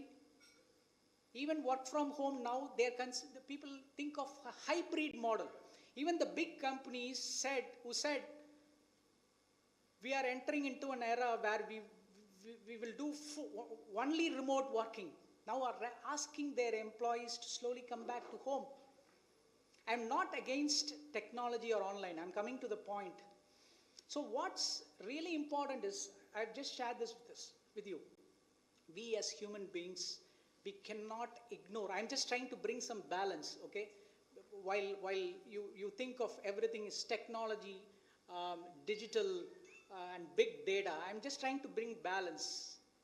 That's what I do even in my day-to-day life. If I'm leading towards one end of the conundrum, if I talk to some people, I get some balance. Because universally, everything is yin and yang, right? We cannot lean on one side of the equation every time. So now, I'll call upon a person. Do anyone of you have a birthday today? Anyone celebrating birthday? Andhra Chambers. So, okay, let's call a member of Andhra Chamber of Commerce to the stage. Or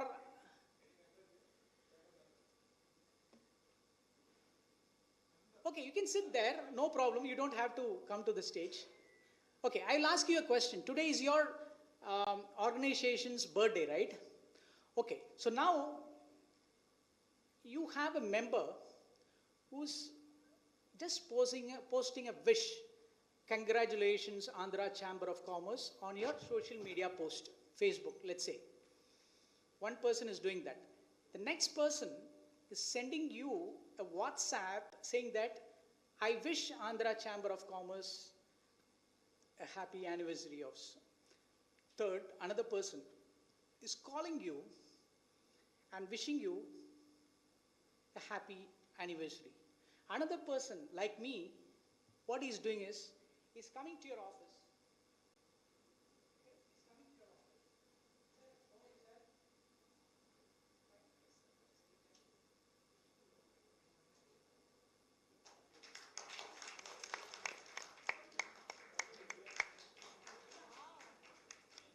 Now tell me, நீங்களே சொல்லுங்க, இது 4 வகையான wish பண்ணாங்க உங்களுக்கு. எந்த wish வந்து உங்களுக்கு ரொம்ப ஸ்பெஷலா ஃபீல் பண்ணீங்க? என்னோட விஷ் தான். இல்ல நீங்களே சொல்லுங்க. எந்த விஷ் you felt very நீங்க மறக்கவே மாட்டீங்க அப்படினா எந்த விஷ்? இந்த 4 டைப் ஆஃப் விஷ்ல. எஸ். இது எல்லாத்துலயுமே பொருந்தும். Thank you so much, Joe. Yeah, thanks. So I just thought of giving you a real example of how things work, because இதுல நீங்க டெக்னாலஜி எல்லாம் ஒன்றும் பெருசா, அதனால தான் I usually ask people, don't think about entrepreneurship, ideas, product and everything. See what you're doing in your daily life, what makes you happy. Do that to the customers. It's very simple.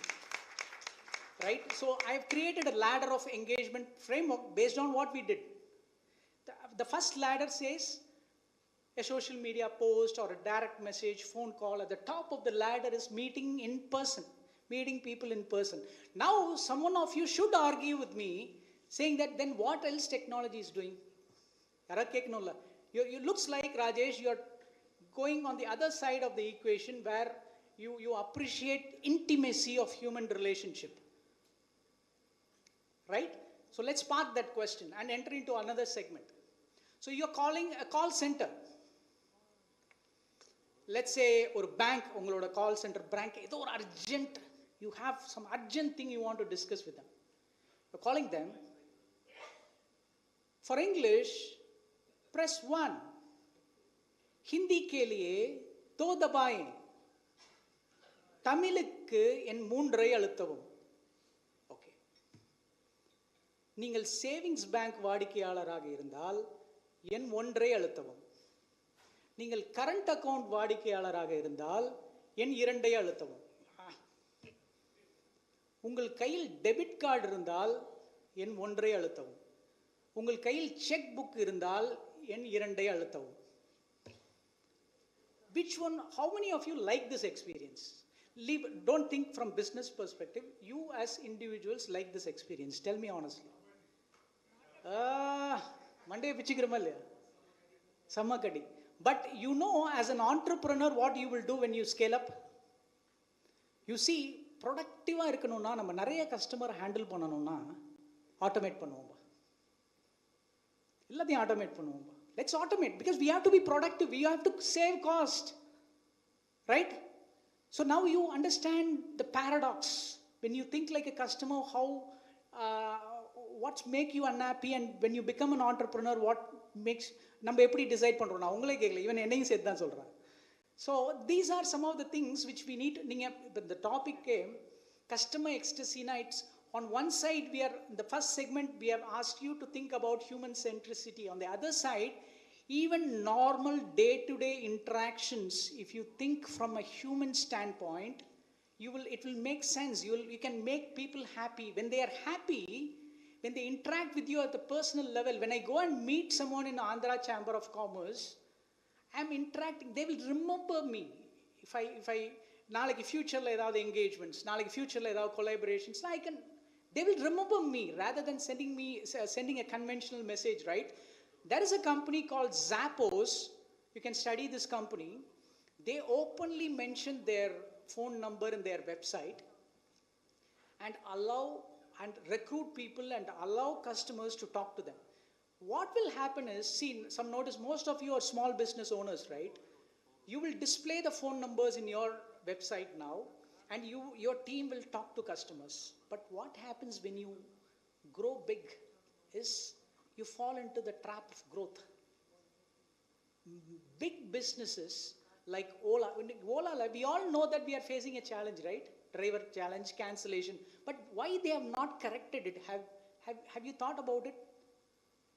ஐஆர்சிடிசியில் போகும்போது toilet போகிறதுக்கு எவ்வளோ சிரமப்படுறோம், உட்காந்து போகிறதுக்கு, எங்கேயாவது போனால் ஆடும் ஏதாவது. why they have not corrected it? Why they are taking so much time? Because it's a big network business. நமக்கு அதை தவிர வேறு ஆல்டர்னேட்டிவே இல்லை. If I don't get any Ola or Uber, I am not going to use any other. That's the assumption. If I don't get a proper service in a government, a railway system, there is no alternative available.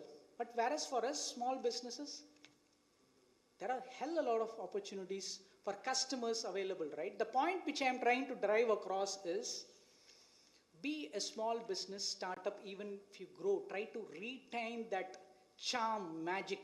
Now, small business meet பண்ணும்போது, the main advantage which Amazon doesn't have and my local retailer has is, வாங்க ராஜேஷ் எப்படி இருக்கீங்க? Amazon don't have that opportunity. Now they scale, and we need to know that the game between Amazon and Walmart also.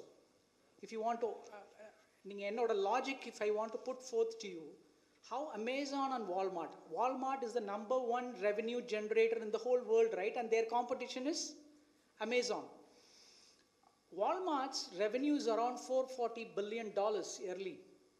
Amazon's revenue is around $340-50 billion. What Amazon is doing is they are building physical stores now. They are opening up a lot of physical stores. They have bought a big supermarket chain called Whole Foods. They are entering into the physical retail store market. And what these guys at Walmart is doing is they are emulating e-commerce. See what's happening? The paradox. Amazon, a full-fledged offline retailer, is trying to build physical capabilities to meet customers. Walmart is the biggest physical retail store shop, and they are building capabilities to serve customers offline. So this company, this gentleman by the name Steve Weinstein, he works for a company called Zappos, where he spoke, it's a Guinness record. He spoke with one particular customer for more than 10 hours, 43 minutes in one call. That company has allowed him to do that. Zappos is a company which is known for customer delight. They don't set parameters on calls. They don't have a parameter to upsell. What happens is, when you take a loan from a financial service provider, immediately every week you get a call on upsells, right? How many of you agree? Sir, you have personal loan வாங்கிருந்தீங்க sir, அந்த loan வேணுமா, அந்த loan வேணுமா? Gone, you're gone. This company has a policy of never ever upsell the company, and don't hesitate to spend time casually on calls. And if you don't have the product which is not available, the product which customer is asking you, do a research and suggest some competitor companies to your customers. These are some of the policies.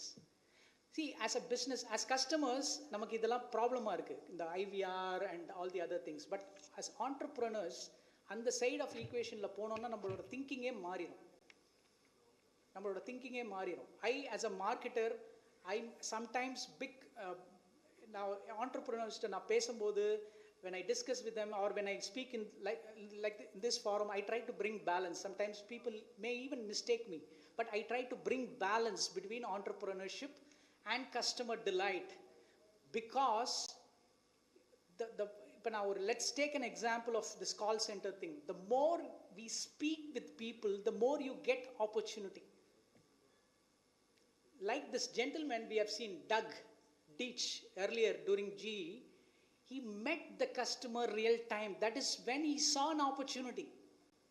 When our team or people interact with customers in real world, they get to know the opportunity, because today people are craving for human connection, right?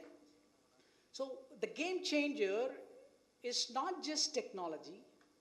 The game changer is technology and human component. So whenever we innovate, whatever systems which we use, without human component, it tends to fail.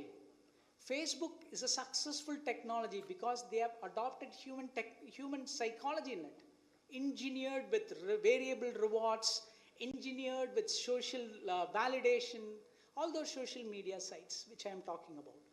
So now comes to the final and critical point as to, can we shun technology together as an entrepreneur in my organization? No. Why? Because let's take this Andhra Chamber of Commerce example which we have done. Not everyone can come and wish you at your office, right?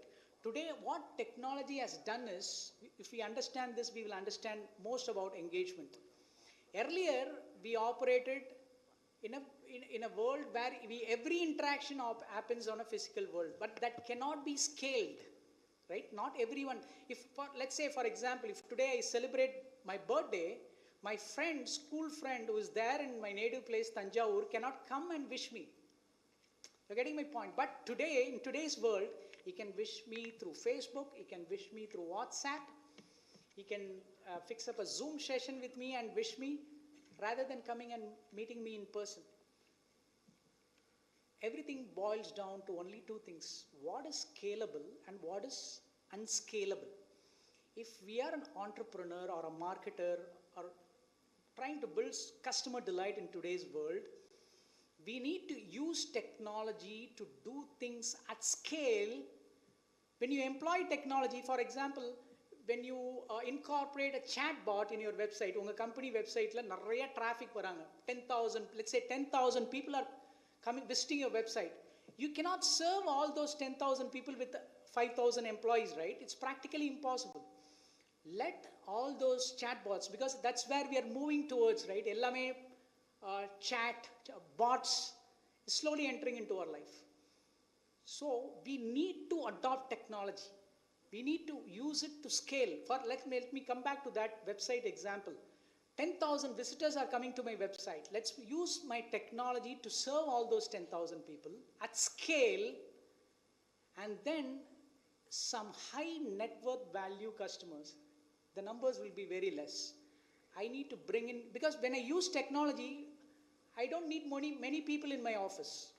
Very little people. This is what companies have started doing. Companies like Disney, they make those people bring real human connection.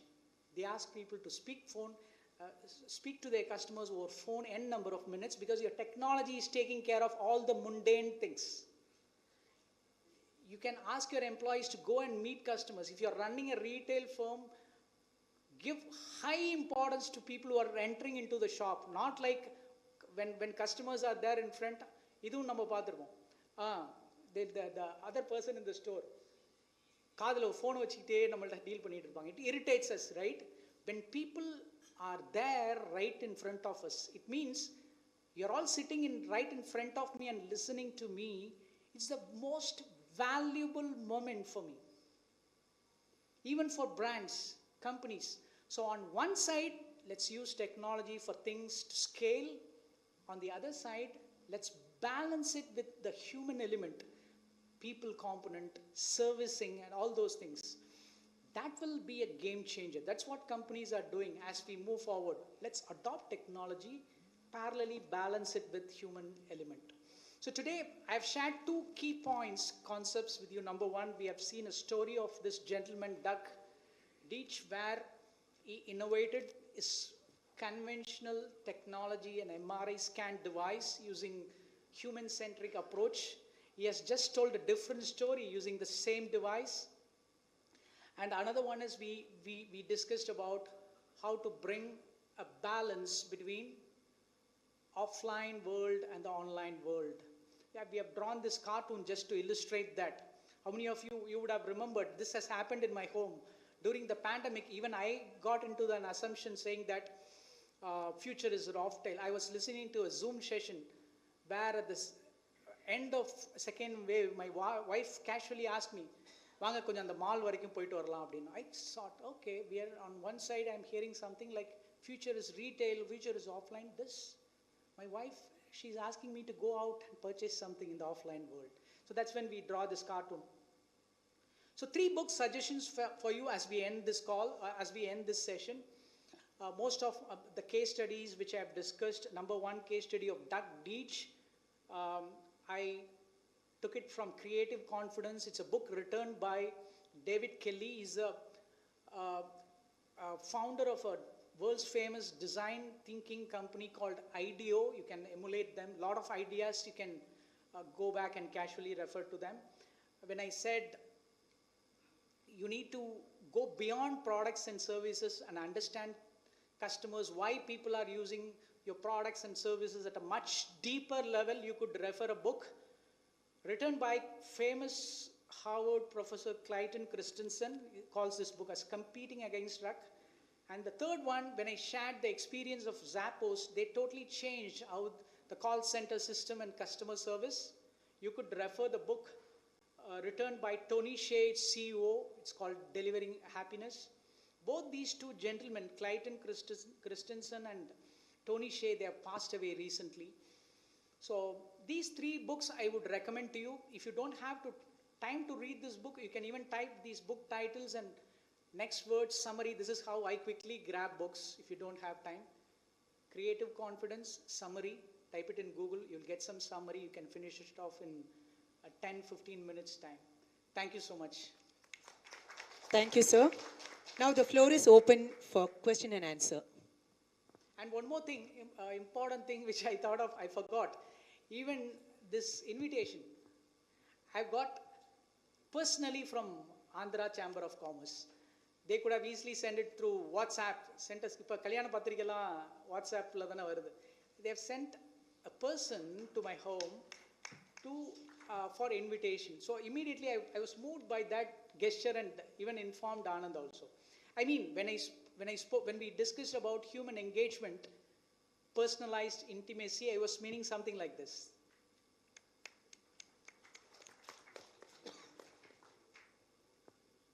Any questions?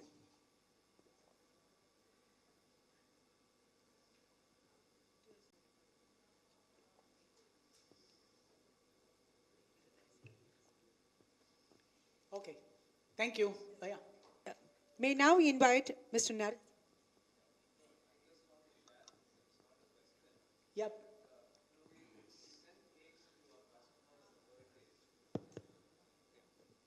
So, see, I just want to share something. So we send cakes to our customers on their birthdays. It was just to keep them, be in touch with them. It's not selling anything, nothing. So we just say you are in our mind.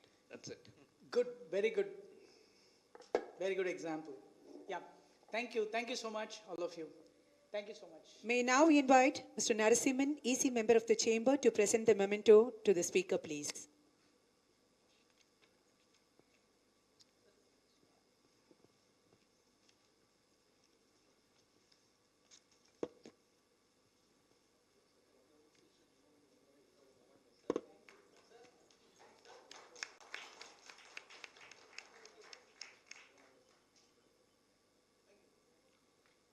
Thank you, sir.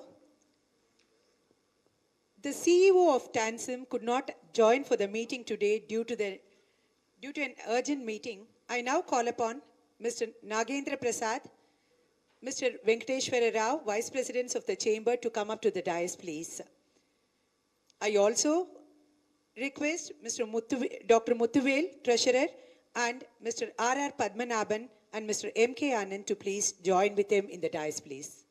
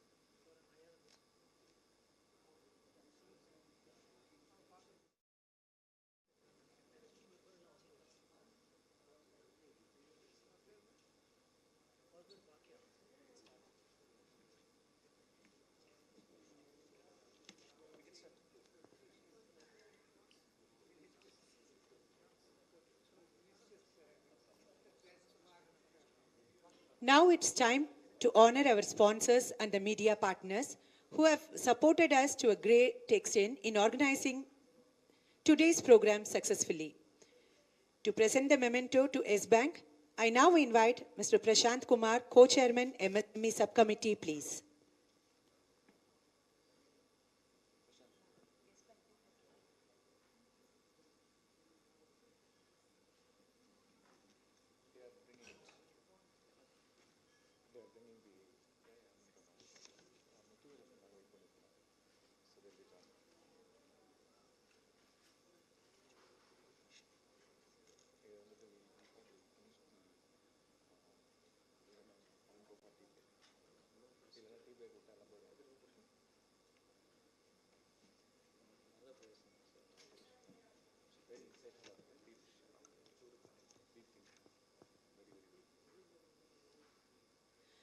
To present the memento to Satwa, may I now invite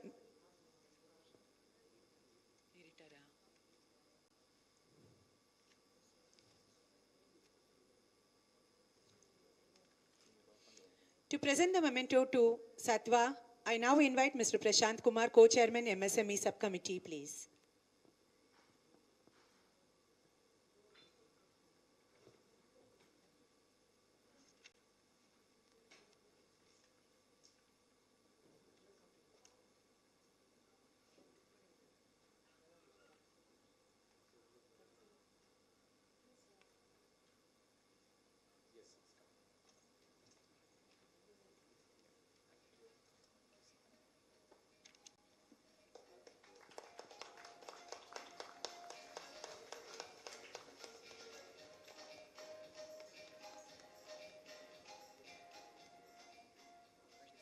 To present the memento to BCC Martech, I now invite Mr. R.R. Padmanabhan, Andhra Chamber of Commerce, please.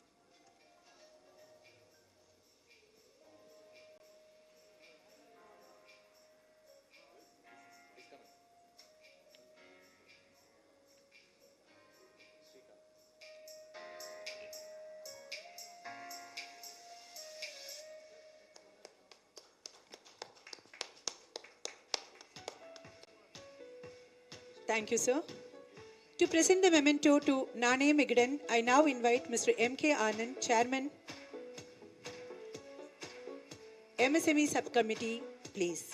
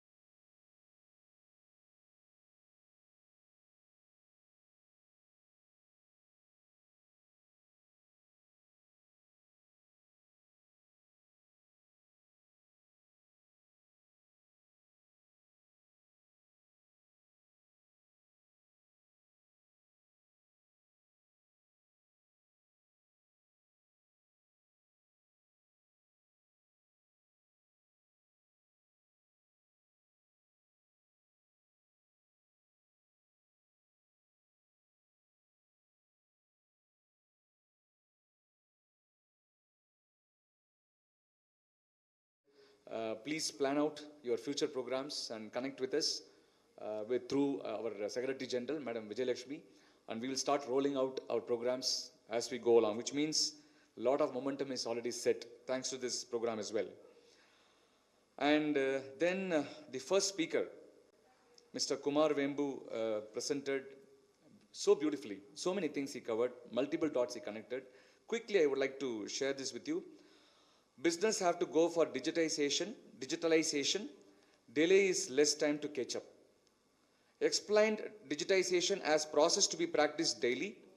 Digitalization benefits as eliminating dependency, dignity of labor, time and space, better retention, ease of training, lesser waiting time for boss.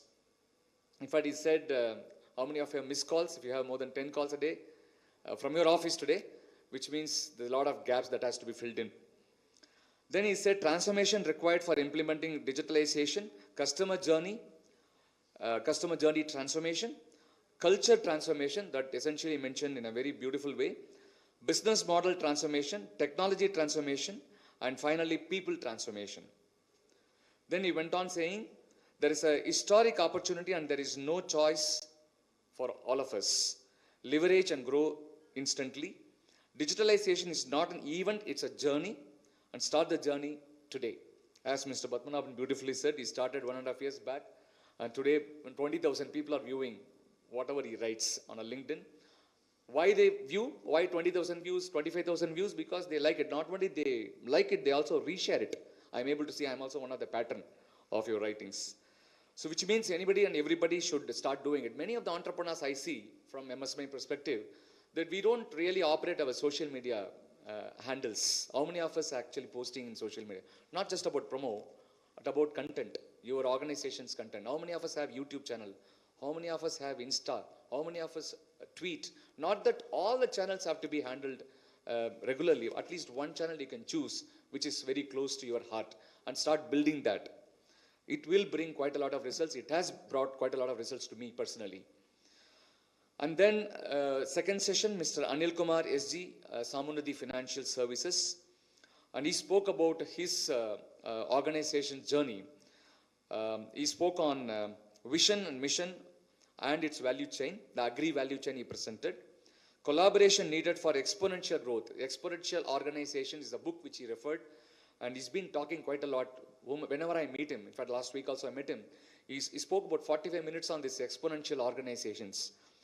I just want to connect this with even Mr. Kumar Vel and Mr. Rajesh said. You don't actually have to have a paperback book. I would even suggest Audible. Amazon has got Audible app.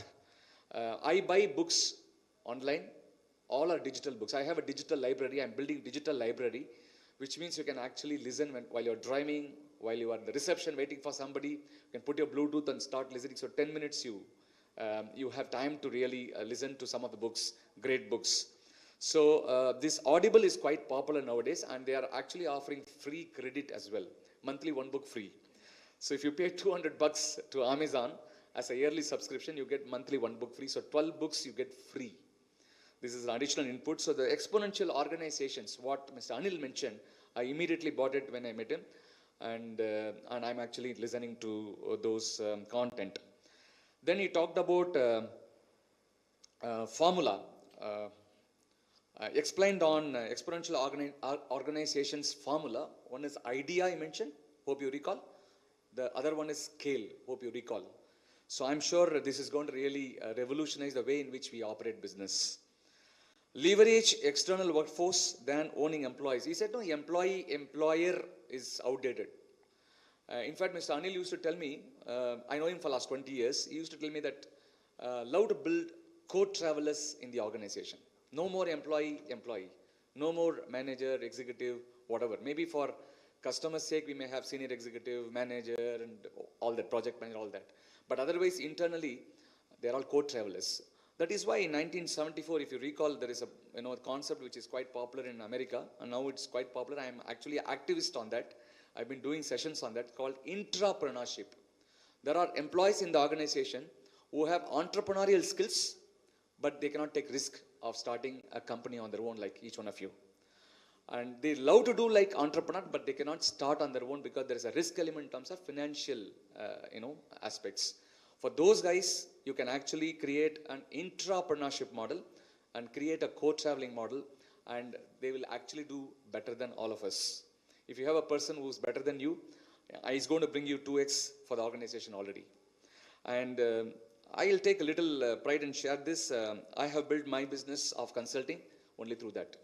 Zero employee company, zero office company, zero investment company the last 20 years. Everything is actually entrepreneurship model.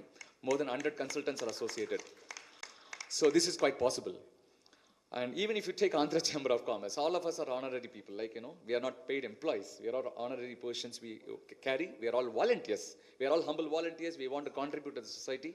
This is how the forefathers of our chamber predicted earlier, and they created a model ecosystem. Today it's 95th birthday. So it's quite possible when HGO is able to do, why not each one of you as an entrepreneur? Please think about it. And achieve more with less is what Anil finally ended with. Tap into abundance scale and manage abundance ideas is what finally narrated. Then the third session after the lunch, Mr. Kumarvel came. The topic what we gave to Mr. Kumarvel was brand that matters. When he left, I said, we called you for brand that matters, but you actually revealed so many other things. You actually presented business that matters. So because he covered so much so, even entrepreneurs need motivation, some inspiration, some motivation, because we are all bogged down with our day-to-day job. The kind of presentation and narration and articulation that he made, gesticulation he did, is something very inspiring. So many points he covered quickly. He said believing in oneself, unlearn and relearn. He said there's a book he referred. How many of you recall the book he referred by Alvin Toffler? He said he read it long ago, and then absolutely. I read that book 15 years ago. My cousin gifted to me. Wonderful book. If you read that book, you will be really amazed. Every single minute, something is changing in our life, as all of us know. But how it is really impacting in our business, in our professional, personal life is what matters. So this book is from Alvin Toffler. And unlearn, relearn is what Mr. Kumarvel specifically mentioned. Then he mentioned formal education to sustain and continuous education for fortune. It's so beautiful. I repeat, formal education for sustenance and continuous education for creating fortune. Then he said, be eternal optimist, value people, be true to yourself, celebrate life. This is, I think, very profound, I believe. Every single day when we wake up and we go to bed every day night, I think we have to celebrate life. We don't celebrate because we have been taught from our old school of thought that we should not expose anything outside. I would say with a strong note that I think we should put whatever little success that we create in our life in terms of business, we should put it up on Facebook and LinkedIn and Twitter. Let people know, let people talk, let them say you are self-boasting. Yes, I am self-boasting because I made it. Right? You don't know how many people get inspired. When people are bogged down and suffering with a lot of failures, when they see this, they get motivated. How many calls you receive when they see that, sir, I am so inspired, I would like to do something like that. In fact, some of you are sitting here are known to me. I used to tell many times, if you could recall, please create small 3 minutes, 2 minutes video about your product, services and success stories with your customer. And tell the world so that a lot of people out there, they wanted to get inspired through you. You should be an inspirational leader. Nothing wrong about it. And then even Mr. Kumarvel said, be unreasonable. There's a word he used, be unreasonable. Those days when we say we are unreasonable, parents used to say, be reasonable. Today, the businessman who made a success, who have 12,000 employees, 700 outlets says, be unreasonable. I think when all these things are appreciated only when successful people come and talk. Whereas if our uncle and aunt sitting in a remote village, they say they don't know anything. Been there and done it. These people are there, already achieved, and they are saying, I think the world will believe. So let's take these inputs seriously. And he also mentioned so nicely about how he actually converted this unorganized to organized. So identify the problem, how he saw it as an unorganized sector and made it as an organized sector and made it as a grand success.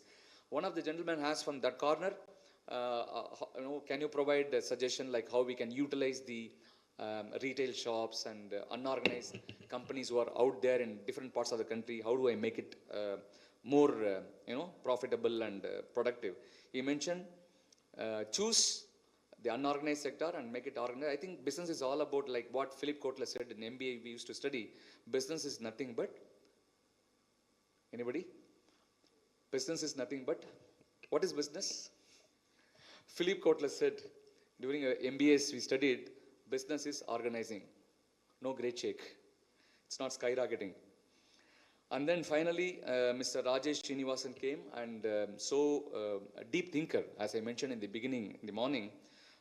He always tries to bring this balance between this online and offline, the physical and online.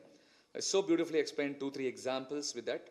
And he also mentioned 3 books. Can you recall those 3 books which he said, suggested us? Creative Confidence is number 1. Then Competing Against Luck. 3rd, Delivering Happiness. These 3 books he suggested. I humbly request each one of you to kindly pick up this book, either through Audible, which is anyway free monthly 1 book, and you start listening to that. He mentioned putting oneself in customer's shoe. And number 2, he talked about market segment importance, like the juice shop story which he mentioned. 3rd, he talked about ladder of engagement, how the physical, social to the physical, how it can create connectivity. Finally, ended with the human and technology, use technology at scale, human for relationship. While he was sharing this input, what popped up my mind was like, top line, we'll use digital, bottom line, we'll use human. So we can increase our productivity and profitability. So these are the 4 sessions. I just quickly picked up a few points with the help of Dr. Shivpriya and shared here. What we will do is we will share the PowerPoint that has been presented by the 2 speakers. We will deliver it to you, ma'am, Vijay Lakshmi. We will email it to all the participants so that you can preserve it for your usage. With that, I'd like to come to a vote of thanks, customary inputs. Thank you very much. First, KCP, Madam President company. She is she is the diamond sponsor. And then we had gold sponsors like S Bank and GRT. I should mention GRT. GRT is also our executive committee member, Mr. Anand, MD. Just last week he called, he said, pick up, choose anybody. I will become the gold partner and support whoever is not able to really come all the way or who cannot afford to pay, we will sponsor them. So it is a generous attitude, a generous gesture of GRT as well. Thanks to GRT. And we have silver sponsors, like of course Satwa is there, Satwa Group, and the Nane Migdan, BCC Martech, and Dots Media. Of course, Dot Media is actually doing this live relay. Andhra Chamber of Commerce has got a YouTube channel. Kindly go and subscribe to it. Also, the YouTube partner Dots Media, kindly subscribe to the channel as well, because they would like to do quite a lot of support to Andhra Chamber of Commerce down the line. Program head is sitting right here. They said any of the programs, MSME program or any of the entrepreneur subcommittees program, we would like to partner with you so that we can record and share, not just entertainment, politics alone on the YouTube channels. We can also encourage entrepreneurs to take part. That is why we suggested each one of you, you can actually have a offline interaction with the Dots Media. You can talk about your products and your services. They have interviewed all the speakers offline after the session was over. It will be published in the YouTube channel. So thanks to all the partners who supported us. And finally, the last but not the least, I should have mentioned first, Friedrich Naumann Foundation. Friedrich Naumann Foundation is a great supporter of this event. And all the executive committee members, all the chairman and co-chairman of all the 16 subcommittees of Andhra Chamber of Commerce and dignitaries on the dais relentlessly supported this conference to happen so successfully. And finally, our Secretary General, Madam Vijay Lakshmi, and her team, MC, Prabha, and all the team members like Dr. Shivpriya, everybody. Thank you so much. So nicely you put across this program. And thank you very much for staying back. We have tea and snacks available, high tea. After this, you can have your IT and then have a great day. Take care. We'll come back soon with another program. Thank you so much. Thank you, sir. May I now request you all to rise up for the national anthem, please.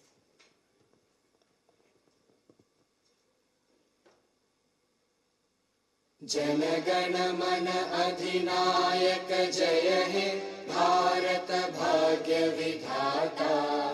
Punjab Sindh Gujarat Maratha Dravid Utkal बंगा।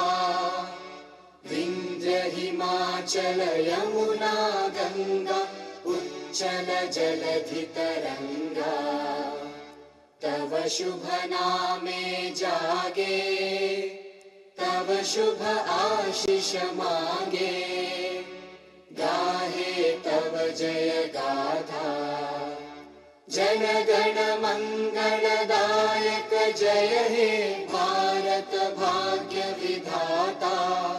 जय हे जय हे जय हे जय जय जय जय